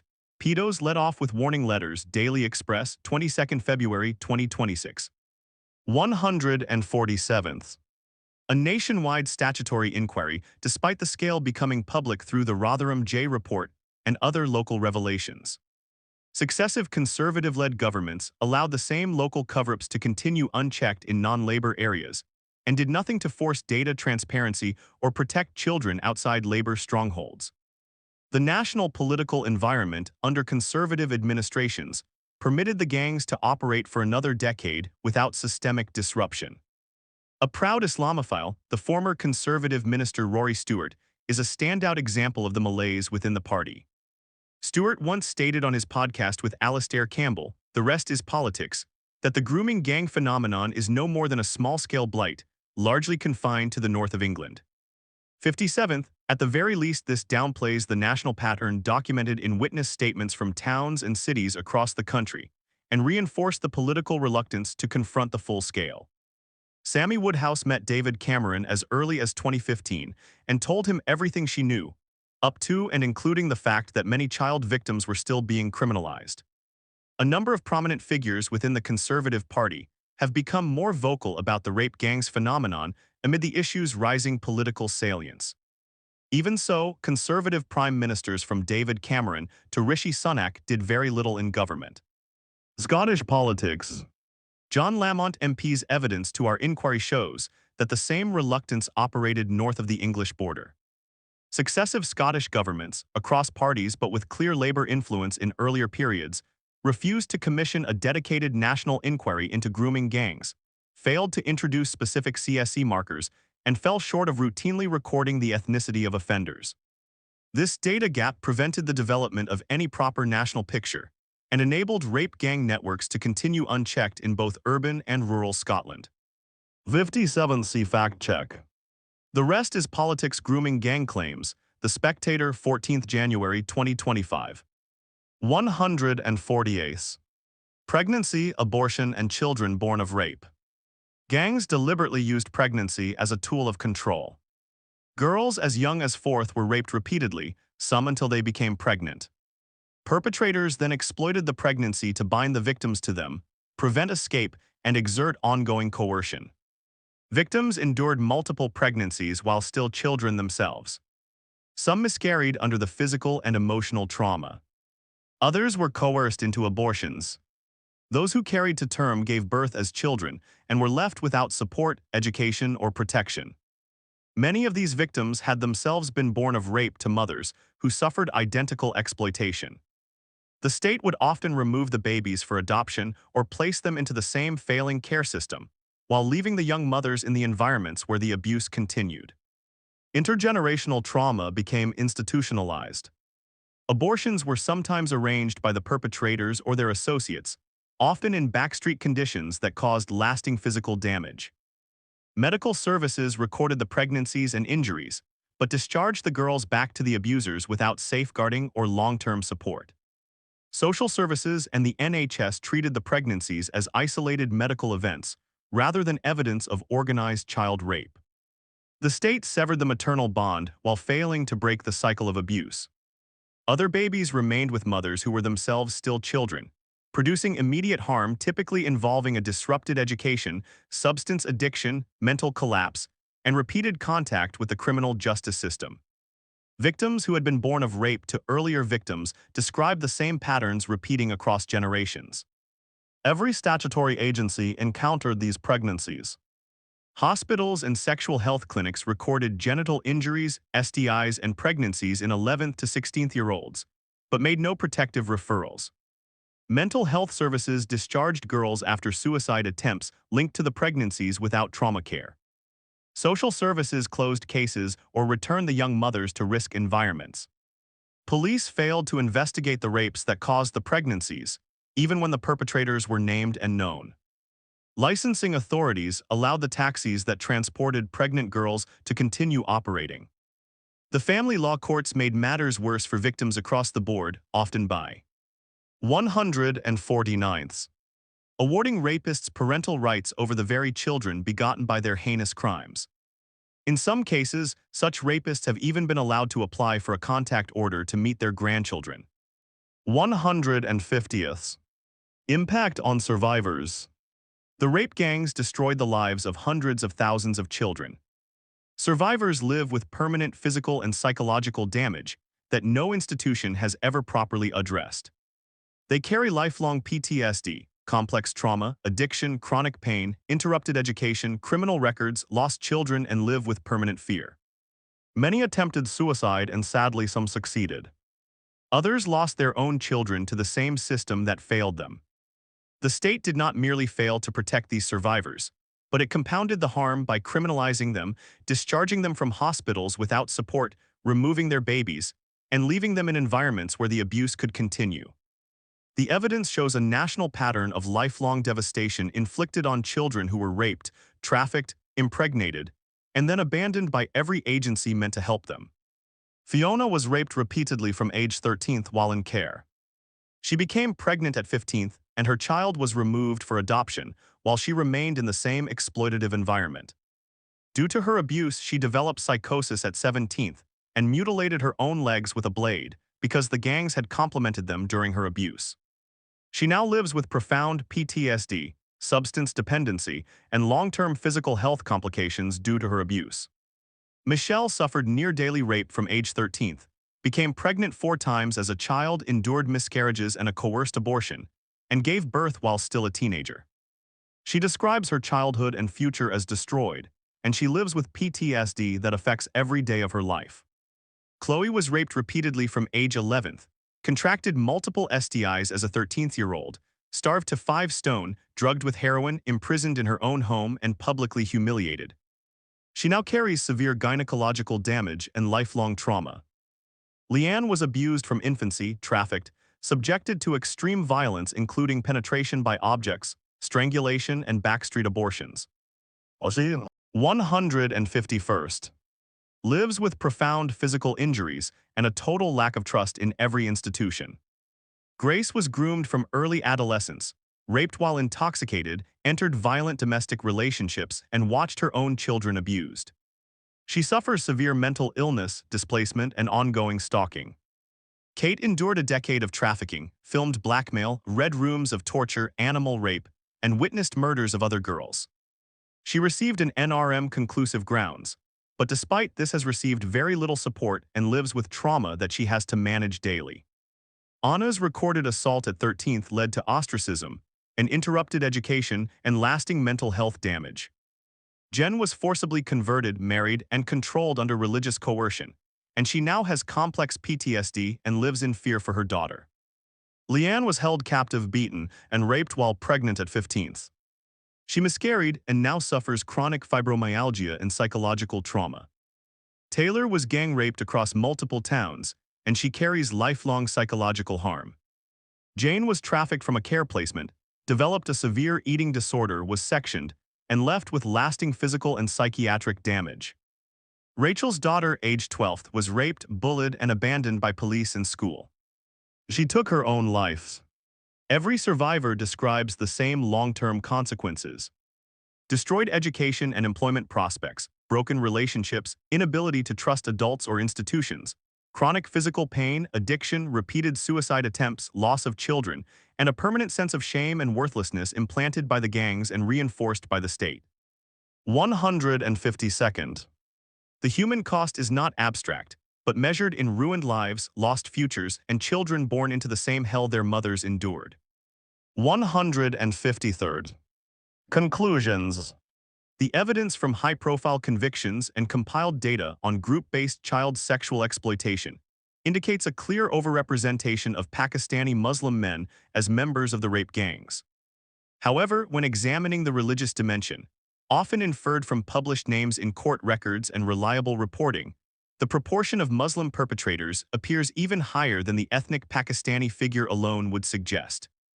Analyses of conviction lists, such as those compiled by researchers reviewing cases from the late 1990s onwards, have found that approximately 90% of those convicted in relevant grooming gang cases bore distinctively Muslim names, a stark contrast to the roughly 6% Muslim proportion of the overall population. This pattern arises because nearly all documented Pakistani perpetrators in these cases have Muslim names, and additional convictions have involved Muslim men from other backgrounds. For example, Somali, Iranian, Syrian, Turkish, and mixed groups with predominantly Islamic names. Non-Muslim participants remain exceptions, often isolated incidents in smaller or mixed groups. These recurring observations, drawn from judicial outcomes, inquiries, and other public records, establish a basis for advocating improved official data collection on the religion of perpetrators in group-based child sexual exploitation cases. Current national data frequently lack robust recording of ethnicity, and religion is even less systematically captured, limiting evidence-based analysis and responses. Enhanced mandatory recording of both ethnicity and religion, alongside other characteristics, for suspects and convicted offenders in these offenses would enable clearer identification of patterns, better informed prevention strategies, and more proportionate policy interventions, while addressing long-standing criticisms of data inadequacies highlighted in government reviews and reports. 154th. The evidence heard by this inquiry is unequivocal, overwhelming, and devastating in its clarity. Organized networks of Muslim men systematically raped, trafficked, drugged, impregnated, and destroyed the lives of thousands upon thousands of British children across every region of the United Kingdom for decades. When the documented patterns from Rotherham, Telford, Rochdale, Oxford, Newcastle, Oldham, Huddersfield, Peterborough, Burnley, Tameside, and dozens of other towns and cities are extrapolated nationally, the scale reaches at least 250,000 victims. This is not a collection of isolated local scandals. It is a national scandal of industrial-scale child rape and modern-day slavery enabled, protected, and prolonged by the deliberate failures of the British state at every single level. The testimony of the survivors and their families leaves no room for denial or equivocation. Sally watched her daughter's life unravel. Although her daughter has admitted to lying on occasion, the police privately acknowledged grooming, yet in public communications treated her only as a liar. Marlon had his parental authority stripped away so that his daughter could be returned to the very place where she had been raped. Whitney's reports of exploitation were dismissed, while her own childhood trauma was used to undermine her credibility as a mother.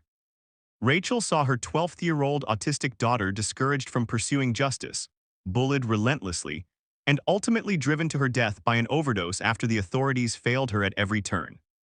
Fiona, Michelle, Chloe, Marie, Grace, Kate, Anna, Jen, Leanne, Taylor, Jane, Lily, and so many others describe the same relentless pattern.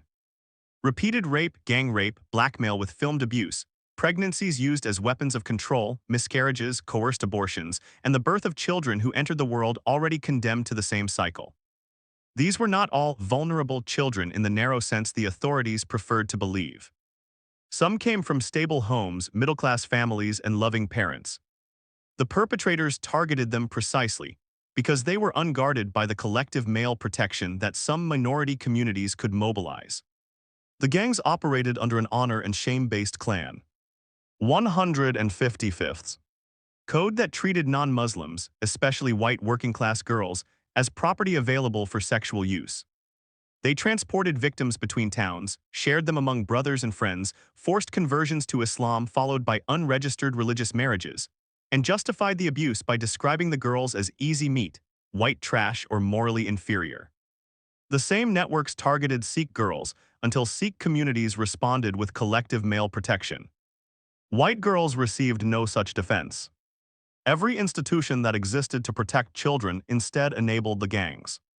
Police forces across England and Scotland discouraged reporting, criminalized victims, destroyed evidence, allowed known rapists to walk free on bail, and in some cases actively participated in or shielded the networks. Social care removed parental authority, placed children in trafficking hubs inside children's homes and semi-independent units, closed cases despite clear evidence of exploitation, destroyed records, and retaliated against whistleblowers. The NHS recorded genital injuries, multiple STIs in 13-year-olds, pregnancies caused by rape, and suicide attempts, yet discharged the children back to their abusers the same night with no safeguarding or trauma care. Schools watched older men collect girls at the gates, heard disclosures of rape in toilets, and excluded the victims rather than protecting them. Taxi licensing authorities renewed permits for the very drivers who formed the logistical backbone of the trafficking networks, and collapsed in the face of organized protests when basic safety measures were proposed. The media self-censored the ethnic and religious pattern for fear of being labeled racist. Social media platforms became the primary tools for initial grooming, distribution of rape videos, and coordination between perpetrators. Politics, especially the Labour Party, bears the heaviest responsibility. Councillors and MPs sat on the very authorities that covered up the abuse. They were briefed as early as 2003 through the Crop Multi-Agency Group, yet later denied knowledge. When finally forced to act, the Labour government produced a national inquiry whose terms of reference are so tightly drawn, limited to group-based child sexual exploitation in a handful of relevant local areas, time-limited, and deliberately excluding any systematic examination of the demographic, cultural, and religious drivers that it cannot possibly confront. 156th. The truths that this inquiry has heard. Labour did not merely fail to protect children, it actively obstructed justice, suppressed ethnicity data, voted against a proper national inquiry, and sacrificed tens of thousands of white working-class girls on the altar of multiculturalism and electoral arithmetic. The Conservative Party, while in national government from 2010 onwards, also failed. It did not impose mandatory ethnicity recording. Nor did it launch a nationwide statutory inquiry, despite the Rotherham J report and other revelations. Rory Stewart, a former Conservative minister, publicly described the issue as a small problem confined to the north of England. He downplayed the national reality and thus showed the attitude of, at the very least, a section of the party. Scottish politics mirrored the same reluctance, refusing a dedicated inquiry and failing to record offender ethnicity. The human cost is incalculable and permanent. Survivors carry lifelong PTSD, complex trauma, addiction, chronic physical pain, interrupted education, criminal records, lost children, and unrelenting fear. Many have attempted suicide repeatedly and some succeeded. Others lost their own children to the same failing system that failed them. The gangs used pregnancy as a deliberate weapon of control, and the state compounded the harm by removing babies for adoption or placing them in care, while abandoning the young mothers in the environments where the abuse continued. Intergenerational trauma has been institutionalized. The state recorded the injuries, the STIs, the pregnancies, and the disclosures, yet chose votes, so-called community relations, and fear of racism accusations over the protection of British children. Whistleblowers who tried to expose the truth, such as a social worker, Cavan Vines, Tommy Robinson, and countless protective parents, were suspended, bankrupted, subjected to dawn raids, asset freezing, and gagging orders. The rule of law failed, and racial and religious aggravation was almost never applied to the few that were convicted. Foreign national offenders were rarely deported, and sentences bore no relation to the lifetime of destruction inflicted. This inquiry has heard the testimony. It has seen the documents. It has recorded the names of officers, social workers, counselors, ministers, and institutions that 157th failed. The evidence is now overwhelming and irrefutable. The rape gangs did not operate in the shadows, but with the active or passive consent of the British state. The betrayal was total. 158th. Recommendations. The evidence presented to this inquiry by victims and whistleblowers demonstrates beyond reasonable doubt that the rape gangs operated with either the active or passive consent of public authorities. More or less every institution failed. The state knew the patterns, recorded and then often destroyed the evidence of harm, and chose political convenience over child protection. Any government that aspires to restore justice, eliminate the gangs, and protect the next generation must implement the following recommendations. Only then can the British state begin to make up for its profound betrayal of hundreds of thousands of British children. Criminal justice response. Victims must be placed at the center of the criminal justice process. They must have the right to be informed of all decisions, to attend sentencing hearings, and to submit victim personal statements that carry statutory weight. Independent sexual violence advisors must be funded nationally and assigned to every grooming gang victim from the moment of first report. Sentences. Current sentencing guidelines are grotesquely inadequate for organized child rape. The Sentencing Council must be required by statute to revise its guidelines so that group-based child sexual exploitation carries a starting point of life imprisonment, with a minimum tariff of 50th years for ringleaders and 25th years for participants.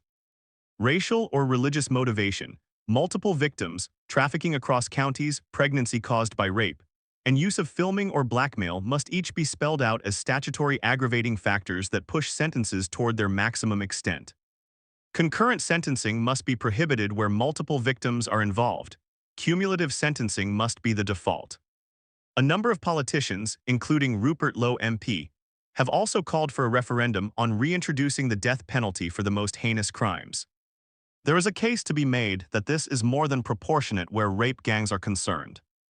159th. Immigration, deportations, and denaturalizations. Every foreign national convicted of group-based CSE must at the very least be deported. Any British citizen convicted of these offenses who holds dual nationality must lose their citizenship automatically upon conviction, rendering them liable for deportation.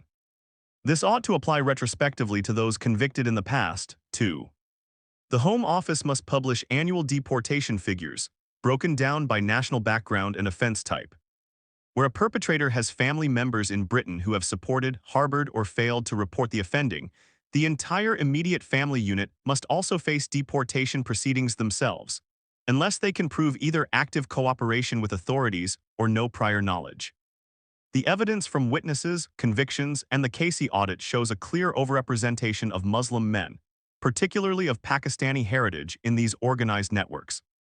The inquiry has not ignored this.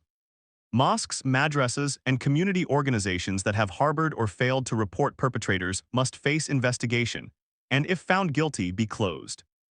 The immediate deportation of anyone nested within such subcultures promoting attitudes that dehumanize non-Muslim girls must be pursued. The nations of the world are not identical. Ultra-selective border control, attentive to general patterns in sending countries, is therefore also vital to the long-run happiness and continued existence of host peoples across the West. Immigration policy must immediately reflect the evidence. Anyone from a country whose nationals are disproportionately represented in rape gang convictions must no longer be entitled to a visa. This should be applied ruthlessly. Our young girls must come first. Children giving evidence. Special measures for child witnesses in grooming gang trials must be strengthened. Pre-recorded evidence, remote testimony, and screens must be the 160th. Default. Cross-examination that re-traumatizes the child must be prohibited. The court must appoint a specialist intermediary in every case. The Crown Prosecution Service.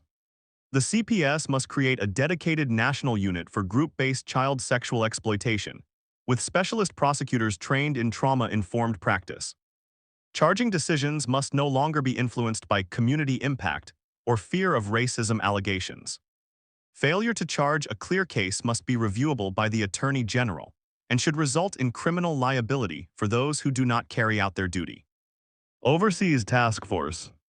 It has been established that organized gangs, chiefly of Pakistani heritage, have not only groomed, raped, and tortured thousands of women and girls across Britain, but have also trafficked such victims overseas, particularly to Pakistan and other countries. Evidence from independent hearings, early-day motions in Parliament, and of course survivor testimonies presented to this inquiry serve to suggest as much.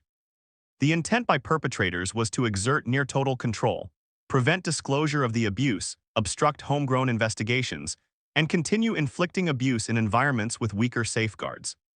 The full extent remains under-investigated due to historical institutional failures by police, councils, and social services, often linked to concerns over racism allegations or inadequate cross-border cooperation. This must be rectified. It is therefore recommended that a dedicated task force be established within the Foreign, Commonwealth and Development Office, FCDO, working in close liaison with the Home Office, police forces, the National Crime Agency, and international partners. This unit should prioritize the identification, location, safeguarding, and urgent repatriation of affected British women and girls. That means enhanced consular support, intelligence sharing on missing persons cases recorded in known grooming hotspots, targeted reviews of passports and travel records linked to known perpetrators, and diplomatic pressure on destination countries for victim extraction and evidence gathering. 161st. Compensation. A national compensation scheme for grooming gang victims must be set up at once. Something similar already exists in the form of the Criminal Injuries Compensation Authority, CICA, established in theory to seek compensation on behalf of people physically or mentally injured because of a violent crime in England, Scotland, or Wales. 58th, the CICA does so by suing authorities or perpetrators directly, but has proven time and again to be unfit for purpose in all sorts of ways.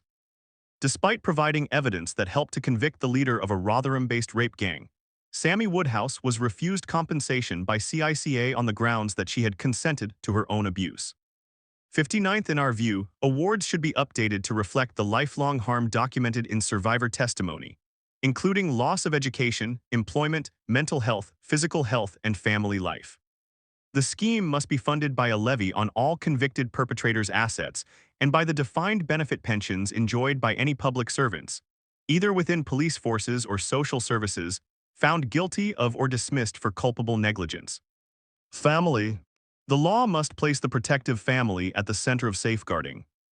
As such, the core principle that should underpin safeguarding reform is recognition that a child's family tends to represent the first, strongest, and most effective line of defense against exploitation. While there are circumstances in which children cannot safely remain within their family unit, exploitation cases generally differ from traditional intrafamilial abuse models. Present safeguarding systems do not always reflect this distinction. Families may experience responses that frame them primarily as contributors to risk rather than as potential safeguards against it. This can result in reduced trust between. 59th, Josh Halliday, compensation body told Rotherham abuse victim she consented. The Guardian, 11th September 2017. 58th, see Criminal Injuries Compensation Authority. 162nd. Families and professionals. Parental disengagement from safeguarding processes, delayed information sharing, increased isolation of the child from protective relationships, and perpetrators exploiting divisions between children, families, and agencies. Official research increasingly reinforces relational approaches to CSC, recognizing that protective networks, including parents, siblings, extended family, schools, peers, and community relationships, are central to reducing vulnerability and disrupting exploitation. 60th, once removed from family and community networks, children as a general matter become more vulnerable to grooming, missing episodes, trafficking, and other forms of harm. A family-first approach is therefore essential. We recommend the construction of a safeguarding framework in which families are recognized as primary protective factors wherever safe, family support is prioritized, contextual safeguarding approaches are strengthened, and residential care is used proportionately, and as a last resort rather than as a default response to exploitation risk. This proceeds from the understanding, bolstered by our inquiry, that where rape gangs are concerned, parents and carers are more often protective than causative agents. Needless to say, this family-first approach should never prevent decisive intervention in cases where home environments are deemed unsafe. The point is that safeguarding authorities must first establish the unfitness of some family environment before residential placement becomes the response. Parents ought also to have a statutory right to be informed of all risks to their child, to receive copies of all assessments and plans, and to challenge any decision that undermines or removes their parental responsibility. Financial and practical assistance, including emergency housing relocation where needed, must be made available to any parent reporting grooming indicators. The state should not interfere with a family's ability to protect itself from harm. 60th See Josh McAllister, The Independent Review of Children's Social Care Final Report, May 2022. 163rd. Legislative response. The existing legislative framework is fragmented, inconsistently applied, and deliberately blind to the ethnic and religious patterns documented in this inquiry and the Casey National Audit. As we have noted above, the Sexual Offenses Act 2003 and the Modern Slavery Act 2015, among other relevant statutes, already contain powers that were never used to any significant effect against the rape gangs. Ethnicity recording, too, remains either patchy or absent. Group-based child sexual exploitation is not even a distinct offense with its own sentencing guidelines. The result is a system that records thousands of individual offenses while concealing, deliberately or otherwise, the organized nature of the predation. A single, comprehensive Childhood Sexual Exploitation Act must be enacted at once. This new statute should create a specific offense of organized group-based child sexual exploitation, understood as participation in networks that groom, traffic, or exploit children for sexual purposes, whether or not each individual act can be separately proven, with mandatory minimum sentences and aggravating factors for racial or religious motivation. It must reverse the presumption that a child can ever consent to sexual activity with an adult, especially in a grooming context. Courts to date have recognized that apparent acquiescence may be the product of coercion or psychological manipulation, but the statutory formulation has not fully reflected this aspect of CSC. It must also impose a statutory duty on every relevant public authority to record and publish the ethnicity, immigration status, nationality, and religion of both victims and perpetrators in all such cases. This would entail speedy repeal of any legislation that forbids authorities from collecting relevant ethnicity and religious data. 164th. Last of all, it must criminalize, as we shall elaborate below, any provably culpable failure or refusal on the part of public officials to act on rape gangs for fear of inflaming community tensions or inviting anti-racist media scrutiny. This would build upon existing principles concerning misconduct in public office, but provide clearer and more enforceable standards. Parliament should mandate enhanced sentencing for offenses committed as part of organized networks, including minimum custodial terms and expanded use of whole life orders in extreme cases. The gravity of such offending, often involving prolonged abuse, trafficking, and commercial exploitation, justifies the harshest possible sentences. A broader constitutional question arises concerning the interaction between human rights law and the prosecution of organized sexual exploitation. It is frequently argued that existing rights frameworks have been interpreted in ways that inhibit robust enforcement or contribute to institutional caution. A comprehensive review of the Human Rights Act 1998 should therefore be undertaken with a view to recalibrating the balance between individual rights and the protection of vulnerable victims. Reforms should focus on ensuring that rights-based arguments cannot be deployed to obstruct investigations, prosecutions, or deportation proceedings involving serious sexual offending. Indeed, it is probably preferable to repeal the Human Rights Act 1998 than to allow it to continue in its current form. The Equality Act 2010, if not repealed altogether, should never be applied to criminal justice and safeguarding contexts. Anti-discrimination principles must not operate as a deterrent to the identification of risk patterns or the enforcement of criminal law.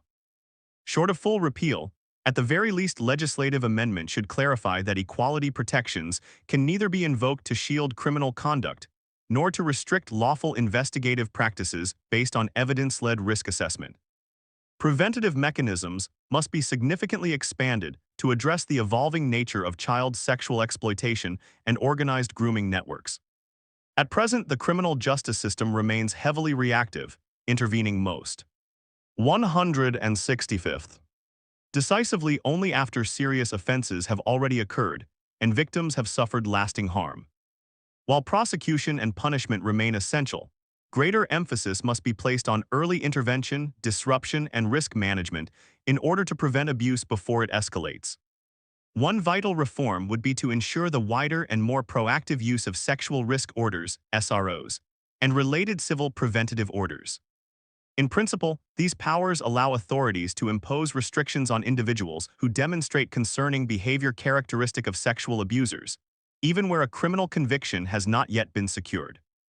Greater readiness to deploy them would give police officers and safeguarding agencies more confidence to intervene sooner rather than later, whether by restricting contact with vulnerable children, monitoring online activity, limiting access to certain locations, or preventing association with suspected grooming networks. Such measures would help close the gap between suspicion and prosecution, where many offenders currently continue operating unchecked. For similar reasons, compulsory monitoring arrangements for high-risk offenders should be strengthened. Individuals with histories of sexual violence, exploitation, trafficking, or organized abuse should be subject to more rigorous supervision through electronic monitoring, regular risk assessments, mandatory disclosure requirements, and closer multi-agency oversight. Given the increasingly digital nature of grooming, monitoring should also include online behavior and communications where legally proportionate. Enhanced supervision would not only reduce opportunities for reoffending, but also improve intelligence gathering on wider criminal networks. Mandatory reporting duties for institutions represent another crucial preventative safeguard. Schools, social services, healthcare providers, care homes, charities, and other organizations working with children should be placed under a clear legal obligation to report suspected abuse, exploitation, or grooming activity to the appropriate authorities. Too often, institutional failures, fear of reputational damage, or uncertainty about procedures have allowed warning signs to be ignored. A statutory duty would create greater accountability, encourage earlier referrals, and strengthen interagency cooperation. Failure to report serious concerns, particularly by professionals in positions of trust, should carry meaningful disciplinary and potentially criminal consequences. 166th. Expanding preventative powers must, however, remain consistent with principles of proportionality, due process, and basic freedoms. Safeguards including judicial oversight, regular review mechanisms, and clear evidential thresholds are necessary to ensure that expanded powers are not used arbitrarily. Nevertheless, where the protection of vulnerable children is at stake, the balance of public policy should favor earlier intervention rather than waiting for irreparable harm to occur.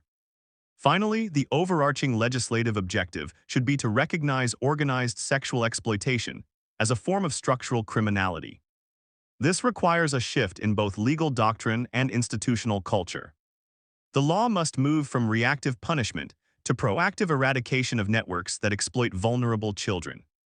Without such a shift, existing statutes, however numerous or severe in theory, will continue to operate as instruments of retrospective justice rather than effective protection. The following principles must be enshrined in the aforementioned Childhood Sexual Exploitation Act. Black children can never consent. The act must prohibit any agency or court from treating a child's previous behavior, clothing, intoxication, or lifestyle choices as mitigation or consent. Any professional who uses such language in reports or proceedings must face disciplinary action and potential criminal sanction. Black accountability encourages competence. The act must contain greater clarity in law detailing the positive expectations to which public-facing bodies with a statutory duty of care must be held accountable. Among frontline professionals, it is of course everybody's duty to safeguard children. The clarification should be such as to require the relevant duty holder, be it an individual, an organization, or some other entity, to take proactive affirmative steps to save children from group-based exploitation.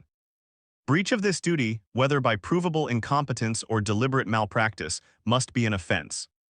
Repeated failure to act on known safeguarding indicators has been one of the defining characteristics of the rape gang scourge across Britain. Public bodies must therefore face clear legal accountability where serious neglect occurs. Black crimes committed by child victims of grooming at the behest of their 167th. Abusers lack the mens rea guilty mind to count as criminal in the conventional sense. The act must expunge the criminal records of any child or young person convicted of crimes, including prostitution, drug possession, or public order offenses, that occurred while and because they were forced to do so. The presumption must be that such convictions were the direct result either of manipulation or coercion. Named Sammy's Law after Sammy Woodhouse, this would be for the benefit of survivors in need of closure who were criminalized instead of protected. Black proven rapists forfeit their parental rights. The act should make it unambiguous that rapists, upon conviction, automatically lose their parental rights over any children born of such rape. Black Sharia marriage. The act must prohibit Sharia marriages. Too often, these have served as a pretext for abusers to exercise greater coercive control over their victims. This is because Sharia courts effectively operate as a parallel judicial system, recognized in British law but not of British law. This enables them to govern the life of Muslim communities, and by extension the life of any victims groomed by such communities, in ways counter to our long-established norms and customs. 168th. All frontline response. Every frontline professional, police officers, social workers, teachers, GPs, nurses, taxi licensing officers, school staff, and youth workers must receive mandatory annual training on group-based child sexual exploitation. This training must convey the documented ethnic and religious patterns, the tactics used by the gangs, the signs of grooming, and the legal duty to act.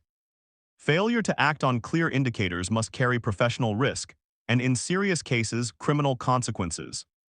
A national public awareness campaign must be launched so that parents, neighbors, and communities know exactly what to look for and whom to contact. The default response of every agency must shift from disbelief and victim blaming to immediate protection and investigation. While policy change is required to hold statutory services to account, the delivery of these practices must be carefully monitored. Improved training is key. Many initiatives emphasize the need for multi-agency working, but delivery more than emphasis is essential to effective safeguarding in practice. Previous reviews have documented gaps in multi-agency processes, many of them noticed as a result of failures of child safeguarding. A crucial point to consider is that each service has its own guidelines, practices, and processes, all of which contribute to gaps in communication, referrals, and the like. It is important that statutory services form trusting relationships with one another, as well as with other partners. This means engaging in open conversations, demonstrating professional curiosity, and erring on the side of oversharing information to safeguard children. In 2022, the British Journal of General Practice published an article on the work of Sharon Dixon, Bryony Kendall, Jenny Driscoll, and Catherine Pope. Relationship building is at the heart of multi-agency working, it read, and sharing stories and findings can be part of this. When research is primarily conducted and shared within single-agency professional meetings and publications, opportunities to do this may be missed. 61st, this buttresses the findings from this inquiry. Cross-agency training is vital to facilitating multi-agency working. We therefore recommend that cross-agency child safeguarding training be made mandatory for all statutory. 61st, Sharon Dixon, Bryony Kendall, Jenny Driscoll, and Catherine Pope, supporting the multi-agency working. Learning with and from each other could enable multi-agency safeguarding. British Journal of General Practice, September 2022, page 439. 169th. Services. The inquiry further recommends that agencies work together to agree joint working practices and policies to prevent confidentiality acting as a barrier to sharing pivotal information in circumstances that may not only serve to protect children but prove life-saving. Safeguarding posters outlining signs of child grooming and exploitation should be displayed in public areas in all health clinics, including GP surgeries, sexual health clinics, A&E departments, inpatient areas, and mental health clinics, and any other area accessed by those attending health care facilities. This should be extended to schools and youth centers. Policing must be reformed from the ground up. Every force must be required to record the ethnicity, immigration status, nationality, and religion of both victims and perpetrators in all CSE cases. A national marker for group-based child sexual exploitation must be mandatory. Specialist CSE units must be established in every force, with dedicated resources for proactive disruption. Ethno-religious lobbying against proper law enforcement must be resisted on principle. Policing. The current framework within which law enforcement approaches CSE is untrue to the real-world nuances of the problem. In order to perform better, the police must deepen their cooperation with existing multi-agency CSE panels, designed to identify and safeguard children at risk of exploitation. At present, these efforts take place largely at the local level, without sufficient coordination. Multi-agency CSE panels also lack either a statutory footing or a nationally mandated operational framework. As a result, performance varies from place to place. Evidence from serious case reviews and major inquiries, including those arising from investigations into the Rotherham and Rochdale gangs, indicates that the lack of a consistent playbook, set down nationwide, contributed to safeguarding failures and undermined local responses. We therefore call for the immediate introduction of multi-agency coordination on CSE and a uniform operational framework.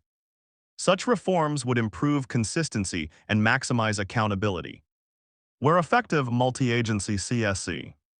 170th.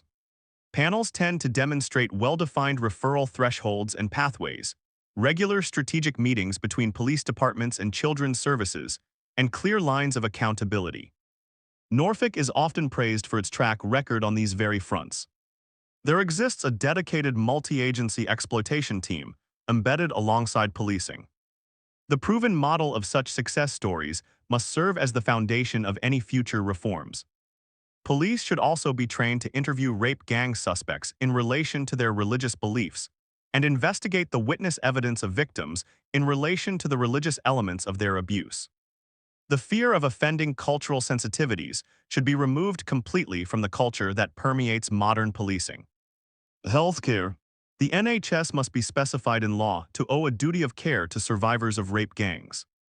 Every sexual health clinic, GP surgery, A&E department, and mental health service must trigger an automatic safeguarding referral for any child presenting with STIs, genital injuries, pregnancies, or repeated self-harm linked to exploitation.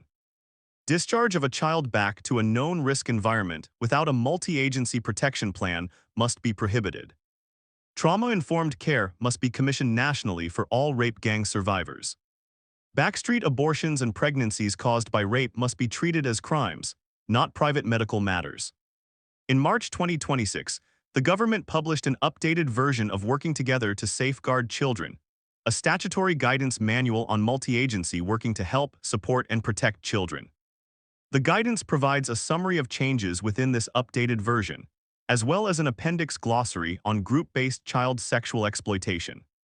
This glossary defines group-based child sexual exploitation as two or more individuals, whether identified or not, who are known to or associated with one another and are known to be involved in or to facilitate the sexual exploitation of children.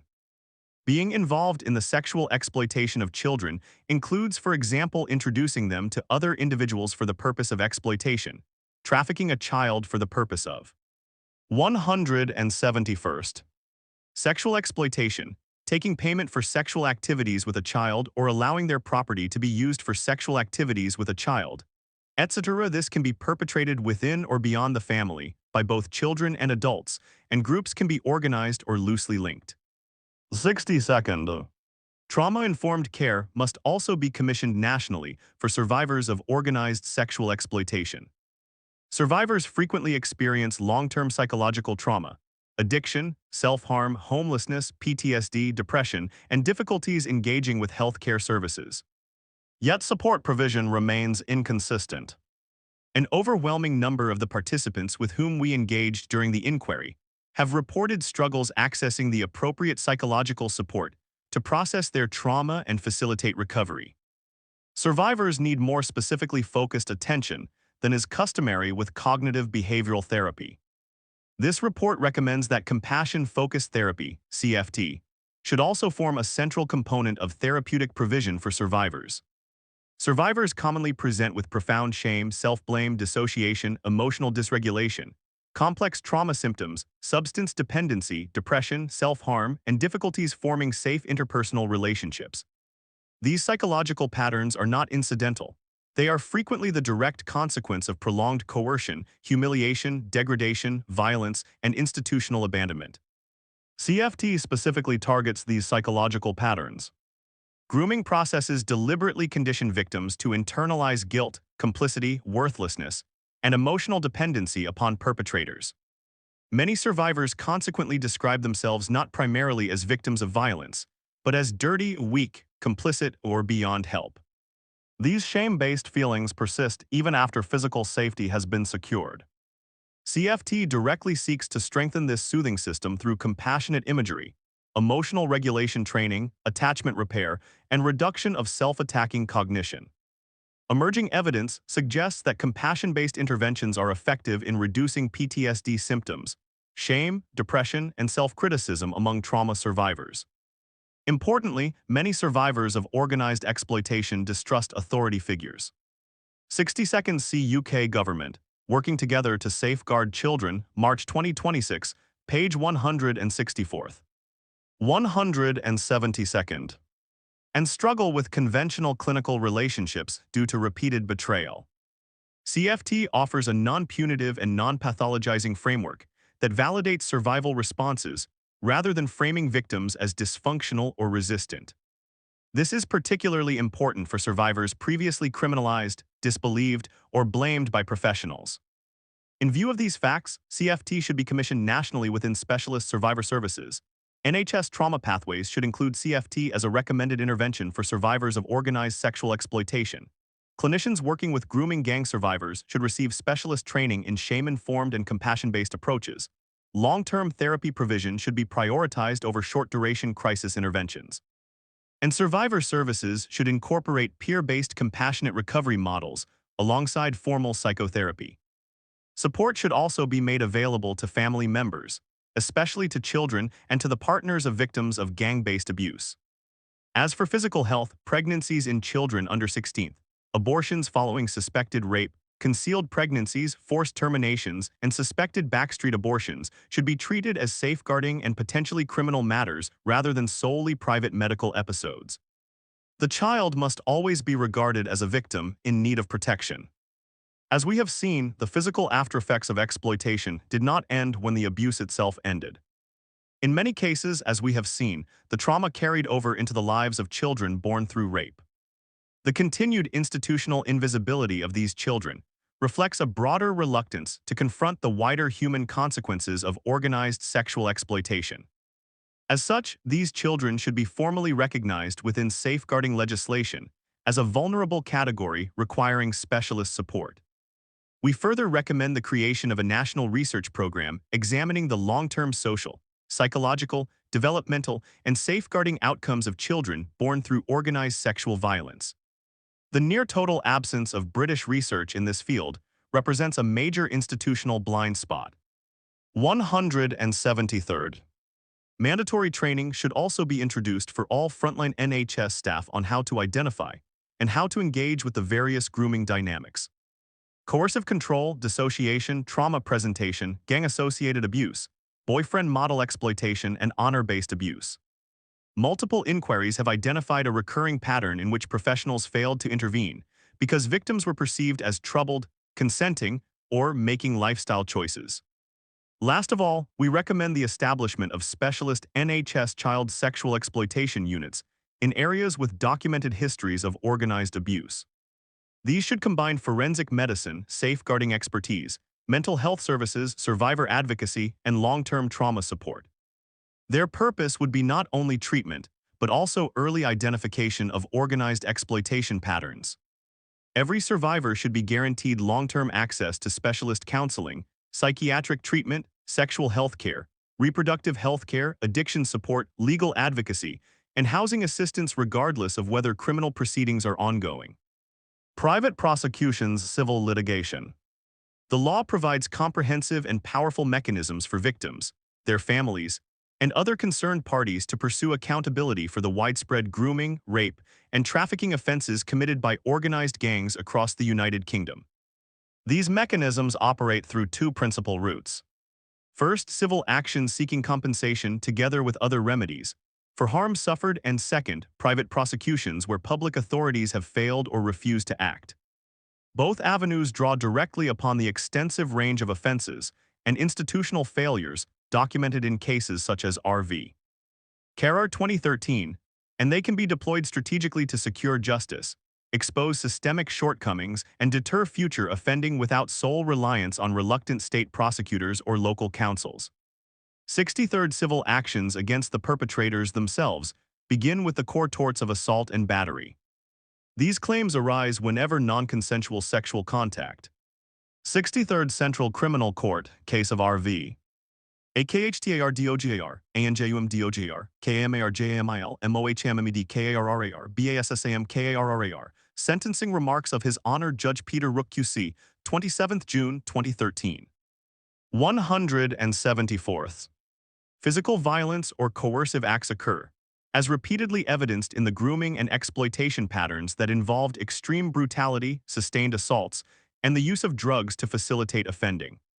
Victims can recover damages for physical injuries, pain and suffering, loss of earnings, and medical expenses, with courts empowered to award aggravated or exemplary damages where the conduct is shown to have been sadistic or humiliating. False imprisonment forms a further head of claim in every case involving trafficking or confinement, where perpetrators can be shown to have restricted the liberty of victims through threats, abduction, or control within the United Kingdom for sexual exploitation. This tort directly mirrors the trafficking offenses under Sections 57 to 59A of the Sexual Offences Act 2003 and the Modern Slavery Act 2015, allowing victims to seek substantial compensation for the deprivation of freedom and the psychological trauma that accompanies it. A separate but highly relevant civil claim is available under the rule in Wilkinson v. Downton 1897 for the intentional infliction of emotional distress.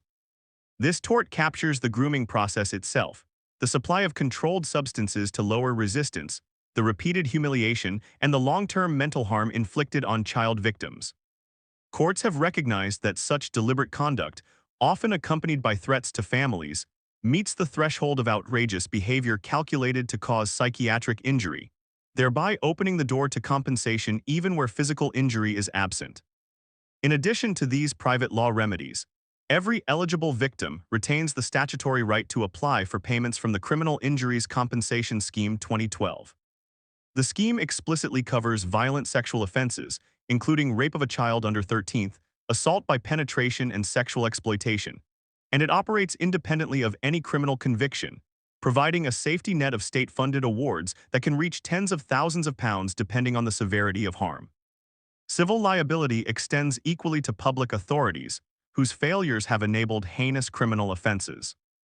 Negligence claims against police forces, local councils, social services departments, and NHS bodies succeed where a duty of care is established and breached through the systematic ignoring of reports, the failure to investigate warnings, or the prioritization of so-called community relations over child protection.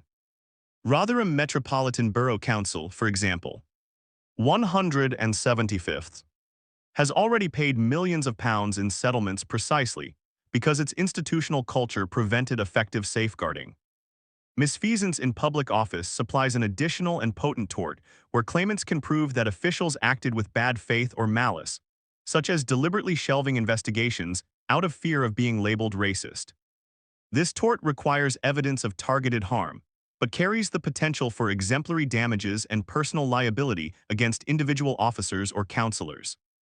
Claims under the Human Rights Act 1998 have proved especially effective in this context.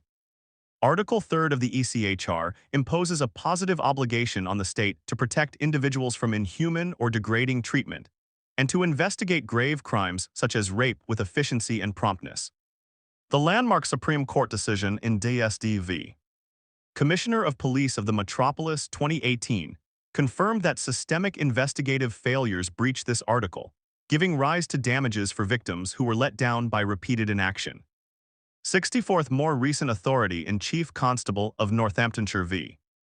Woodcock 2025 reinforces that police forces may be held liable in damages where they fail to protect individuals from foreseeable third-party harm, encompassing breaches of both Article 3 and Article 8 rights to respect for private and family life. 65th, these human rights claims can run alongside negligence actions and have resulted in substantial compensation awards while simultaneously forcing policy changes within failing institutions. Further statutory roots arise under the Children Act 1989 and the Children Act 2004, which place clear duties on local authorities to safeguard children and promote their welfare.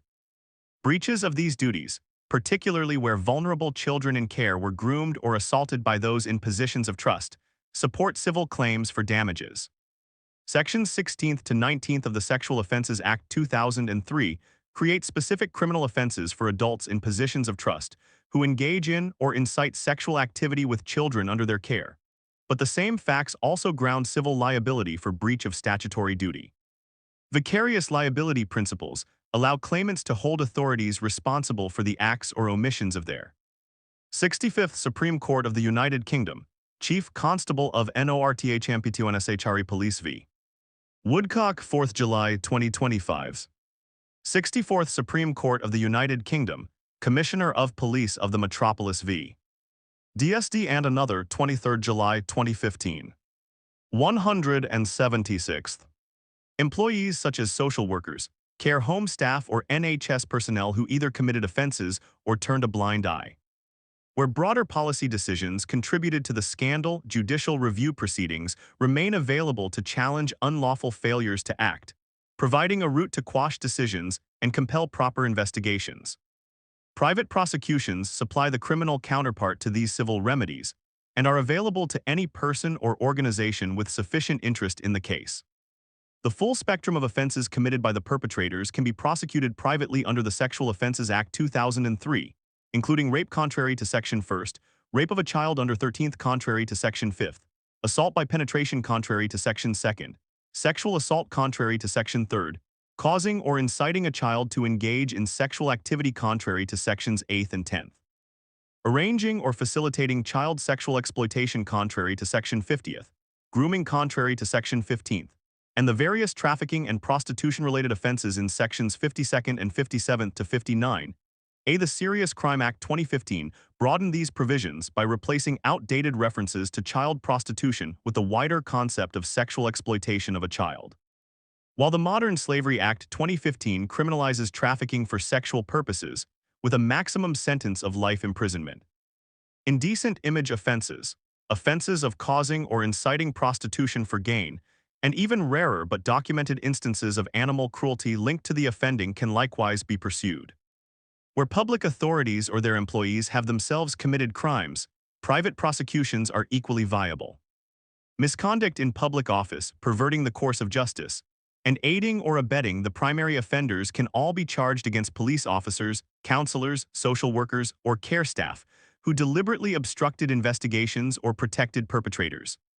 The same principles apply to family members or community figures who shielded rapists through intimidation of victims, concealment of evidence, or active assistance in the trafficking networks. Precedents such as H.M. Advocate v. Collins 2016 illustrate the gravity with which courts view abuse of trust in care settings, and private prosecutors can seek the same life sentences with extended minimum terms that were imposed in R.V. Carrar 2013 for the depraved, brutal, and 177th. Sadistic nature of the gang activity. 66th. The procedural route for private prosecutions is straightforward yet powerful. A summons or warrant is issued by a magistrate's court upon presentation of evidence that satisfies the evidential and public interest tests, after which the case proceeds as any other criminal matter, with the CPS retaining the power to take over and continue or discontinue it. This mechanism bypasses institutional reluctance, ensures that cases such as those involving absconded offenders or protected family members reach court, and creates a public record of the offending that can support parallel civil claims. In combination, civil actions deliver financial redress and accountability for harm, while private prosecutions deliver criminal convictions, long custodial sentences, and the public condemnation necessary to dismantle the networks. Together, they form a complete legal strategy capable of delivering justice, where state agencies have historically fallen short. 66th High Court of Justiciary, Her Majesty's Advocate v. Gordon Collins, 25th November 2016. 178th. Next steps. Black publish this inquiry's full witness statements. Black seek out further witness statements so that more victims can tell their story. Black name within Parliament those found to have enabled the rape gangs. Black continue initiating civil proceedings and private prosecutions where appropriate. Black we have had more women come forward since our formal hearings took place. Be in no doubt that we intend for our rape gang inquiry to have a long life well beyond the publication of this one report. It will be updated as and when we learn more about the most horrific blight on our national story. This is the initial phase of a larger mission to make sure that no such avoidable atrocities can happen ever again. 179th. A concluding message from Rupert Lowe MP, Rape Gang Inquiry Chair. I want to thank you for taking the time to read our report. I hope it has gone some way to helping you understand the horror that has unfolded in almost every British town and city over the last 50th years. Participating in our hearings, listening to the survivors, was the most harrowing experience of my life. It is impossible to understand how such evil has been allowed to flourish on such a horrifying scale. This inquiry was founded because the authorities failed to act, the politicians failed to act, the civil service failed to act. Everyone failed to act. We will not make that same mistake again. We will provide a platform for further victims to tell the nation their story. I will name perpetrators using parliamentary privilege, and we will aim to put those people in prison through cooperation with the relevant authorities. If they fail to take the necessary steps, we will deploy private prosecutions to obtain justice at last. The ultimate objective of our inquiry is clear. Put rapists and their enablers behind bars. There will be more news to come very soon on that front. Thank you for your time and attention in reading this historic report. Rupert Lowe MP, The Rape Gang Inquiry. 180th. Appendix I, Non-Hearing Victim. Testimony. Felicity, survivor. This is the first time I have ever shared a full account of what has happened to me as a child. The first assault happened shortly after my 8th birthday. On this occasion, he asked me to help him put up a shelf. So went into a back room and he closed the door behind us. He had closed the door before, although closed doors made me feel uncomfortable and trapped. There were nails in a small box, and he asked me to pass them to him. When I went to pass them to him, he came on top of me and put his hands all over me. I do not remember him saying anything at first. I froze and could not move. I remember being very scared. I also remember being terrified that I would get into trouble. He told me that if I told anyone, I would be taken away. I was terrified of going home afterwards. This was the starting point of years of abuse, rape, and torture. This man was the first person who had harmed me in this way. He then progressed to trafficking me to other men, predominantly Asian, outside the local area. After this, I began being collected either by taxi or by men who would pick me up personally. These collections often took place after school, on church nights when I was supposed to be attending church, and sometimes at weekends. I was also put in situations where I was made to participate in harmful acts involving other children. This was used to confuse boundaries and to make what was happening feel normal, while also creating secrecy and fear about speaking out. The man was described to me as someone who adored me and would marry me. I was told this was God's plan and that I would need to convert to Islam. This was presented as love and destiny, but it functioned as manipulation and control. The man linked to my initial period of abuse attended a Christian church. My contact. 181st. With him and the way faith was referenced were used as part of the narrative to gain trust and legitimize what he was saying. I remember at one point being given a book about Islam by one of the Asian perpetrators and being told I needed to learn it, as part of the pressure to convert. Another upstairs room was known to me as a punishment room. I describe it this way because it was the room where girls were taken if they were said to have done something wrong. Inside that room, I remember crate-like enclosures similar in appearance to dog crates. Some were positioned on the floor and others above. I also recall there being various items in that room which were used to hurt or punish people. Entering that room was frightening, and it was understood that being taken there meant serious punishment. I do not recall people always explaining why punishments were happening. I remember one of the worst punishments I ever witnessed involved another girl who was accused of reporting one of the men to the police. At that time, I had answered back, and Char had stood up for me. She was slapped and both of us were taken upstairs. We were in the punishment room when another girl was brought in. The men stated that she had reported one of them to the police and needed to be taught a lesson. I then witnessed an iron being used on the girl's back while it was hot.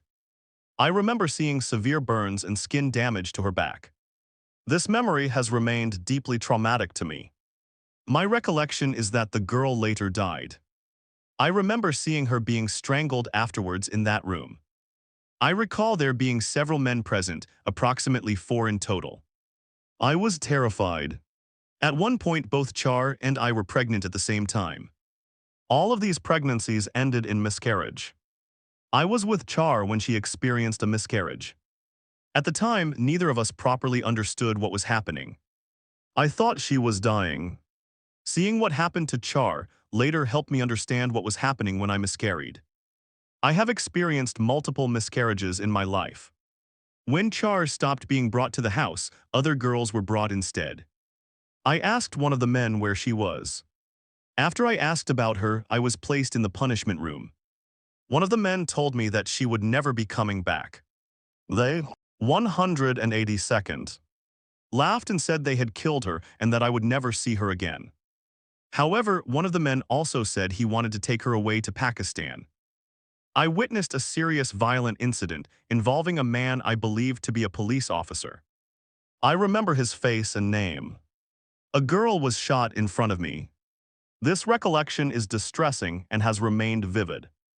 During this period, I was made to feel that I was completely under the control of the men involved. I was threatened with extreme violence and told things such as that I could be chopped up and fed to pigs.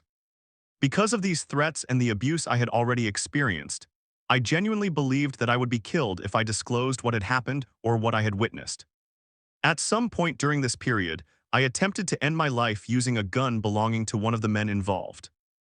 I attempted to shoot myself by putting it to my head. I had never used a gun before and didn't know how to use it. I pulled the trigger, but it did not go off. I remember the adults being extremely angry.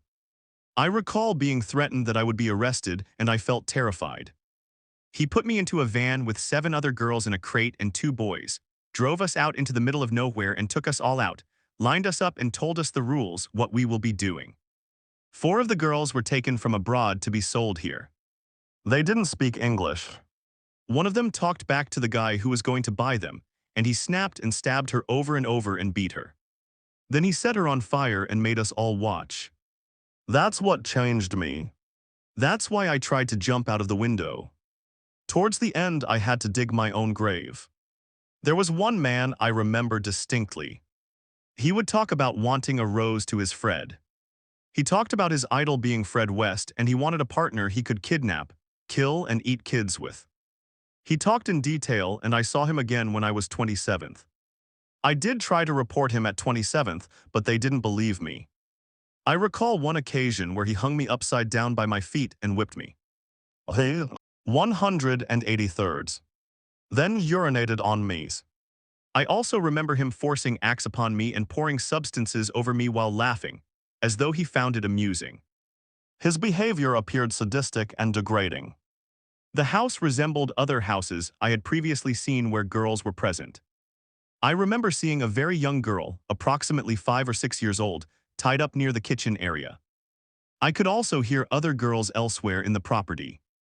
The man I knew as Raz appeared to enjoy watching another man rape me. During the assault, I screamed at him to help me. I recall that he eventually told the other man to stop and instructed him to leave the room. However, once the other man left, Raz then raped me himself. I remember him saying that the night was special, that he was celebrating something, and that I had been purchased for the night as a reward for his associates. Over the course of the night, numerous men assaulted me. I cannot remember how many there were. I remember Raz sitting in the corner watching while the abuse took place. At some point during the night, I was forced to take additional tablets or substances. I became extremely disoriented, dizzy, nauseous, and unable to move properly. I remember the room spinning and seeing double. I felt physically heavy, as though I could not control my body. I vomited over myself at one stage because I was choking, but the abuse continued regardless. I remember witnessing severe abuse directed towards the baby while the mother was forced to watch. I recall seeing cigarettes being put onto the baby. The woman was white, the baby was of mixed heritage. These men then killed the baby. The incident caused me extreme distress and remains one of the most traumatic memories I carry.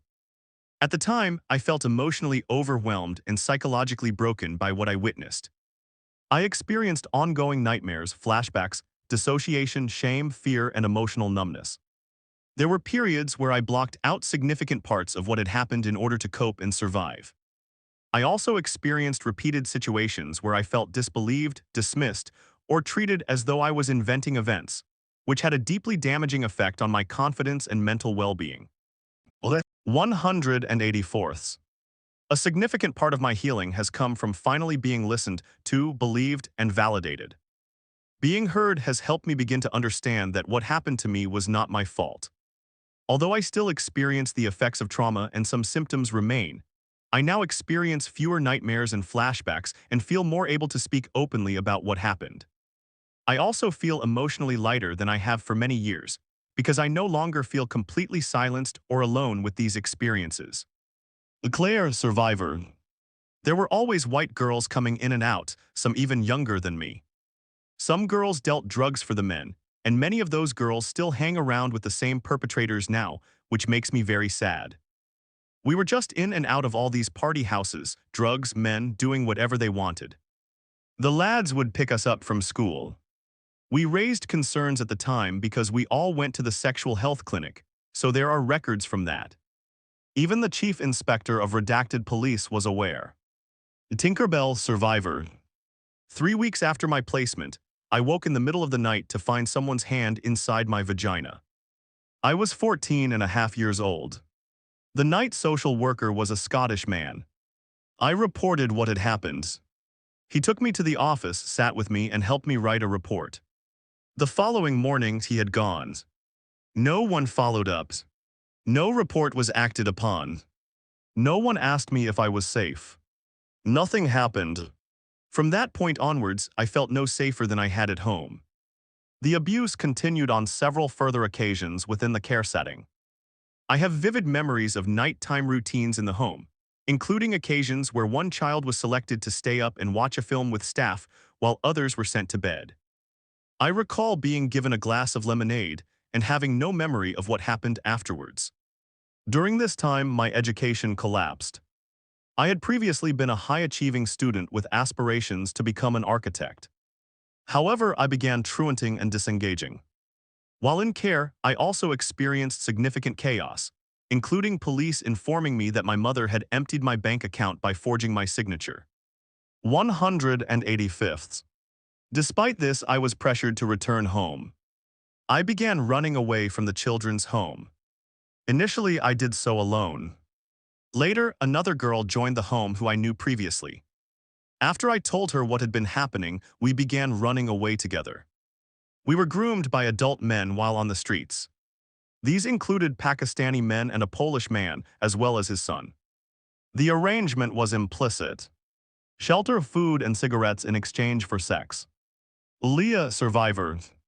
I bought a house in 2002 and noticed my abuser hanging around outside of my house in a taxi from the latter part of 2002 to the early part of 2003. After I started having serious problems with my abuser early in 2003, I made numerous reports about him to the police in 2003, including about him nonstop stalking me, abducting me, violently attacking me almost every day for hours on end, breaking my nose and other bones, etc., nonstop raping me, nonstop falsely imprisoning me, and him constantly threatening to kill me and my 5-year-old niece.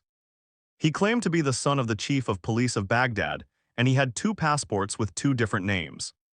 Anonymous interim turnaround manager whistleblower. I am an interim turnaround manager. I have worked in this type of role for many years. In or around 2019, I was brought into a residential children's service in a large town in Greater Manchester on an interim basis from approximately September until March of the following year. My role was to stabilize the service, support carers, identify systemic issues, and exercise professional judgment about whether the service was meeting the needs of the children placed there. From the outset, it was clear to me that the service was not meeting the needs of the children and young people placed within it. There were long-standing concerns about carer support, safeguarding practice, and how risks were being managed. Although issues were repeatedly raised and formally investigated, meaningful change did not follow. From what I observed and from listening to my colleagues' statements, the same mistakes were being made repeatedly. 186th. In my professional opinion, these failures directly led to children being placed at risk, and in some cases to the abuse of children. Safeguarding was not effective, particularly in relation to sexual exploitation. The service was not taking the necessary steps to keep children safe. Anonymous consultant physician, survivor, and whistleblower. Through my medical career, I have witnessed firsthand the devastating impact of sexual abuse on children and adults of all genders. Sexual abuse destroys lives, often presenting in healthcare settings not only through direct disclosures, but through physical symptoms, psychological distress, and complex presentations that mask the underlying abuse. Despite this, at no point during my medical training or professional development was I taught how to identify grooming or trafficking, according to the profile later described by Professor Alexis J., or more recently referenced in Casey's 2025 audit of grooming gangs. Nor were we trained on the Alexis J. report itself. During this period, I was trafficked to Greece so that he could evade the law and continue abusing me as a child. Religion was used as a controlling mechanism.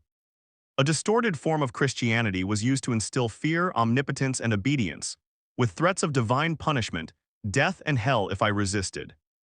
The abuser carried a gun, issued threats of violence, death, and suicide, used alcohol, and isolated me almost entirely from society for approximately 5 years, except for education. Even my schooling was tightly controlled through pickups, drop-offs, intimidation of teachers, and acts of violence towards others.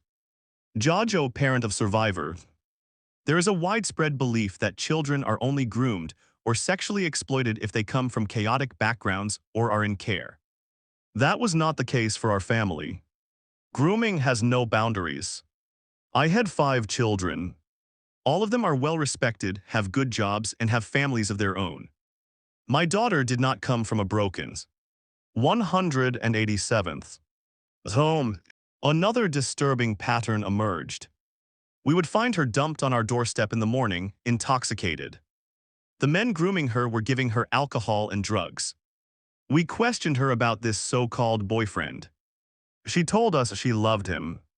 When we asked his age, she said she thought he was around 25 years old. She talked about meeting his family. She was a young teenager. I could not understand how any family could accept a grown man being involved with a child. I will never forget being told by police officers that if she carried on as she was, she would end up either dead or raped. Despite saying this, they did not recognize her as a victim. They did not arrest the adult men she was being found with, even though she was only 13th or 14th years old. When my daughter was 15th years old, police came to our door and told us she had been raped by 4 Asian males. They were Pakistani men. We rushed to her.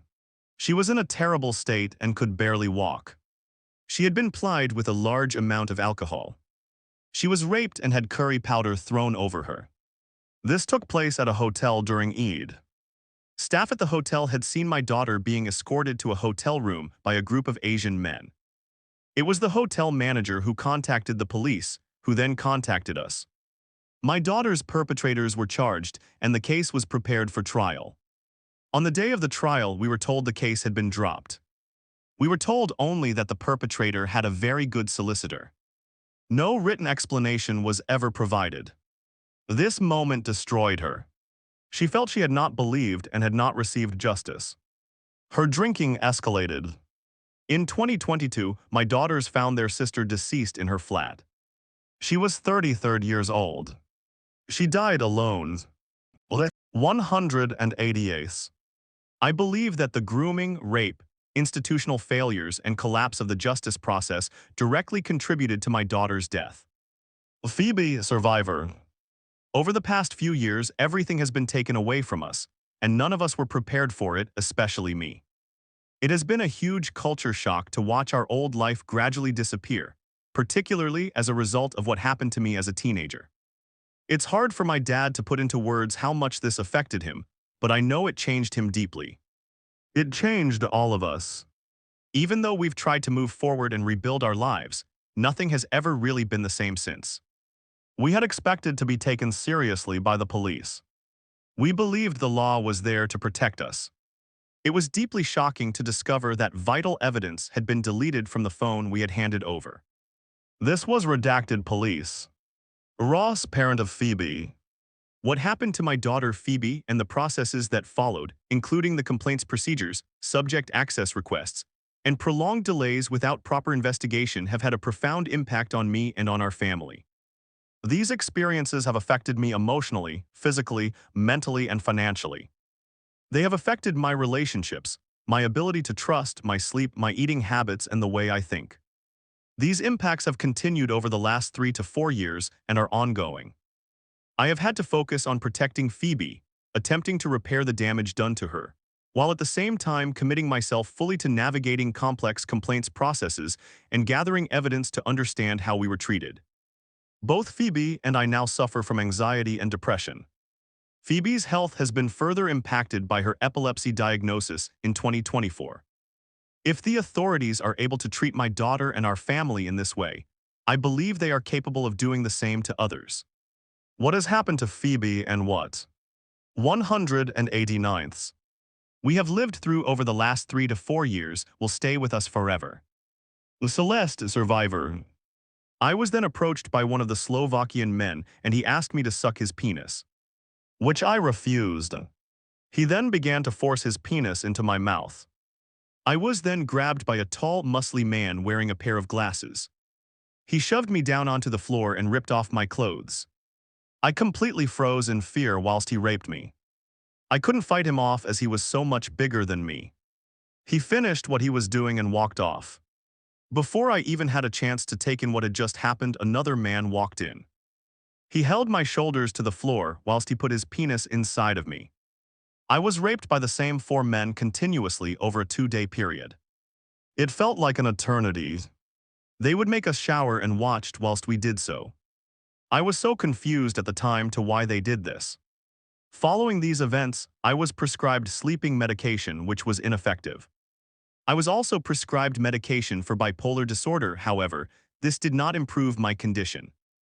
At no point was I offered consistent or appropriate emotional or psychological support. My foster carer arranged for me to attend art therapy sessions, but I did not feel that these were beneficial. I felt significantly let down by the system. No professional made any meaningful effort to speak with me about my experiences following the incident. My social worker attended only for routine monthly visits, and there was no additional support provided. Approximately 3 years later, my foster carer received a telephone call informing her that my case had been discontinued due to a lack of evidence. I found this extremely difficult to understand, particularly given that I had identified 4 individuals in connection with the offenses committed against me. Throughout my teenage years, I continued to struggle with the emotional and psychological effects of what had happened. I found it extremely difficult to cope with everyday situations that others may consider normal. Even now at the age of 26, I 190th continue to experience ongoing difficulties, including distress triggered by certain smells, sounds, or environments, which bring back memories of the events. I have attempted to engage with various forms of counseling and therapy, however, due to my lack of trust in professionals, I have found it difficult to fully engage, and these interventions have not been successful. I wish to make clear the long-term impact that these events have had on my life. While I understand that some aspects of this statement may extend beyond the immediate facts of the incident, I believe it is important to explain the lasting consequences. The trauma I experienced was significant, and I also feel that the response of the professionals involved made the situation more difficult than it needed to be. I feel that I was let down by South Yorkshire Police and social services in the Rotherham area. I remain deeply affected by this and continue to reflect on how others may have had similar experiences. 191st. Appendix II Survivor Quotations. During the course of the hearings, survivors provided enlightening and harrowing evidence. Below is an example of some of the quotations that came out of the inquiry. Rape gang member played a confusing dual role. He arranged girls for the men but also acted as a protector. He bought me phones, drinks, and made me feel special. I trusted him. Later that night, after rape gang member attacked me, rape gang member found me, bought me food, and took me home. I passed out and woke to him rubbing his penis on my lips. On one occasion, I went there with my friend. We were given bottles of red wine. After being forced to have sex with between 15th and 20th men, my friend became violently ill from the alcohol. I took her home to avoid her parents seeing the state she was in. My own parents called the police, but they were not interested in pursuing what had happened. When the restaurant closed, he took me to where the tables were stored and we had sex. Immediately afterwards, all the restaurant workers entered the area. Rape gang member held me down while they each had sex with me, laughing during the assault. Later in the car, he insulted me and called me derogatory names, blaming me for what he had forced me into. On one occasion, I woke to find rape gang member and rape gang member both having sex with me. Drinking became my way of coping. At school, I was mocked and humiliated by peers. I would cry privately but pretended at school that I found it funny, even making crude jokes to fit in. Even my friends believed I was consenting. This was accommodation provided to rape gang member, as temporary accommodation as he told the council he was homeless. This flat was used to take girls for sex. We spent many nights at this flat, drinking alcohol and playing a game called Spin the Bottle. I now believe that the men manipulated the game so 192nd. That it always landed on me. I would often end up very drunk and naked. At the end of the night, the other girls would be taken home, but I would be kept back and subjected to sexual acts by the men. Around 5th, I would be allowed home and would sneak into the house before my parents woke up. Despite all this, the authorities treated me as though I was to blame for what was happening. I felt completely powerless, trapped between violent perpetrators and a system unwilling to protect me. There was a Bangladeshi man who I had 2 children with who was physically violent, and knocked my tooth out, stamped on my head, lots of different things. I managed to get away from him because I think he threatened to burn my house down. It was almost like they were just looking for girls to bring to this wedding celebration after everyone had gone home. I heard lots of stories from Western women where their children had been kidnapped and they'd never see them again. Western women that had been married, gone to the Middle East, their children had been taken. It was all of the white girls in every home that I went to. And I mean, I've seen girls locked. I remember a man opening the back of a van and I saw maybe 15th, 20th girls locked in dog cages. Looked like they're on drugs. But at the age of, I think I was 16th, 17th, they said to me at the sexual health clinic, and I was checked out, I was diagnosed with polycystic ovaries. And they said the chances of me ever having a child were very, very, very slim. Because of what I've been through. They said because of the chlamydia, because of the state of my ovaries, and because of the pelvic inflammatory disease, I had a very bad environment in there, basically, that wouldn't probably hold a child. I feel sick knowing that it's still going on. That nobody's wanting to do anything about it even now in 2026. We're still having this conversation. We're still trying to get people to talk about it. 193rd. They like to take my passport and my documents and ID, and they do insurance claims for car accidents through my name that I'd been in. I'd done medicals where I'd have to walk in and claim that I had a sore neck, and they would get the money for it. I got beatings all the time whilst I was in the children's home. Lots and lots of beatings because I was telling the police. I was beaten to the point where I got an aneurysm, my hair fell out. If it wasn't me, it was someone else. The inquiry panelist. You were 15th at this point. Rape gang survivor. Oh yes, the one in the picture in the leather jacket. He's the one who took my virginity. A panelist. How old was he? A survivor. About 33rd at the time. I have experienced retaliation and hostility within my professional role when raising concerns. I have been warned against speaking publicly and told that doing so could result in disciplinary action or dismissal. I was taken into a bathroom by the girl who had brought me there and told to shave. She then told me that we were being sold to the men for sex. I had not known this beforehand. I did not want to participate, but I was frightened, trapped, and complied out of fear.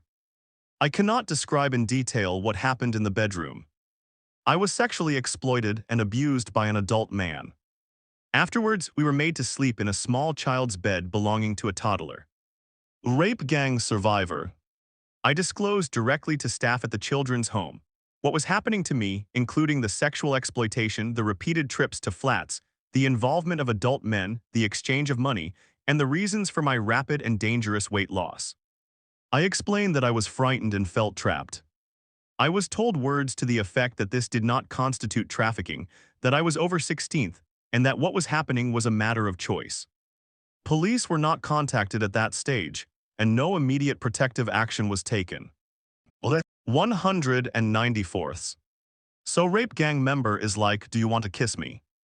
And I'm like, no, not really. He's like, right, okay, we can get it on. And I was like, number, I said, I'm on my period. That was the first thing that came to mind, I wasn't. But that was my first excuse. He's like, oh, it's okay, it doesn't matter. So I was like, no, no, no, pushing him away. And he pulled my legs forward so that I was almost laid like slouched. And he pushed me back. And he pulled my pants down, got on top of me and raped me. And I was saying no, I was kicking at the same time. I was 12 years old. This guy, just so I can say this clearly, was taken to trial and caught. He was put on a retrial and he walked away. He's now walking the streets. They would toot the horn of the car, and then a child would be taken to the front door by a staff member of the children's home. Inquiry panelist. Were there any other objects that they raped you with? Rape gang survivor. Coca-Cola bottles. K's for some reason. Somebody tried to put a baseball bat up there. A panelist. Do you think they were doing these things for sexual gratification? A survivor. It's about harm. They don't care. They don't care about you. They usually try doing these things after they've done the sexual bit that they wanted to do. Once they've finished, that's it. They can do what they want to you. That's how it seemed. I remember the first time I was taken into the sexual health clinic by my social worker. She walked me in there, and it turned out that I had chlamydia in my throat and vagina. And I'd also got gonorrhea at that time. At the same time, they also diagnosed me with genital warts. And then a few months later, I was taken back again. I was diagnosed with chlamydia again, gonorrhea again, but this time it was also a pelvic inflammatory disease. Never once did any nurse or doctor question any of that. There was a circle of Pakistani nationals. They were pointing to the children as if they were choosing them. The inquiry panelist. When you were picked, what happened? The survivor. The male staff at the children's home would keep taking the children. 195th. To the arcade and done up in nice clothing. A panelist. So are you saying that the staff at the home were selling you to these foreign men? The survivor. Yes, it very much looked like it. Something was being set up. They knew the names of the children. They were all hanging around in back-to-back taxis. Oh yes. Loads of times. They used to, like, tell me things about the good angel and the bad angel that I've been, like, kind of possessed. And they've got to punish me to get the badness out of me. That's why they have to rape me and do all this stuff to me to get the badness out of me. I've got to be punished. Yeah. And it was just all kind of stuff like that. The words they say to you, you're Gora, like white trash and white skin. When I was 15th, they trafficked me to Birmingham. I walked into the bathroom in the flat and there was a dead girl in the bath. I was told by female gang member to gain more weight. She said Somali men like big women, I needed to eat more and was trying to feed me. I went into the flat expecting a house party. Instead, I was met with a cream flat that smelled very nice, very calm environment. Pictures of children, a child, a little girl on the wall, and 6 Somali men in the lounge sitting around a coffee table chewing something. I didn't want to do it. I went for a cigarette by this window, and one of the men came over to me, hand on my throat next to the window, going, "No, you need to do it, you need to do it." And I thought, I'm going out this fucking window if I don't do what I'm told. So I did. I've even got asked to get married to someone from Pakistan for money. You don't have to sleep with them if you don't want to, but if you want to be with them, you can, and things like that. He put a cigarette out on the baby's face. 196th. I remember closing my eyes, and then every now and again I'd peep, and all I can remember is just seeing his face, like, when someone's really trying to force it in. And then after he did it, I just remember being in so much pain and bleeding loads. I was really, really bleeding. We were given absinthe and vodka and a soft drink to mix with. Literally one of the strongest alcohols was given to us, and by no mistake. It was to exploit us in some of the horrendous ways possible that a child could be. I grew up in a middle-class house with 2 parents that had been married for a considerable time, and I think that's quite important because most of the time the idea is that grooming gang victims are in care, or they're runaways, or they're from generally lower-class backgrounds. And I say this to just defeat the presumption that it's only a vulnerable or stereotypically vulnerable girl that can be groomed, because the perpetrators are insidious and they'll target anyone. They will find weakness or vulnerability anywhere. It happened in summer 2017. I was about 14th when I first met the second group of perpetrators. I met them through another friend who was being actively groomed by them, very severely. The first time we met them was in a park, which is now a massive hotspot for child sexual exploitation. It's happened to hundreds of girls there now. They said they were going to attack my friend's house, and she had 2 little siblings, and her mum was quite vulnerable as well. So for her it was a massive thing. Oh my God, I've got to go because this is going to happen if I don't. And it's the type of thing that, well, a child would believe, but it's probably something they would have done. They were absolutely insane, and they were known for violence against women. It was actually quite a brutal sexual assault. He dug his fingernails into me, and to me, it seemed there was no actual pleasure for him out of that. It was just control and actually exerting power over someone who's clearly vulnerable and showing, "I have you where I want you." 197th. At the sentencing, she was sat behind us, directly behind us in the public gallery. Throughout the whole sentencing, she was constantly saying, "Fucking liars, lying white bitches." She was a white woman herself who I imagine may have been groomed, and has obviously now married into the family, shouting obscenities at us. She said to me that God will be the witness for what happens to me. The police didn't do anything last time. I told them that it was essentially forced. And they smirked at me in my own home and left. So there was no evidence that they were going to do anything different, that they were going to actually support us. I want the institutions to say, "You know what, we hold our hands up. We believe you and we're sorry." I gave up getting justice a long time ago, but just for it to be recognized and believed, that's all I want. When you're being told that you're a liar for such a long time, you begin to believe it, I suppose. I just want someone to say, "Do you know what? We messed up. We failed in our duty to protect you. And we're sorry. And we're going to learn from this." One of the assaults that actually happened to my friend, she was in that house, and she was forced into it by a 24-year-old woman who said, "Go in the room with him and have sex with him now. Go and fucking do it." And I remember her scream so loudly, come running back and half-dressed, and saying that she was bleeding and in pain. The worst people that exist in this situation, apart from the perpetrators of that horrendous abuse, are the people that sat in those positions within those authorities that had every opportunity to do something about it and chose not to. And when you do that over several decades, then it results in situations like this. And that's how that has thrived. And that is how that culture has, it's how it was born, it's how it's thrived, it's how it's surviving, and it's how it will continue. It started when I was 13th. I was raped by probably about 700 different men over the 3 years. 198th. Inquiry panelist. Did the NHS play a part, and were you able to talk to them? Rape gang survivor. I went when I was 13th with chlamydia, and then I got genital herpes, and then I had a miscarriage. And that was all between 13th and 15th. So they knew something was going on. I did go once and I explained to the doctor because I was like, can you give me some antidepressants or something? And the doctor said, well, I don't think that's a warrant enough to give you those when you're too young. The NHS is complicit. Rape gang survivor. The gangs are untouchable. They are.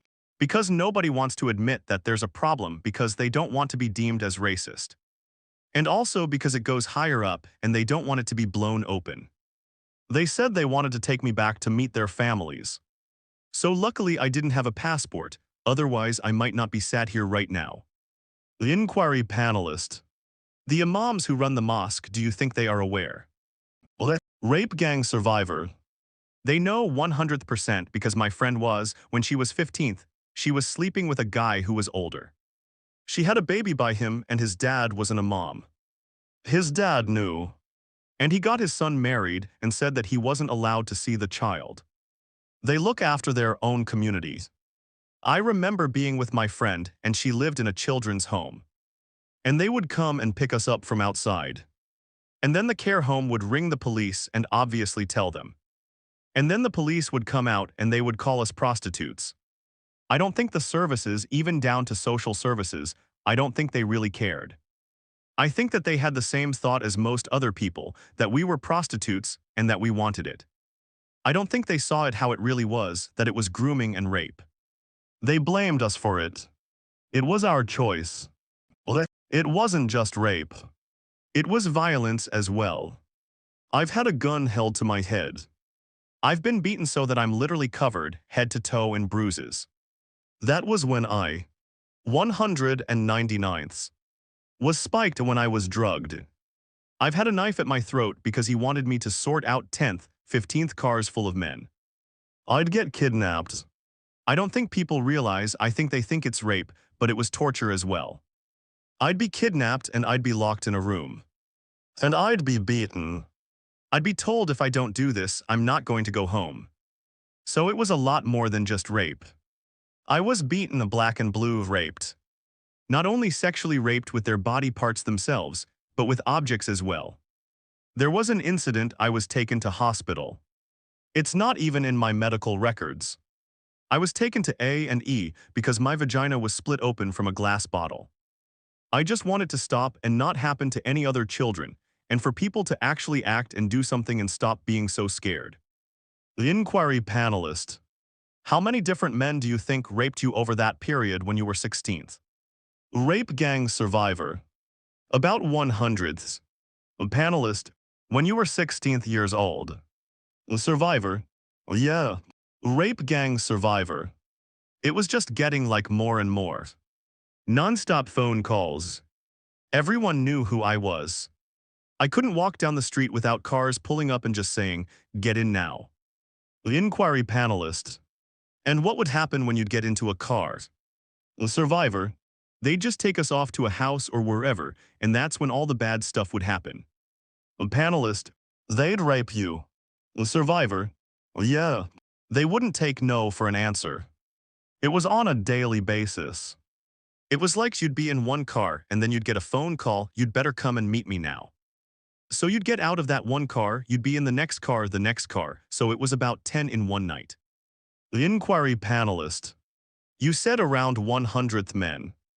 What races were there? Rape gang survivor. Mainly Pakistani. A panelist. Were there any white men's? 200th. Survivor. Number a panelist. Did they ever speak about religion? A survivor. Yeah. Loads of times. They used to tell me things about the good angel and the bad angel that I've been kind of possessed. And they've got to punish me to get the badness out of me. That's why they have to rape me and do all this stuff to me to get the badness out of me. I've got to be punished. Yeah. And it was just all kinds of stuff like that. The words they say to you, you're Gora, like white trash and white skin. The taxis would drop a girl off, they'd go in the shop. That taxi would leave, clear the job, then another taxi would pull up. Girls are half drunk. They're just getting in a taxi thinking it's the same one, and then they're being took to places to get raped. And there was a group chat for all the drivers, so they were all communicating with each other. Mainly Muslim taxi drivers. I was actually married to an Asian guy and fully converted. Through the imam. The imam came to my house. I was fully converted. I heard the police officers' radio go, and I heard them say that they was taking my daughter to Mohammed's brother's address. I begged them not to take her there. I was like, they're the people that are doing this to her. You cannot take her there. They're gonna kill her. Because I did believe they was going to. And they didn't listen to me. They did take her there. And like I said, she was abused there by them, by Mohammed. I remember closing my eyes and then every now and again I'd peep. And all I can remember is just seeing his face like, when someone's like really like trying to force it in. And then after he did it, I just remember being in so much pain and bleeding loads. I was like really, really bleeding. Mother of rape gang survivor. We've had to firebomb-proof our letterbox because we've had threats to have the house burnt down. She's had threats to get her throat slashed. I've had threats to get my throat slashed. This has been continuous for 4 years, constantly. 201st. Father of rape gang survivor.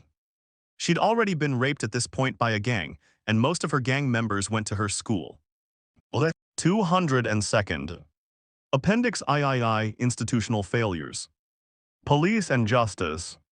Police forces nationwide ignored repeated reports of rape, false imprisonment, and exploitation.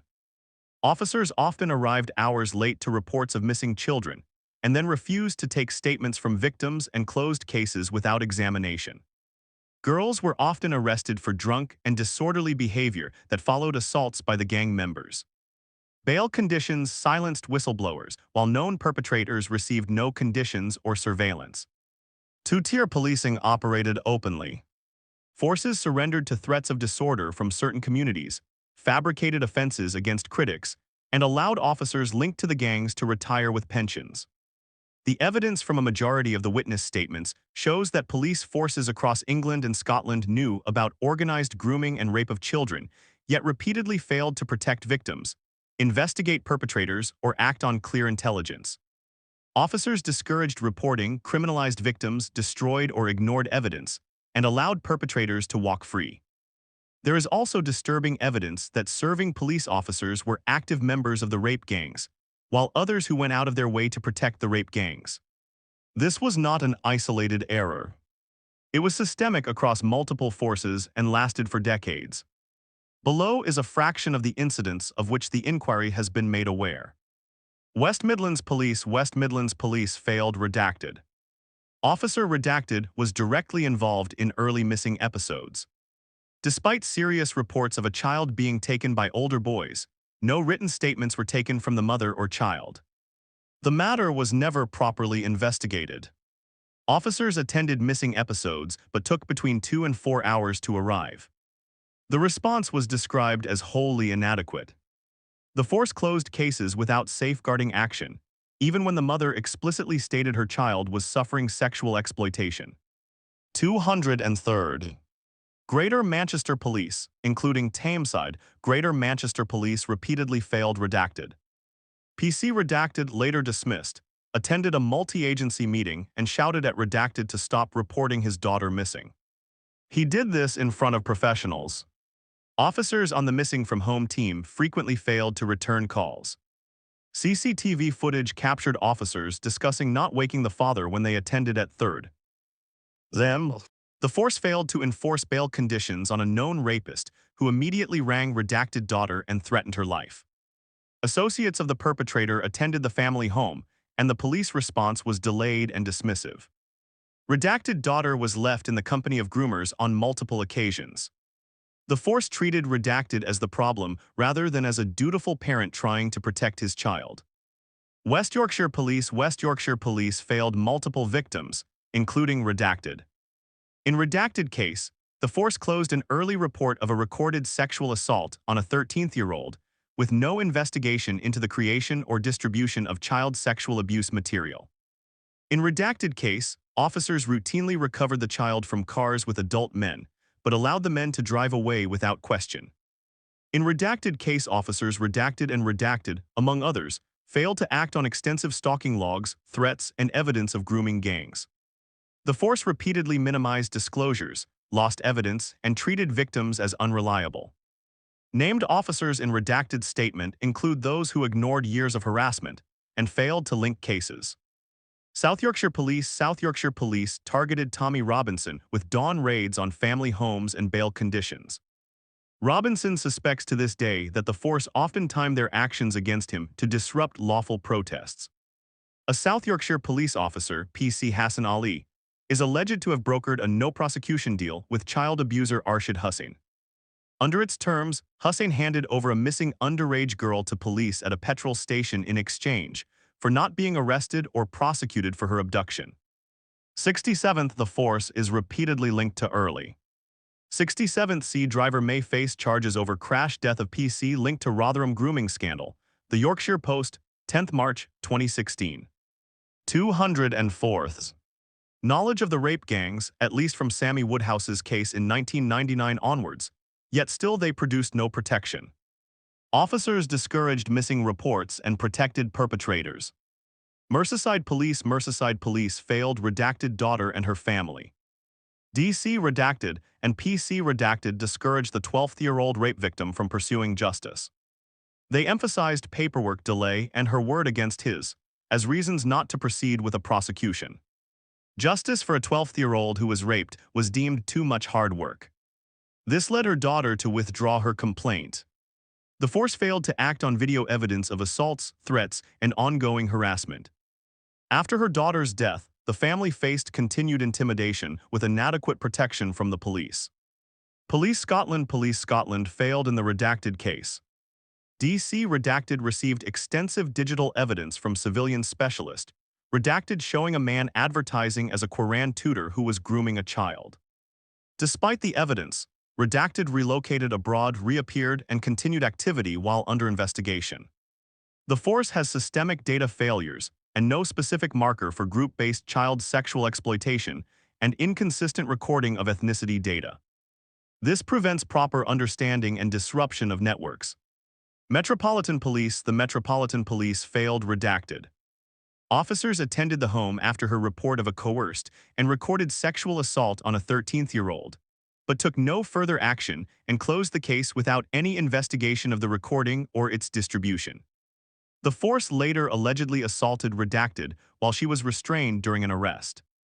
NHS services. The NHS, including its mental health teams, sexual health clinics, hospitals, GPs, and emergency departments repeatedly failed to safeguard children who presented with clear physical injuries, repeated STIs, suicide attempts, self-harm, and disclosures of rape. Staff recorded the evidence, treated the 205th symptoms, and discharged the children back into the hands of their abusers without triggering safeguarding, making referrals, or providing trauma care. This was not occasional oversight. It was consistent practice across multiple regions and services. Hospitals recorded physical injuries consistent with sexual assault, yet took no protective action and sent the children home the same night. ADHD, autism, and addiction directly linked to exploitation received symptom-only treatment with no connection made to grooming. Quick discharges returned traumatized children to the environments where the abuse continued. Physical and psychological harm from repeated rape went unaddressed, leaving victims without coordinated medical or psychiatric care across the country. In addition to showcasing a chronic lack of professional curiosity, officials within the NHS also demonstrated a lack of collaborative multi-agency and multidisciplinary coordination. Instead, NHS services tended to work in silos within their own departments, such that physical services, A&E, sexual health clinics, and the like failed in many cases to collaborate or share information with mental health services. NHS Sexual Health Services, West Yorkshire. NHS Sexual Health Services treated redacted for multiple sexually transmitted infections, including gonorrhea and chlamydia, when she was only 13 years old. The clinics diagnosed and medicated her, but never triggered safeguarding procedures or reported the fact that a child was being repeatedly raped by adult men. No child protection referral was made. The service treated the infections as a medical issue rather than evidence of organized child rape. Dr. Redacted GP, Telford area, a general practitioner, saw redacted with clear indicators of sexual exploitation, including injuries and behavioral changes consistent with repeated rape. Dr. Redacted failed to ask safeguarding questions, failed to make any referral, and failed to protect the child despite the obvious red flags. 206. Medical professionals, GPs, surgeons, and consultants, redacted treating teams. GPs, surgeons, and consultants repeatedly recorded physical evidence of sexual abuse on redacted from infancy. Genital rashes, bowel problems, invasive treatments, and later severe injuries from extreme violence, anal rape, penetration with objects, strangulation, biting, and cutting. These professionals attributed the injuries to psychological causes, performed repeated invasive examinations without safeguarding action, and failed to protect her. Hospital and psychiatric services, multiple victims including redacted and others. Hospital staff across several regions discharged children after serious suicide attempts, overdoses, and self-harm requiring stitches without safeguarding assessments or protection plans. In redacted case, psychiatric detention and hospitalization occurred while she was heavily medicated. Police interviews took place in that state with no trauma support. Physical injuries consistent with sexual assault were recorded, but no protective action followed. Children were sent home the same night. CAMHS and liaison services, redacted treating teams, child and adolescent mental health services, CAMHS, practitioner redacted and associated services framed redacted disclosures of organized trafficking, filmed rape, blackmail, and extreme violence, red rooms, as mental health issues rather than organized crime. No escalation to protection or investigation followed the disclosures. Social care children's homes became trafficking hubs, where staff failed to stop older men collecting girls at night. Local authorities often returned children to unsafe homes and placements, despite repeated disclosures of grooming. Social workers dismissed parental concerns, removed parental authority in front of the children, closed cases without intervention, and saw their job as standing in for the parents themselves. Children in long-term care moved repeatedly. 207th. Between placements that exposed them to further abuse. Children received no long-term trauma support following removal from families. The state systematically failed the most vulnerable and enabled the gangs to operate inside the care system. Social care across England systematically enabled organized grooming and the rape of children. Children's services, local authorities, foster carers, children's homes, and independent units repeatedly returned vulnerable children to known risk. Vulnerable young people who had already been groomed were placed in institutions that were known to be hubs for rape gangs. This was not an isolated error. It was a nationwide problem and practice that lasted decades. According to the National Audit Office, the average cost to keep a child in a care home is £300 and £18,000 per year. 68th to send a child to Eton, it costs £60 £3,000 per year. The failures in social care are not due to a lack of financial resources and have everything to do with the ideology that has permeated throughout our culture as discussed earlier in this report. Redacted Metropolitan Borough Council, one Metropolitan Borough Council, failed every looked-after child in its semi-independent units. A whistleblower social worker formally disclosed financial abuse of care leavers, misuse of public funds, unlawful sanctions, illegal evictions, racism towards children in care, and systemic failures to safeguard against sexual and criminal exploitation. Senior officers redacted leaving care service manager, redacted interim director of children's social care and early help, redacted chief executive, redacted leader, and redacted head of corporate governance, acknowledged the concerns as credible yet conducted no proper investigation. Redacted head of counter fraud and redacted counter fraud team manager confirmed records had been destroyed, shredders purchased at units. The council deemed the whistleblowing reviewed without interviewing her and retaliated with. 68th C National Audit Office. Government needs better oversight to tackle market failures in children's residential care, 12 September 2025. 208th. Suspension and isolation. Children remained in unsafe placements and the level of risks grew. No remedial action followed. Tameside Children's Services, Greater Manchester. Tameside Children's Services undermined Marlon's parental authority and placed his daughter in danger. A social worker privately acknowledged safeguarding failures, but the service told Marlon's daughter she could leave home and contact authorities if her father tried to stop her. Edge of care staff returned her to the exact farm where she had been raped and destroying forensic evidence. After a rapist threatened her life on bail, no protection followed.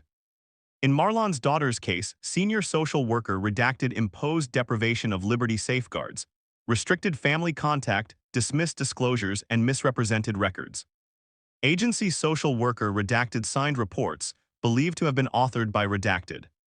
Social worker redacted failed to report Marlon's daughter's rape and, incomprehensibly, returned her to the scene of the crime. The service treated the protective father as the problem and exposed the child to further grooming in care placements staffed entirely by Muslim men, where racist and extremist abuse occurred. Redacted social services. Wolverhampton Social Services failed redacted and her daughter.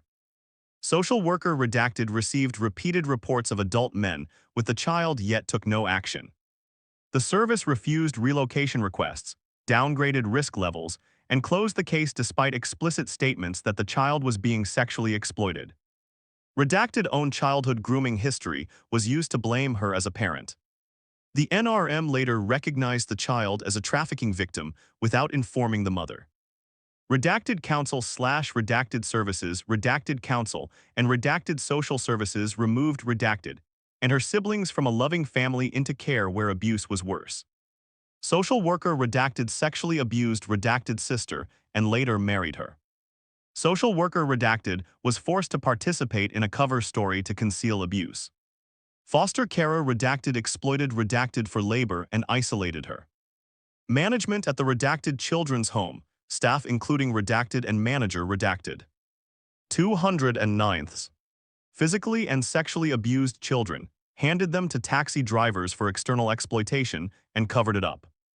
Records were concealed for nearly 40 years.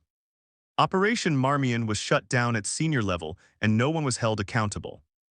Redacted social services failed redacted. The service minimized disclosures of forced conversion to Islam, forced Islamic marriage, coercive control, and threats framed in religious terms to remove her child.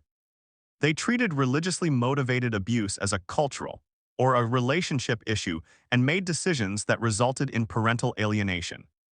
Redacted placement. London staff at Redacted, a supposedly high-support CCTV-covered children's home, dismissed redacted disclosures of trafficking to adult men in Hounslow Flats as choice rather than exploitation. They did not believe another resident's report of abduction and rape. Records from the placement are missing or destroyed. Social services in redacted case, West Yorkshire. Social services new redacted was associating with adult South Asian men and being raped yet treated it as risky behavior or a lifestyle choice. They focused on contraception and sexual health checks rather than recognizing statutory rape. Foster placements failed to protect her and the abuse continued. Redacted social services in redacted case social worker redacted disbelieved redacted disclosures, and her diary strangely later went missing. Social work manager redacted oversaw the response. Incomprehensibly enough, the service treated organized trafficking, blackmail with filmed rape, and red rooms as consensual. Social services in redacted case, Telford social worker redacted provided ineffective intervention despite repeated disclosures of organized gang rape, facilitated by taxis, restaurants, and women. 210th. Enforcers. Social services in redacted case, Sheffield. Various social workers and safeguarding professionals implemented child protection plans that never removed redacted from organized houses in redacted, where Iraqi Kurdish Muslim men trafficked and raped her. They knew of the risks yet failed to act decisively. General Children's Homes and Edge of Care failures redacted and multiple other cases show that unnamed children's home staff and Edge of Care teams repeatedly encountered missing, intoxicated, and injured children with adult men, but failed to report rapes, escalate risk, or remove children from known exploitation environments. Placements became gateways for further abuse. Education. Schools across Britain watched the rape gangs operate in plain sight and did nothing to protect the children in their care. Teachers saw older men collecting girls at the school gates, heard direct disclosures of sexual acts in toilets, recorded truancy, self-harm, and visible injuries, and witnessed children arriving at school with gifts, drugs, or bruises. Instead of triggering safeguarding referrals, they excluded the victims, treated the exploitation as behavioral problems, and allowed the perpetrators to continue collecting children from school property. Education authorities failed to link obvious grooming indicators to organized crime, ignored parental reports, and placed excluded children into environments where the gangs operated. This was not oversight. It was active complicity that handed children to their rapists every single day. Redacted School, Telford staff at Redacted observed older men collecting girls at the gates and heard direct disclosures of sexual activity in school toilets. They recorded truancy and self-harm clearly linked to exploitation. Teachers excluded victims for low-level disturbance rather than safeguarding them. Referrals were rarely made and children were treated as having behavioral problems instead of victims of. 211th. Organized gang rapes. Taylor and her friends were collected openly from the school gates and transported to abuse locations while staff did nothing. Redacted Merseyside after 12th-year-old autistic pupil. Redacted daughter disclosed oral rape. Redacted high school failed to separate her from the alleged perpetrator. Safeguarding measures were tokenistic and the boy remained in school. Her daughter faced relentless bullying and filmed assaults linked to the perpetrator. The school took no effective action. Police had already discouraged the rape investigation, and the school compounded the harm by leaving the child exposed. Her daughter died by overdose after the bullying and intimidation escalated. Redacted daughter schools ignored visible bruises, split lips, and black eyes on redacted child from age 11th. Teachers marked her as must try harder and doesn't mix without asking questions. When a sexual image of redacted child, which she had been coerced into sending, was circulated across multiple schools, no safeguarding response followed. The school treated the exploitation as a behavioral issue rather than organized abuse. Taxi licensing. Taxi licensing authorities across Britain knowingly granted, renewed, and failed to revoke licenses for vehicles and drivers who formed the central transport and operational backbone of the rape gangs. Perpetrators used taxis and private hire cars to collect children from school gates, care homes and streets, ferry them between towns for gang rape, supply drugs and alcohol, and return them injured or unconscious. Licensing bodies possessed repeated intelligence linking named drivers and firms to organized exploitation, yet took no enforcement action, ignored background check failures, and surrendered to organized protests when basic safety measures such as CCTV were proposed. This failure was the active facilitation of child trafficking on a national scale. Redacted licensing authorities. 212th. Redacted licensing authorities failed Redacted and dozens of other girls in the same network. Taxis and private hire vehicles were the primary method used to collect, transport, and exploit children across Redacted specific drivers and firms were repeatedly linked to the gangs through victim reports, police intelligence, and direct sightings.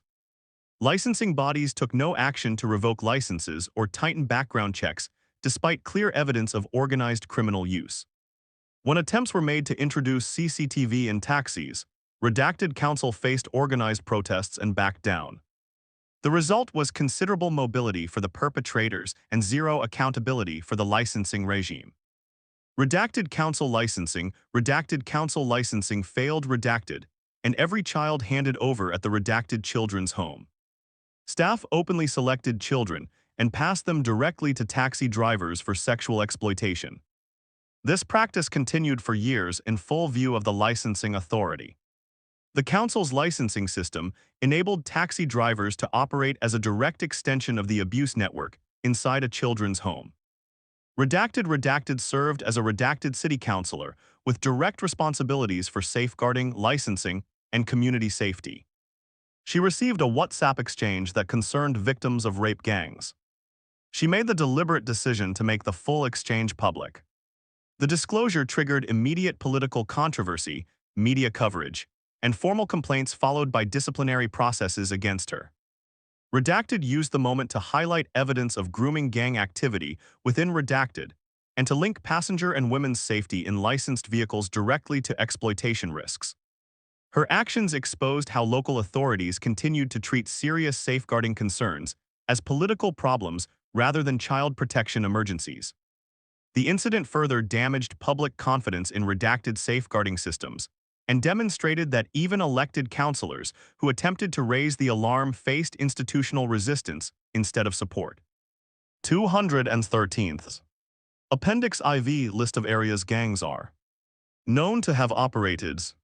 Local authority districts 149th.